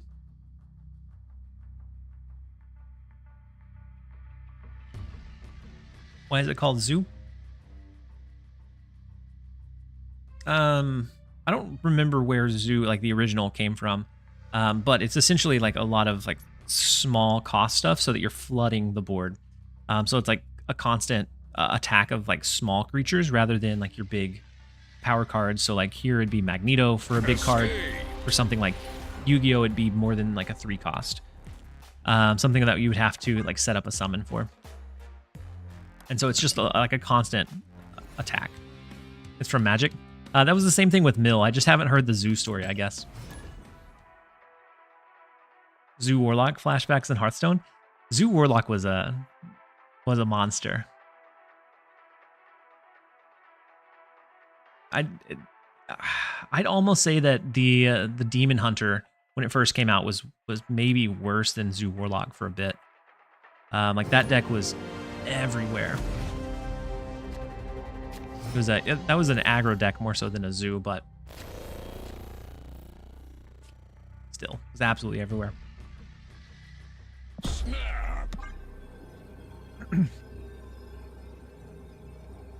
The OG small creatures in Magic were lions and apes and tigers. Oh, so people called it Zoo. That makes sense. A 1-mana hero power was busted. It was absolutely busted. Martage could be interesting. I think we hide our Invisible Woman there. We'll see. Whenever we get a big card to discard, Black Knight's going to absolutely pop off here. Martyr and Armor is an interesting start to this cook. Maybe this player's...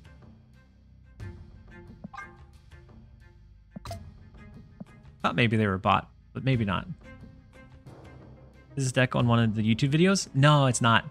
It's something else that I've seen a little more recently. So let's go Lady Sif into the right lane. We have Ghost Rider that will be able to bring back the Red Hulk whenever we play it. And we have the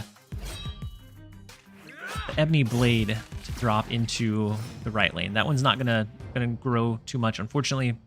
I think overall it's probably fine. We do Ghost Rider to the right, but that caps it out entirely. I would almost rather Ghost Rider left. Get the guaranteed value. We can hide maybe Ajax in Kamartage. And if we get a Hazmat, that'd be huge. Is it expensive to get into Hearthstone? So I don't know. It's kind of tough to say because when it first came out, I spent a couple $100s on like the packs, and this was like when it originally launched. I spent a couple $100s on packs, and the cool thing about it was that when a new I stopped for a bit when a new expansion came out, I was able to dust my old cards and build a handful of like the new cards, and so the commitment monetarily from expansion to expansion was relatively low. But outside of that, I don't know. It's tough to say. I don't know what it would look like as like a brand newcomer to the game. So the double Gilgamesh that got hit by Bast, which was super unfortunate for him.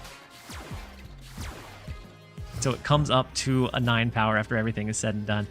We do have the Hazmat into the Ebony Blade, and so a huge swing for us. Ebony Blade can't be destroyed, so we don't have to risk or worry about it dropping into the left. Then I think Hazmat steals the middle lane with our Ajax hidden there as well. So that's what we're going to throw down, and they do end up forcing the retreat. Yeah, Ebony Blade in Danger Room is always really good.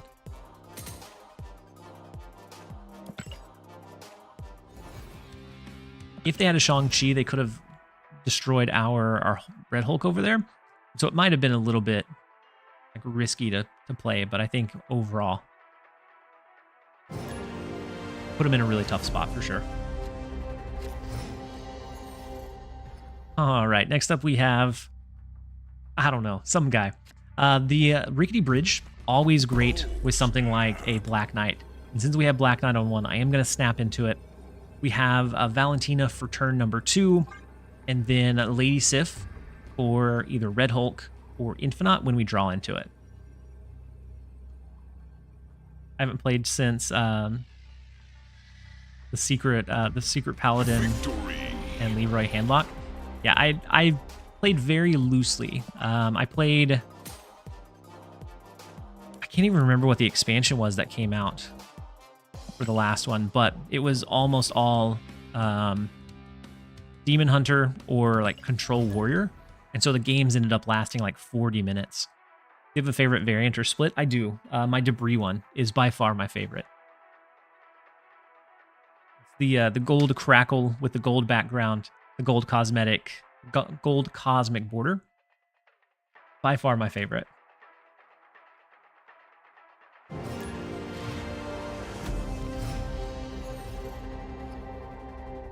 All right, next up we have Socrates, who has been cooking me all day long. I'm going to snap into him here. We have the Black Knight, so we have a little bit of advantage in the Rickety Bridge, as long as we can get something to be discarded. We also have Ghost Rider to be able to resummon the discarded card back, and hopefully we'll be able to steal a few of our cubes back from Socrates here. So cloning vats. I think we're just going to go Valentina over to the right, and we'll see. Arsham, it's always a little bit scary to snap into, but I definitely wanted to press the advantage. We have the Odin, which could be kind of nice. The Lady Sif will get the guaranteed Red Hulk discard, and so then we could resummon with Ghost Rider. We could always do the old school combo of like Lady Sif, Ghost Rider, hit it with an Odin to discard one more, and then resummon one more. Back when these two cards used to be able to play both of them on the same turn. I think it was turn 5 that you could do it. It was something crazy. But for now, we're going to go ahead and play the Lady Sif into the mid. What does Red Guardian do in this deck? Red Guardian wasn't... Red Guardian protects against things like Dracula, which we're seeing a little bit more discard. It stops things like Null if they floated it into an open lane, or things like Iron Man. And so most of the time, it's just like a decent value card. Are you infinite? No, we're not infinite yet. So Ebony Blade always works over here. I almost want to go Red Guardian. Maybe we go Red Guardian to the right.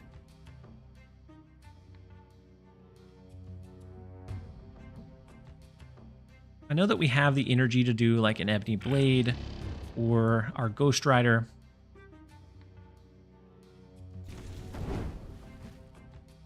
Yeah, we'll go ahead and do it. But Bat Knight. No, I'm not infinite yet. We're relatively close, but we're not quite there. All right, so they changed the cloning vats into the Sanctum Sanctorum. Super unfortunate. They can move their middle Nocturne over to the left if they want to have a better shot of winning in the Rickety Bridge. Unfortunate, though. We do get Ajax. So something like Ajax into Hazmat plus Odin, maybe? Or Hazmat plus Ghost Rider on the last turn could be really big. Throw Hazmat over here, Ghost Rider to left. So then if they move their Nocturne to the left, we'd be fine.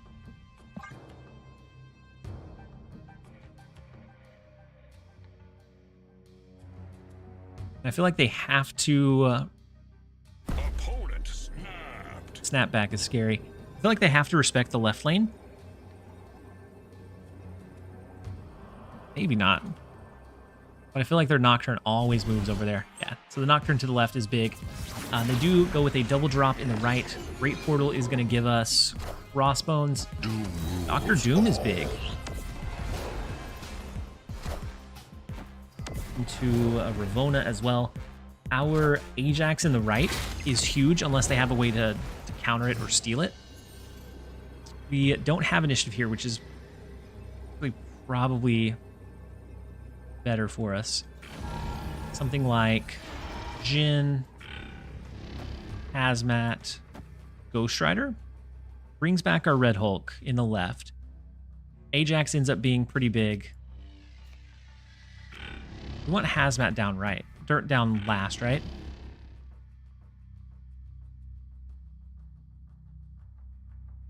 Let's go ahead and see. We'll lock it in. See if we can get the 8 cubes back from Socrates. They took 8 from us earlier, and so they're either going to have a net positive of close to 20 on us for the day, or we're going to get really close back to neutral, depending on how this last turn ends up. I'll single-handedly be pushing them up to infinite if this is the case, if we lose this one.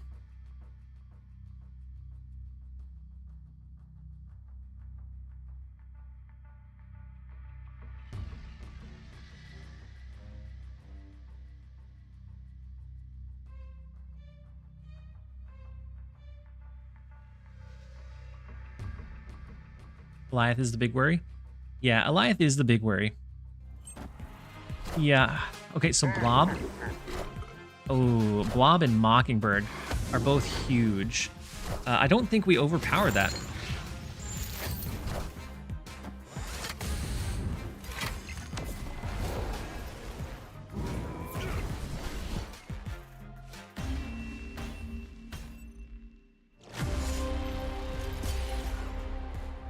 Had we dropped Hazmat first and then Ghost Rider, we would have tied the left lane. It would have been an extra 2 in our left lane, same in theirs, and then it would have came down to a point differential. So it was the ordering on the Hazmat Ghost Rider.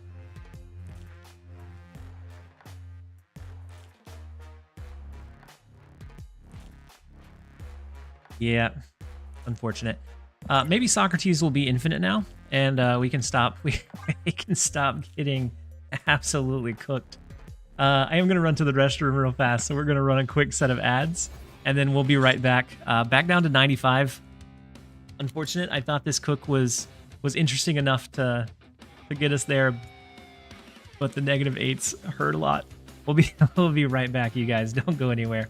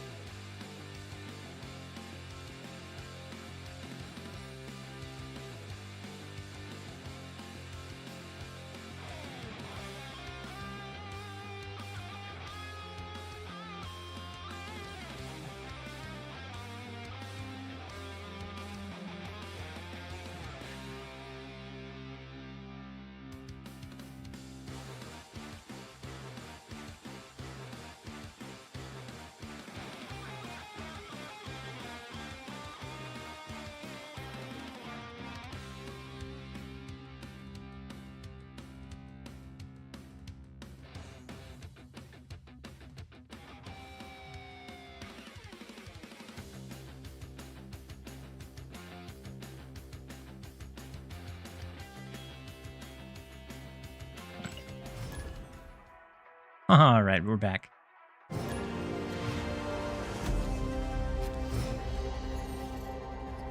Quite gone. You said nice. I day one hit with the Sandy Ultron. Huge, my friend. I'm glad that it's still working. I know that it's a pretty good deck. People are starting to anticipate it a bit, and so it is one that you have to. It is one that you have to kind of play around with it and make sure that you're. Sometimes you'll have to get kind of creative with your big plays, but it is still a really solid one. I'm glad that it's still working. I ended up dropping it. I'm sure we could switch back over to it if we needed to, but for now we're gonna continue trying to run a couple of new things. Waspmander says Tyler Logan Steve George Snap is the full name with no brevity. Absolutely no brevity whatsoever.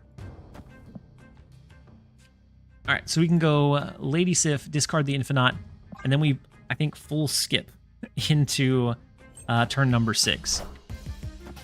Because I think this is going to be a bot, is what it looks like. And I think with the Ebony Blade in mid, we'll be able to maybe swindle 8 cubes off of them. Maybe we don't even need to skip, just the Invisible Woman stuff. Notifications off? Wait. Notifications should be on, Foster.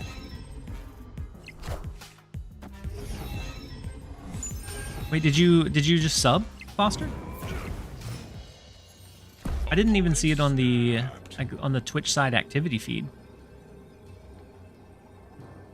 Ace, he said, I admit I don't watch streams too much, but always good to see you stream. I'm so glad that you're enjoying it. It is something that I have been enjoying doing quite a bit, and so I'm glad that people are here to enjoy it as well.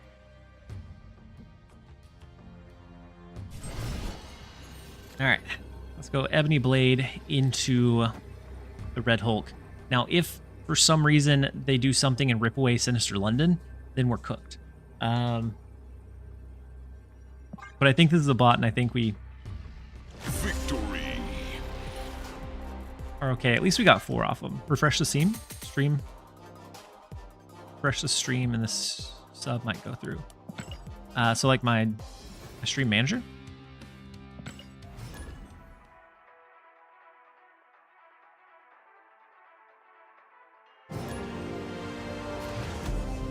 Yeah, so I didn't see it for. It still didn't pop up, General. Not sure why, but oh no! Hey, Foster, there it is. Talking to the dude who says he subs. Thank you so much for the 1 month as a tier 1 Foster. That is for the 2nd month. I apologize. Thank you for being here and thank you for the support. Next up, we have Mr. Brew, and hopefully they don't swindle us. I know that we've lost a handful of times to Brew today, but hopefully this time will be different. Let's go Invisible Woman. I always like to be able to hide a couple of cards. Really makes it tough for them to gauge. Oh my god, that is unfortunate. Probably not the card they were looking for out of the Black Vortex.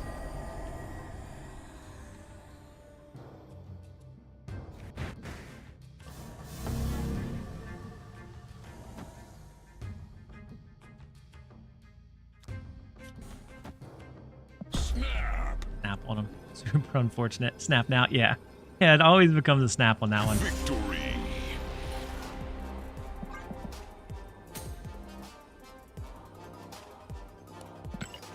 Believe, yeah. Yep, gal nuts.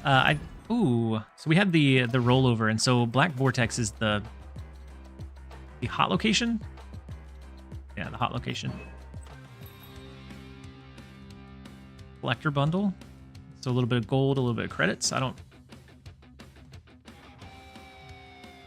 For 15...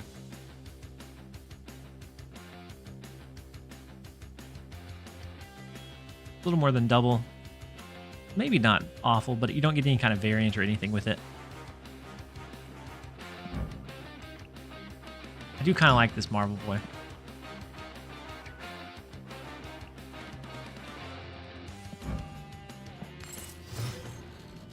Interesting cook. Don't have Animated frame. Ajax though.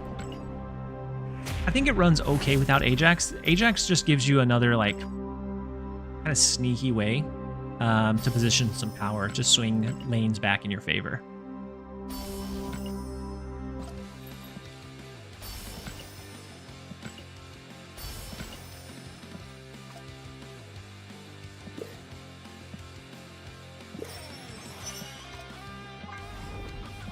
Ooh, we get a mystery variant. Let's see what we got. I don't run her that much, but I don't think I have another Ravona variant. That's not a bad one. And I think I have the mystery variant here. the only one I really care to pull right now. And the Pixel Shanna is unfortunate. From my alliance last week, the mystery variant that I pulled was a Pixel as well. And so we've had a lot of Pixel luck recently.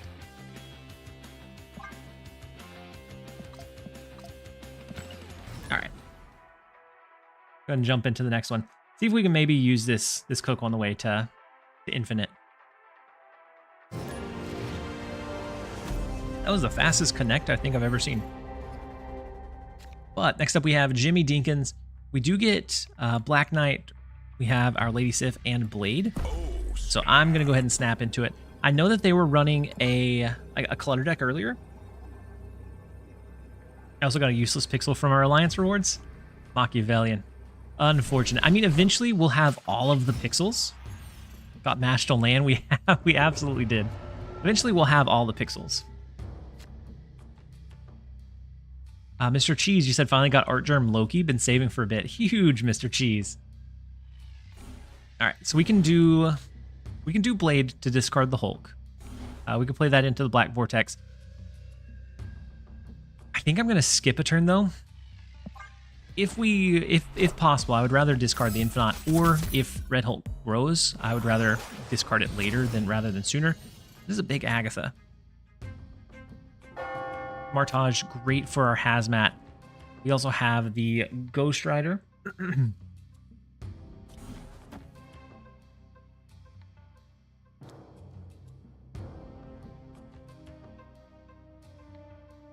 of want to wait one more turn, but I'm going to go ahead and do the Lady Sif. That is a big Cassandra Nova. The double hit over there, and it scaled pretty quickly. There's no strings on me.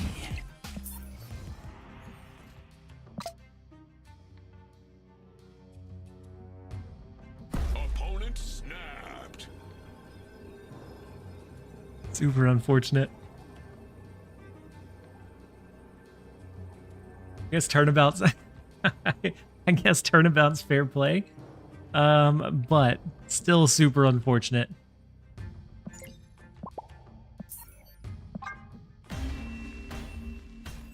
How the turntables indeed, Chris. How the turntables indeed.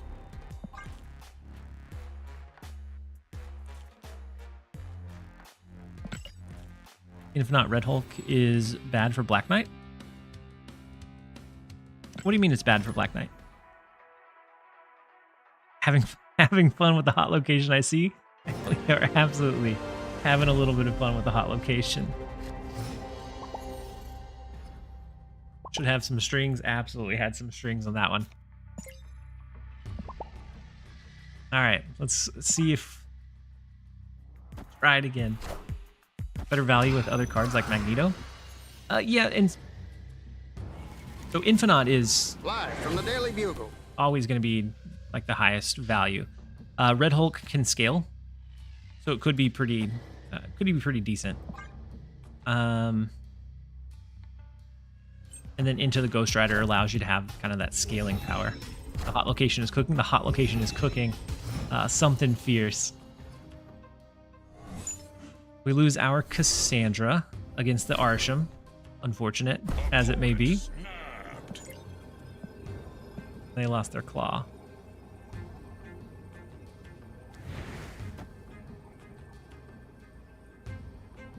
We do have the Ajax Hazmat line. Yes, Sokovia is a paid actor here. All right, let's go Red Guardian, take out the Dazzler, because I assume they're wanting to... Oh, never mind. It was an Arsham card. Ironheart wasn't great.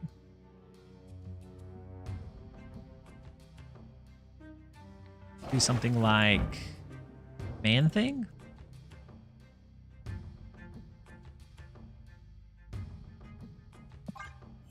A hide Man Thing. Legion. Into Lady Deathstrike. Ugh. Rough stuff. Well, our Ajax is now... There's no telling.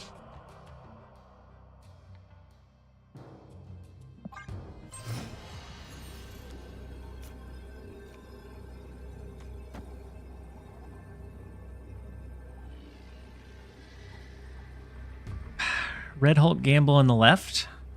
This is still a pretty big gamble, but we have a couple of cards that are evolving here.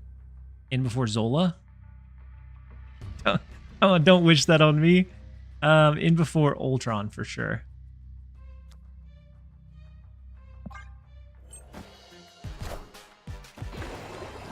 Alright, Man Thing of their own. Into Omega Red. So if they win this left lane, they win the game. Maybe a Venom. A Deathlock. No, Makari. Perfect.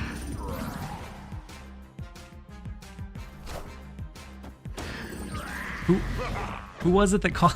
Who was it that called out the Arnold Zola? Minions to me. Into the Claw evolution, or into the Hela evolution, is wild.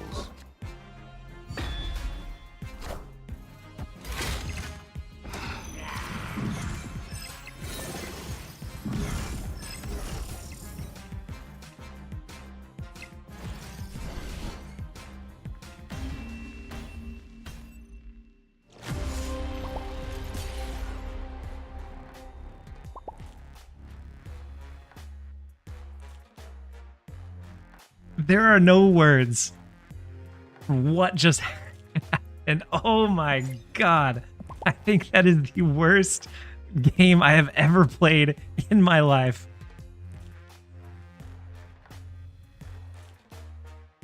I think they won. Good lord. Oof.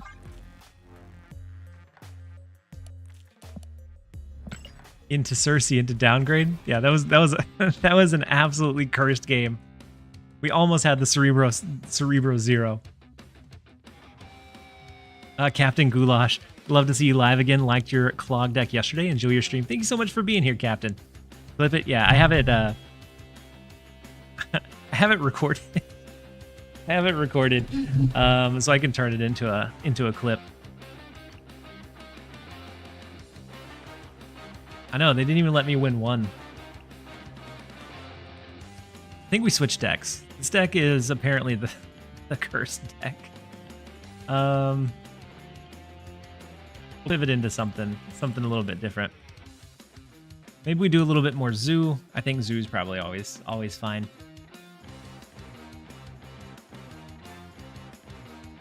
But today's stream is sponsored by HelloFresh, and so I'm going to do a quick 10-minute plug, but the next 2 hours are sponsored by HelloFresh. We're going to go through, we're going to look at the site, pick out a couple of meals, take about 10 minutes to check out the service, and then we'll be back to some Marvel Snap.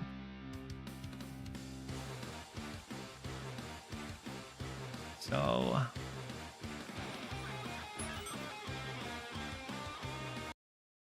exclamation point, cooking stream win.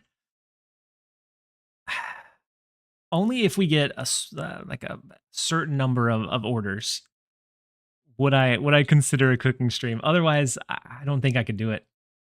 Like I don't have the setup for it or anything. All right, let's switch over to this. We take off.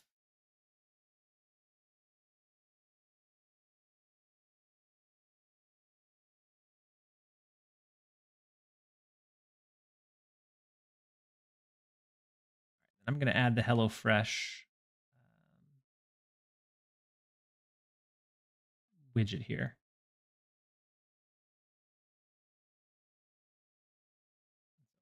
We'll add it back over here, and we can check it out.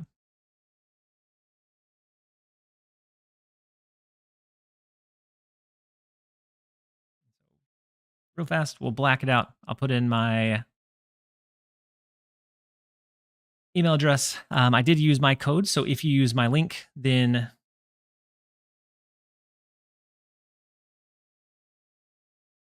you get a 50% discount, or you get I think it's a 50% discount off of your first box that you go through. Similar to Factor, if you were around whenever I did my Factor segment, they have a lot of dietitian approved like selections. And so with this, if you click my link or use my code, you get 10 free meals plus a free breakfast for life as long as your subscription is active. And so that is so if you're in the US, that'll be in effect. The link and code are valid in all countries, and the respective local discount will apply. And so the discount will be a little bit different depending on where you're at geographically.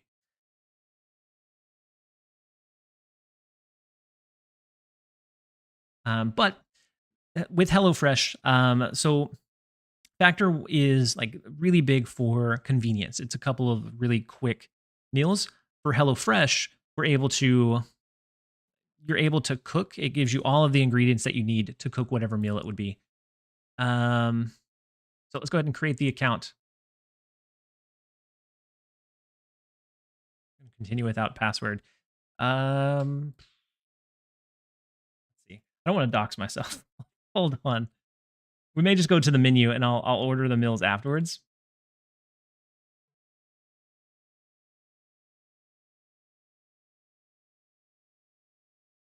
Lost the window.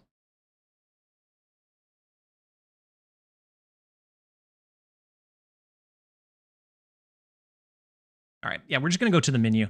But you guys are able to see what it looks like. And so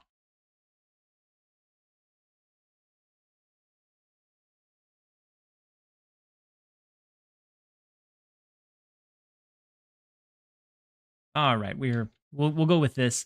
I'll create my account and order a box later, but everyone close your eyes until he says open them.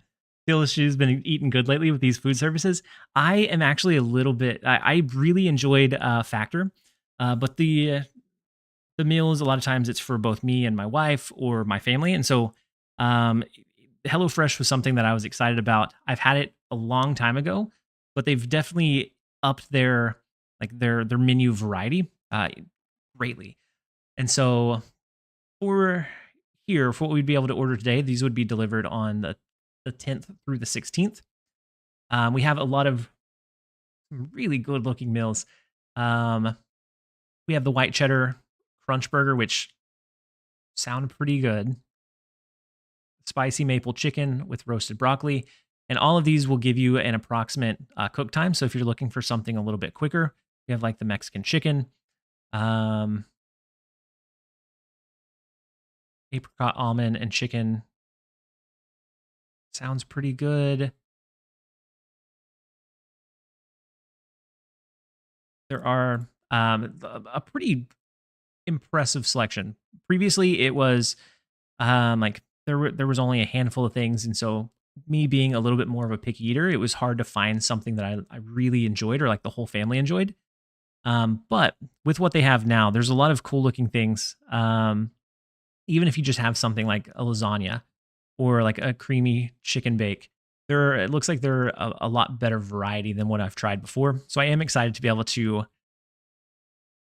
order one. Anyone in the stream that does have HelloFresh or has used it, are there any particular meals that you were like super excited about?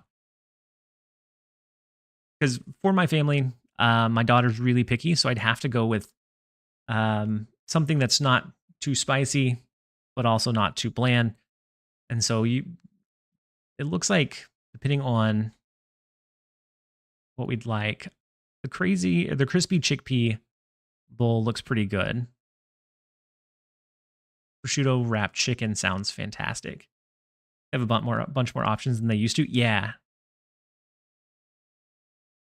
Lord, you said you do, however, it was spicy. And I could deal with a couple of spicy ones too. Those would just be for like me and my wife and my son. My daughter, we could figure something out for one night. But the one that looks the best to me is the spicy maple chicken. Just off of like a quick. Also the buffalo cauliflower tacos sound really good. But the thing that is really cool with this service, it breaks down all of your like your macros, so that if you're tracking that, it gives you the ingredients that are included, the ones that are needed, and then you can see the entire recipe. And so if this was something that you really liked, it makes it really convenient for cooking them all together. I stick to the meals you can cook in one pan for easy cleanup. And I think, are those mainly like the 20-minute meals, like the 20-minute quick dinners, or is there a way to kind of filter to it? Oh yeah. So utensils, you'll need a medium pot, a medium bowl, and so something like this, I think, the peeler. I think the Asian stir fries were pretty good. It also introduced me and my wife to halloumi. I'm not sure if I said that right, but I'm excited to kind of dive into some of this. I didn't see any of the Asian stir fry listed this week, but I know that it changes from like week to week. And so that way you get a pretty good variety of like everything that you can go through. And then it does look like somebody used my link and signed up for an account on HelloFresh. So I appreciate it. That does help support the channel. And for this one looks pretty good. The Indian style chickpea coconut curry. If I was ordering for next week, I think that would be definitely something I would go with. But I do like that it changes from week to week so that you don't end up ordering the same thing until you burn yourself out on it. And with a big variety, there's something that you can find for just about everybody.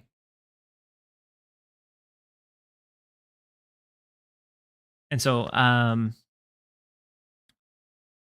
with HelloFresh, it can really help you kind of stick to your goals. A lot of times, the hardest thing for me in the evening when trying to decide what I want for dinner is what to cook. Not necessarily the cooking of it, but just deciding every night what to cook. HelloFresh can kind of help with that. With I think there's 30 or more calorie smart or protein smart recipes each week to be able to choose from. So there's always a good variety. You can always find something for everybody. And then with all of the ingredients delivered straight to your doorstep, it's very, very convenient, even if you're still cooking. And what I like about this versus the food service we had last week is it's a little bit cheaper per serving. So if you're feeding a family, it's easier to do that. And then to kickstart the new school year, they are offering the free breakfasts. So for every box that you order, you get a free breakfast item to go alongside it. And so if you have kiddos that are returning to school, sometimes it just needs to be a quick grab and go. And so they have you covered on breakfast at the very least. As long as you have an active subscription, your free breakfast item stays with you. Don't want to embarrass you, but I can listen to you talk about food all night and all day. Zon Aster. I'm glad that you enjoy it. But I am really excited to place my order. I'm going to go through it a little bit off stream, figure out exactly what I want in my box, and then I'll prep some of them up, and then we'll eat them on stream. But can't watch stream today. Hope y'all have a great day. Thank you so much, Leonardo. He said, P.S. HelloFresh worked really well for me back in the day before I had to do a specific diet. Yeah, and so it's something I've tried before, but I got kind of bored with the selection beforehand. But I'm glad that it looks like there are a lot more options now. So I'm excited to pick up and try some of the new things. But just as a reminder, and I'll do the plug one more time later on in the stream. But just as a reminder, if you do use my link, it helps support me as a content creator. I am looking to see if maybe we can function and move into like a full-time capacity. And so engaging with some of these sponsors lets them know that they should give me more sponsors. And so it can help me make that transition.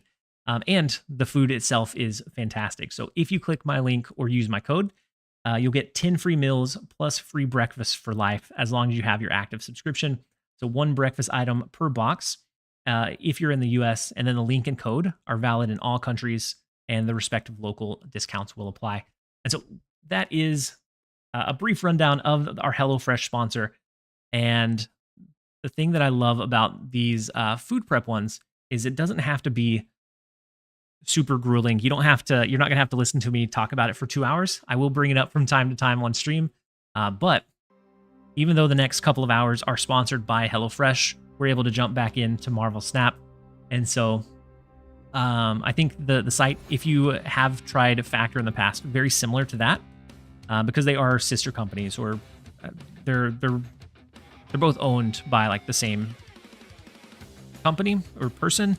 And so they're sister companies, and the similarities are there. This one just gets a little bit more value for what you're paying in. And so if you're feeding a family, it's a little bit easier. Wait, are we going to get a cooking stream? If we have enough orders, I will say that I'll do a cooking stream. Right now, your bad luck charm is back. Ace, welcome back. Cooking decks with HelloFresh. I love it, Leo. We're back to cooking some decks with sponsored by HelloFresh, or getting cooked featuring HelloFresh. You need a Wong apron? That would be beautiful. If we got enough orders. Right now, I don't plan to do a cooking stream, but if we have enough, we have enough people that want to try it out, I would do that for you guys. I would figure out how to do the setup. I'd move my stuff over into the kitchen, and we'd have an absolute blast, I'm sure. I would have to look into the Wong apron, because I think it would be Wong to not have a Wong apron. Hella a better home for Black Knight? I don't really enjoy Hella all that much. And then Eddie said, "Thank you, HelloFresh, for supporting our streamer." Thank you for the call out. It is I am very happy that they are sponsoring the stream, and I'm happy because it's a service I've used before, and I think it's one that if you're looking for like some variety in your orders, it's easy to try out, and they make like the picking process of what to cook very, very simple. Getting cooks, you said cooking stream, you've got my attention. What do you guys think is a fair number of signups to do a cooking stream? Like, if you guys want a cooking stream, I will absolutely look to do a cooking stream for you guys. So we can do Loki or Cassandra Nova to the left. They have Loki, and so their cards are kind of hodgepodge. 15 to 20. Steak.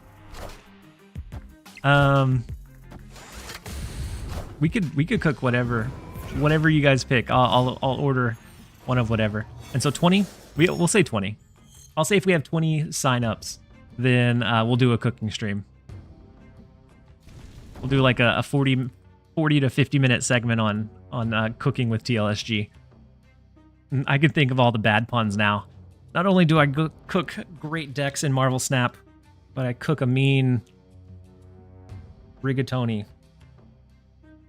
Or whatever we're cooking. So the Red Hulk in mid is pretty big, kind of scary. Red Hulk would hit the Hazmat, which isn't great for us. We could hide the Lady Sif in the left, and then we're looking to win the right. I'm not sure that does great either, unless we drew our Ghost Rider or Ajax. Tabula or bust? I mean, we could do Tabula. Ooh, the Shang-Chi in the left. Super unfortunate. The Shadow King sets our Ebony Blade to 0. Unfortunate. But we do win the left as long as they just have the Jeff that goes over there. We don't have any way to win the right, though. We're gonna toss this deck into the trash. We got to cook something else. I think it's an okay deck, but it's just not working for us right now. Then 2Play said I'd totally watch a TLSG cooking stream. We can make it happen. We can absolutely make it happen. I'm actually gonna run.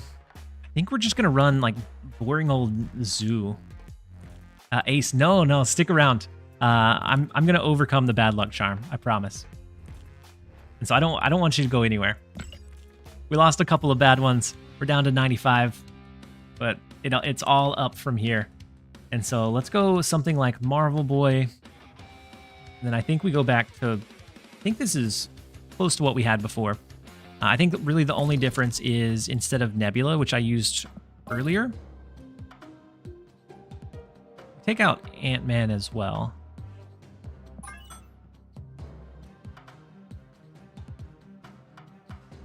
And so instead of Ant-Man, Nebula, we use Nico and Nightcrawler as our only changes to the deck. So that's what we're gonna run. And I think, yeah, we have a couple of fill location quests, and so that might help us complete that one too. And hopefully we start on the upward trend.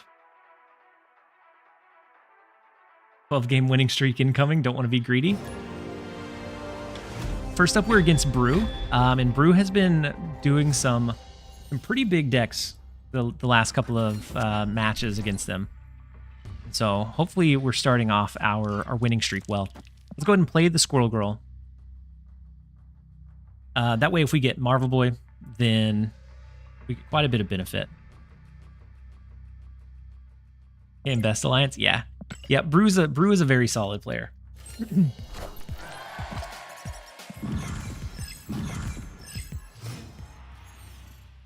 So we have the Mockingbird, which gets pretty cheap. Warrior Falls is unfortunate.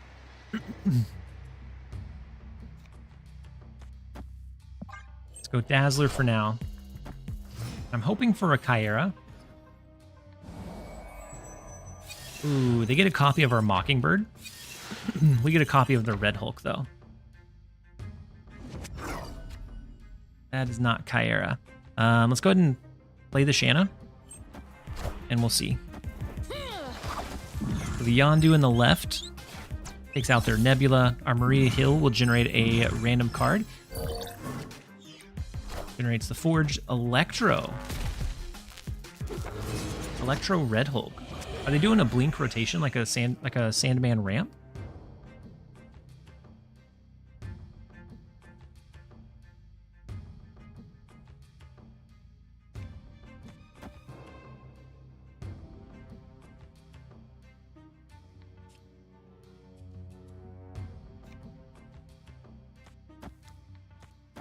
We're going to accidentally clear up more space in mid, but we're going to turn Forge into a demon.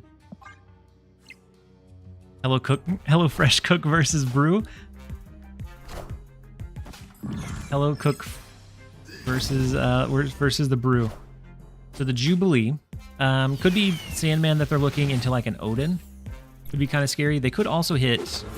Oh no, just Jeff. Jeff feels like a bad pull for their Jubilee though.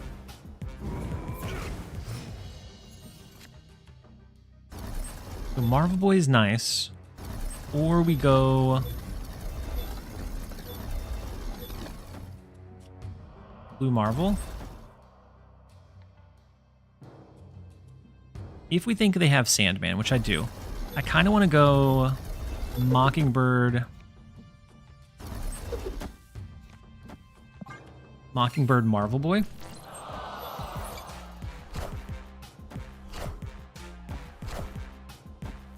The blink for the Jubilee into Magneto. We are the future. Pulls our Marvel Boy over, unfortunately.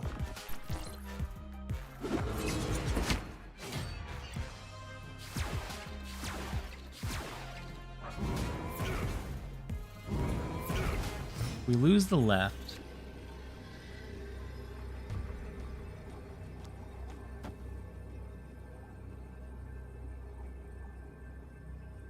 Even with the Blue Marvel, we go up to 15. So 15, 16, 17. No, we'd have to get really... I don't think even if we got lucky. But we do end up forcing a retreat. So the 12-game... So the 12-game winning streak is starting. Kenny Cook set us up on the right path.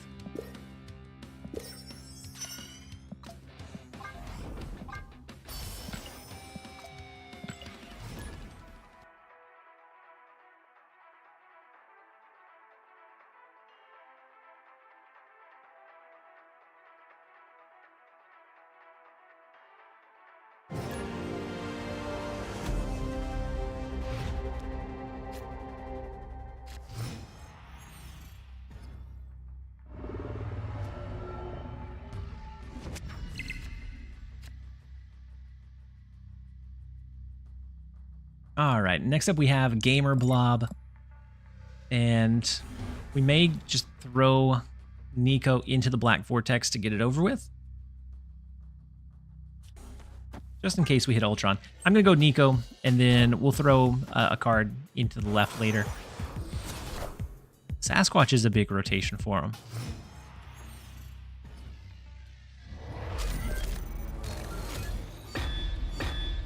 Strong Brew, you said it's the KM Besties Alliance, just a group from his Discord. I'm in it. It's still some really solid players that are in it. Let's go Okoye to the left. And then we'll see what we get. Getting back into Snap after a decent amount of time off, there are a bunch of new cards I need to get. Nanner. So having come from doing something similar, there's going to be an immense amount of...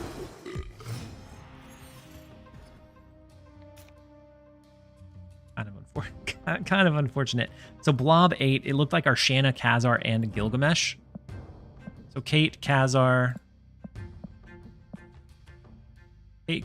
Shanna. Oh, Gilgamesh is in our hand. What am I talking about? So there's going to be an incredible amount of like FOMO and feeling like you need like all of the cards to be able to viably play. Try your best to ignore that. Not bad, thanks to Okoye. Very true, Ace. Try your best to ignore that. You will grow your collection over time. Try to enjoy just like the grind or the journey, and then once you get a little bit further, you're gonna start getting your collection, your spotlight keys again. Pick up new cards there, and then if a card that you want is featured, great. If you try, do I have the plural in the? So it's just the. And so if it's featured in the Spotlight caches, great. Pull it there. Otherwise, only very selectively use your tokens, because it's a lot of times better to pull like a new card versus an old one, unless it's one that just really fits your play style. And so did I put? I'm gonna change the. I did put that in the title. I put exclamation point ants. So the command is exclamation point ant. If you so another one of our sponsors, if you download Ant Legion on either your Android or iPhone and get to the point where you either hit Queen level 5 or Rallying Attack, those are both the two like goals that are there that tell the sponsor that it was a successful integration. If you reach both of those, then that lets them know that you guys are engaged. It helps support me. So each of those goals is like 1.5 equivalent of like 1.5 subs that you're gifting to me. And so if you haven't checked it out, definitely use my link to download it. It's a fun little time waster. And so I enjoyed doing it. The goals themselves take around 20 minutes to hit both, like in total. Maybe 30 if it happens just a little bit slower. But so the Mockingbird from the Triskelion, the Mockingbird from our hand, it's huge. Go Mockingbird, Mockingbird. And maybe I kind of want to put the higher one in mid, the lower one to the... You know what? We're going to go Mockingbird left, the other one mid, and we're going to leave right as is. Let's see if we land. A Shang-Chi on their end is devastating, but I'm hoping that's not the case. And so the Echo, the Ant-Man, the Hitmonkey is big. We're actually going to get the full casserole. We may not have placed our HelloFresh order yet, but we get the full casserole in Marvel Snap. Maybe all it took for us to start winning is to run a little bit of Gilgamesh Zoo.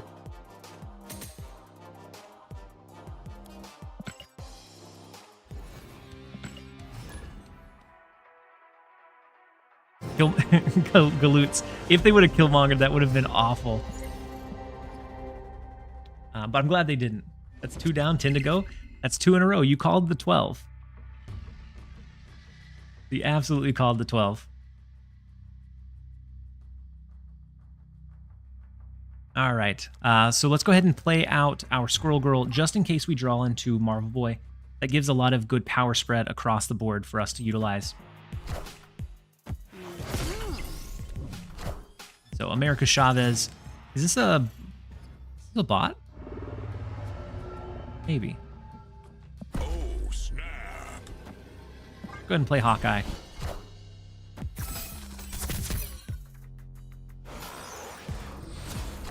into the infinite is huge. Maybe our luck. You're a bot? I may be a bot now. Looks like maybe our luck is turning around a bit. We can go ahead and go Acid Arrow, Pim Arrow, Nightcrawler.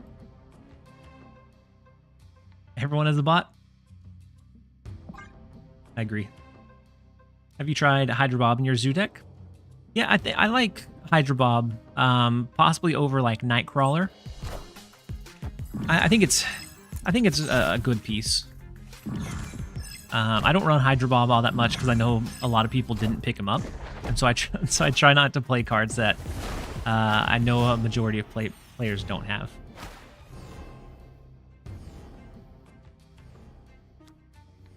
All right, we can do Shanna.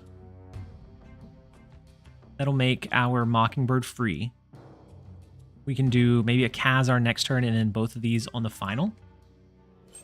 Unless we generate a Squirrel Girl and then we're stabbing ourselves in the back. Bast was not the best card to pull there, though. Said I skipped Ajax, and he's in a lot of your videos. Yeah, and I try to switch up the core cards that I build around, so that there's a little bit of something for everybody. But he has been in a lot of them lately. All right, let's go ahead and go Khazar to the right. And then probably just Gilgamesh on the last turn. Super unfortunate, but that we pulled the Bast.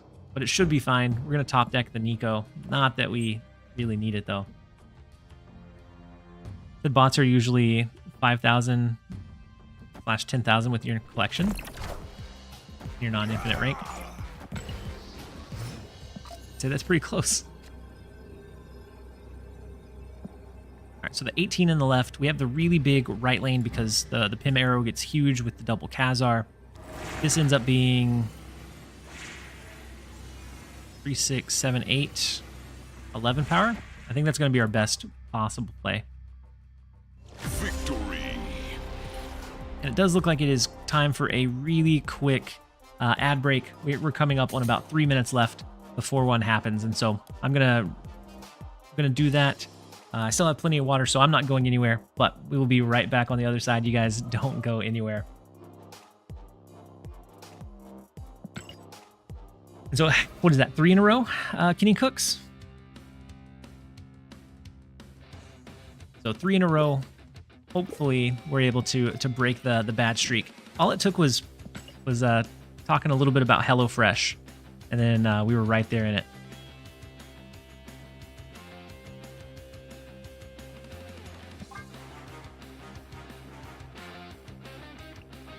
Eight games with Hydra Bob. We're 16 with Patriot Debris.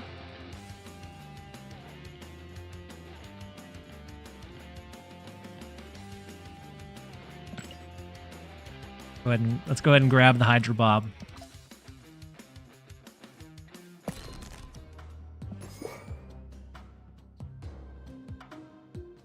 Throw in the good old Bob. It's a sign. It's absolutely a sign. It's saying that it is time to play some Hydra Bob. Right after we talked about it, it was there. And so I don't know how everyone else is feeling about the alliances. I know that there was a lot of people that were kind of frustrated with it. It felt like too much of a grind. But honestly, it hasn't felt that awful. Like, these are going to be kind of rough. Clearing out these will be a little bit rough.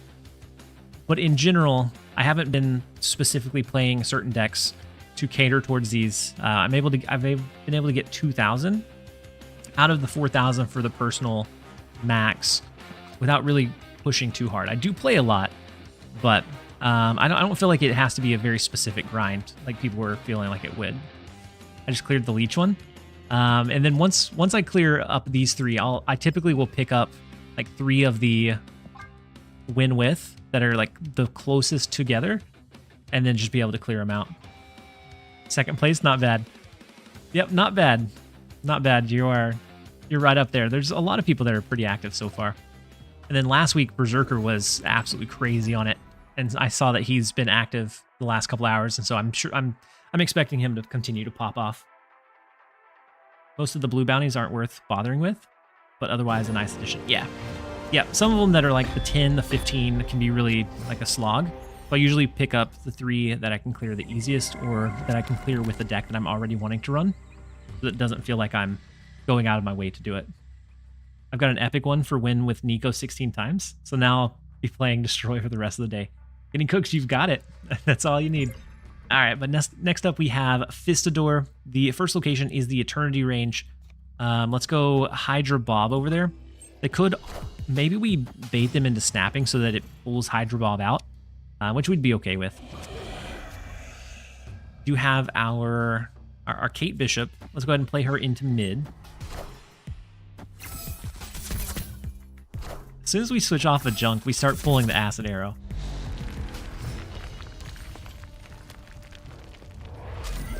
And then into the Triskelion.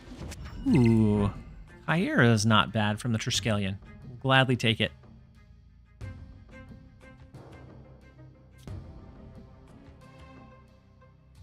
Let's go Nico.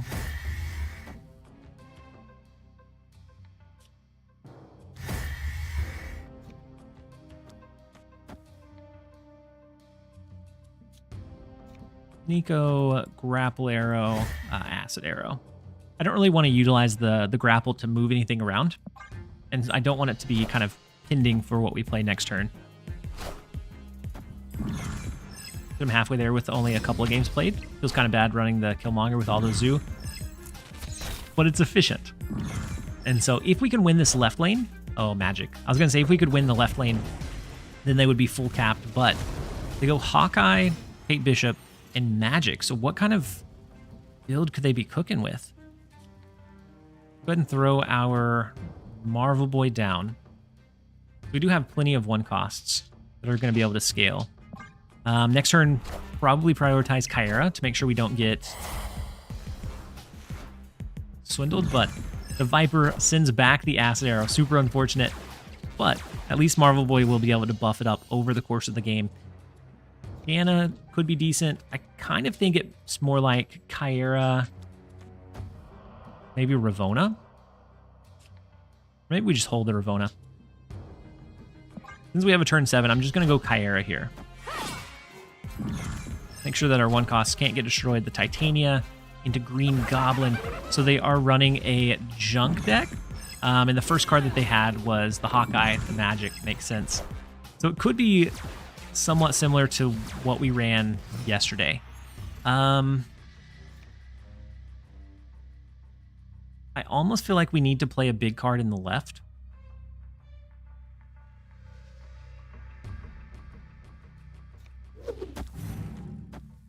Something like this, maybe?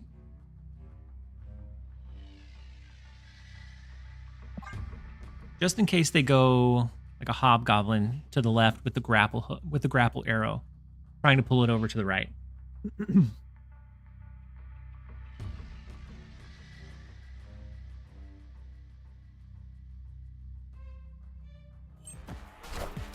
So the double drop over to the right. They could potentially completely cap us. Yeah, the White Widow is unfortunate. Into the Surfer.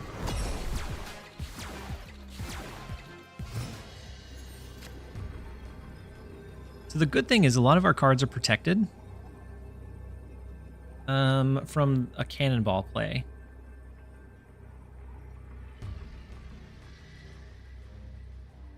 I think I stay on this. Like a cannonball, whatever, to pull Titania over. Our Nico stays. They win mid for free. They do win mid. They do win mid for free, but they'd have to have something else big. They didn't have a Red Hulk. Cannonball destroys. And so if it's protected, it won't destroy. Ooh, the Ajax Hazmat line does do it, though.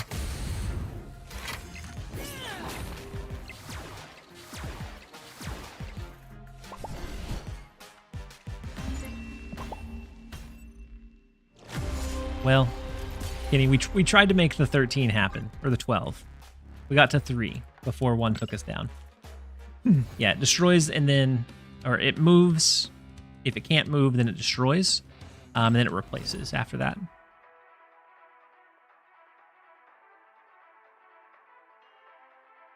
Well, 3 in a row is still pretty good, especially with the spree that we were on earlier, and the fact that we went up against Brew. We'll still turn it around here, though. Oh, it was the Hydra Bob change. We threw Hydra Bob in and we lost.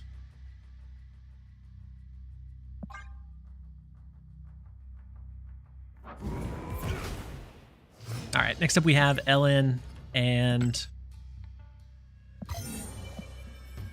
we don't have any of our low-cost cards, which is kind of crazy.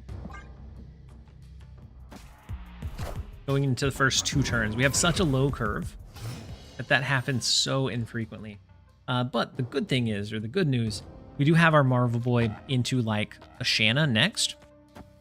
They do have Copycat in their deck. I don't know if the sound comes through, but I heard the Copycat effect just go off. So Marvel Boy, we could do, instead of Shanna, we could do Kyra Squirrel Girl, which protects our 1 cost from any kind of late game shenanigans. The Copycat stole Kate Bishop, Kate Bishop, which should be fine. Did you replace Ant-Man with Bob? I replaced Nightcrawler with Bob. But I think Nightcrawler's fine. It's just I picked up an alliance mission for Hydra Bob. All right, going into turn 5, we can do Blue Marvel. We could do Shanna, and that would allow us to do a 1-cost Mockingbird next turn. Let's go with that. I wish there was some visual clue. Yeah, I'm thinking that it's a bug. All right, so the Korg, the Ghost Spider, the Nova coming down gives us a 1-cost Mockingbird, but we can't play in the right lane, and we can only play 1 card. Unfortunate.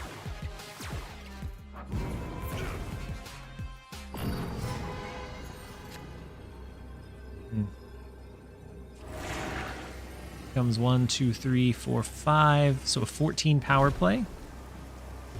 So 15, including this.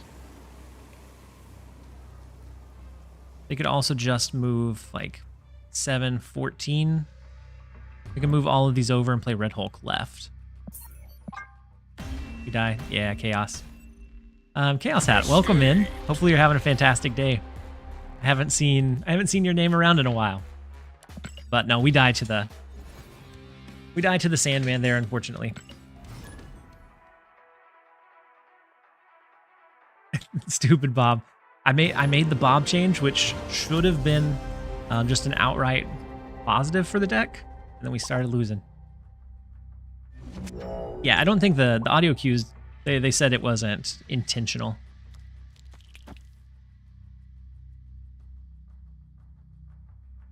I don't want to snap into it, but it's also Arisham. We're going to play it slow. Because we do have the Squirrel Girl into Marvel Boy, which is good early value for us. But without a Kyra, we don't know that they don't have like Shadow King or something that can just go bigger. Taking aim.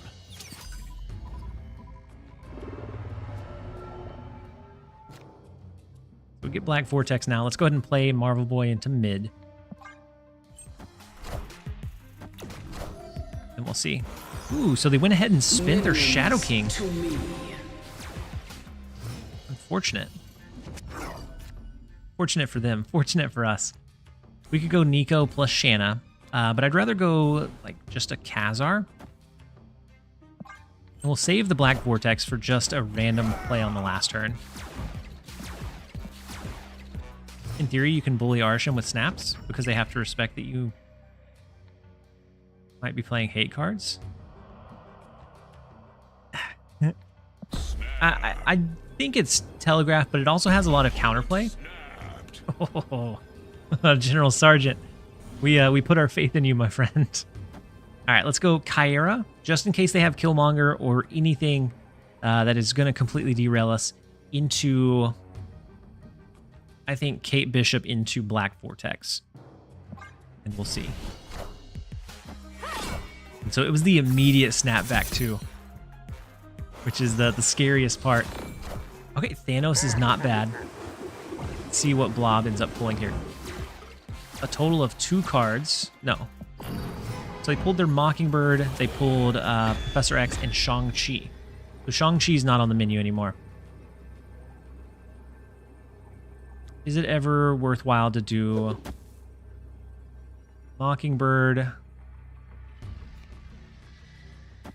move Marvel Boy, Shanna? It's quite a bit of power output. They don't have a Shang-Chi, so they can't take out the Thanos in the right or left if we moved it. In Shanna we trust. The old check raise. We're gonna stick it out and see.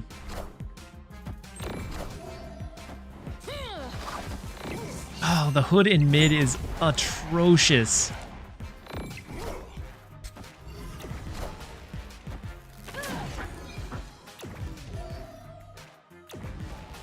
I am Groot.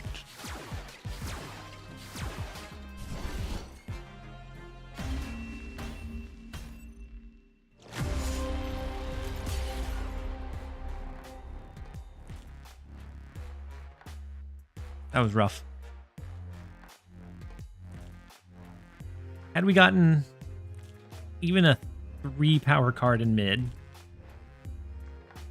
would have been closer. I still don't know. Your RNG today has been crazy. It has been so crazy.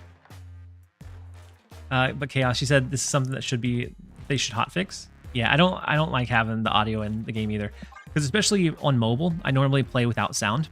But with Copycat, I feel like I have to at least have my sound on to some degree.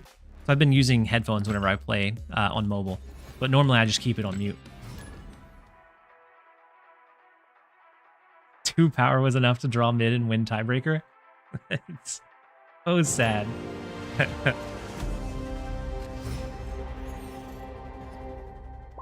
So unfortunate. I guess in Shannon we don't trust.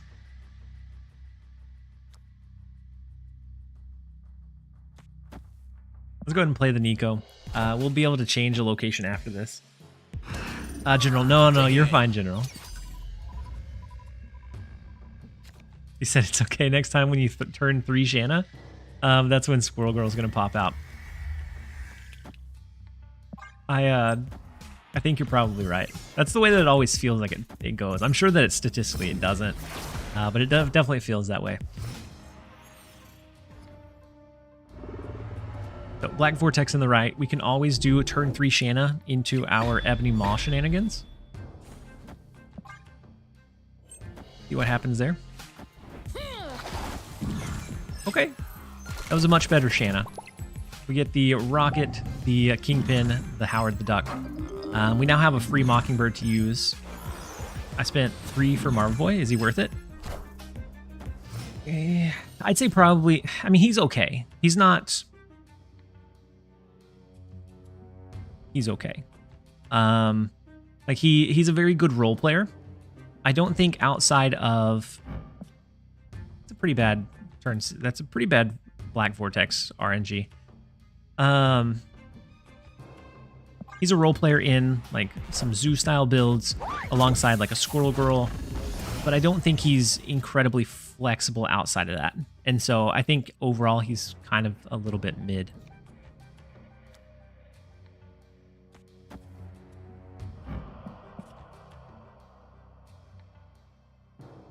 All right, let's go Blue Marvel right. We can do Mockingbird, Hydra Bob, Gilgamesh left. And I think we're okay.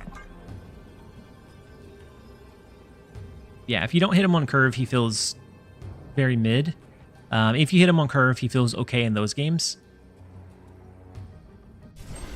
But you still have to find a way to protect your 1 costs. It's sad to see an unresolved Galactus. It is indeed. Strange Hollow, thank you so much for the Prime sub for the 3rd month. Tough day on ladder for me as well. Here's the hoping that it turns around for both of us. So their Spectrum, their words are tough. Their 6 cost rotation in Black Vortex wasn't much better than ours. So there is some benefit there.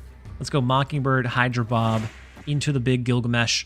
Knowing my luck, we'll get counter Shang-Chi'd somehow. But we are competing and pressuring all 3 lanes, I think we should have an okay shot here.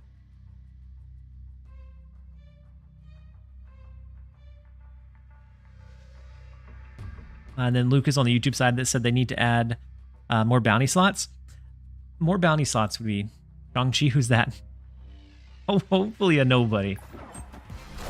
Just a lot of cards though. So I'm expecting to see like a Hit Monkey come down. Just Mysterio on the left is interesting. Mysterio right. Kitty Pride. Are they doing Hit Monkey right? Interesting. The real Mysterio mid. It is nice for that to flip back in our favor. We'll take the 4 cubes. Let's jump over into the next one. As long as it's not more shot variants slots, I'm sure they'll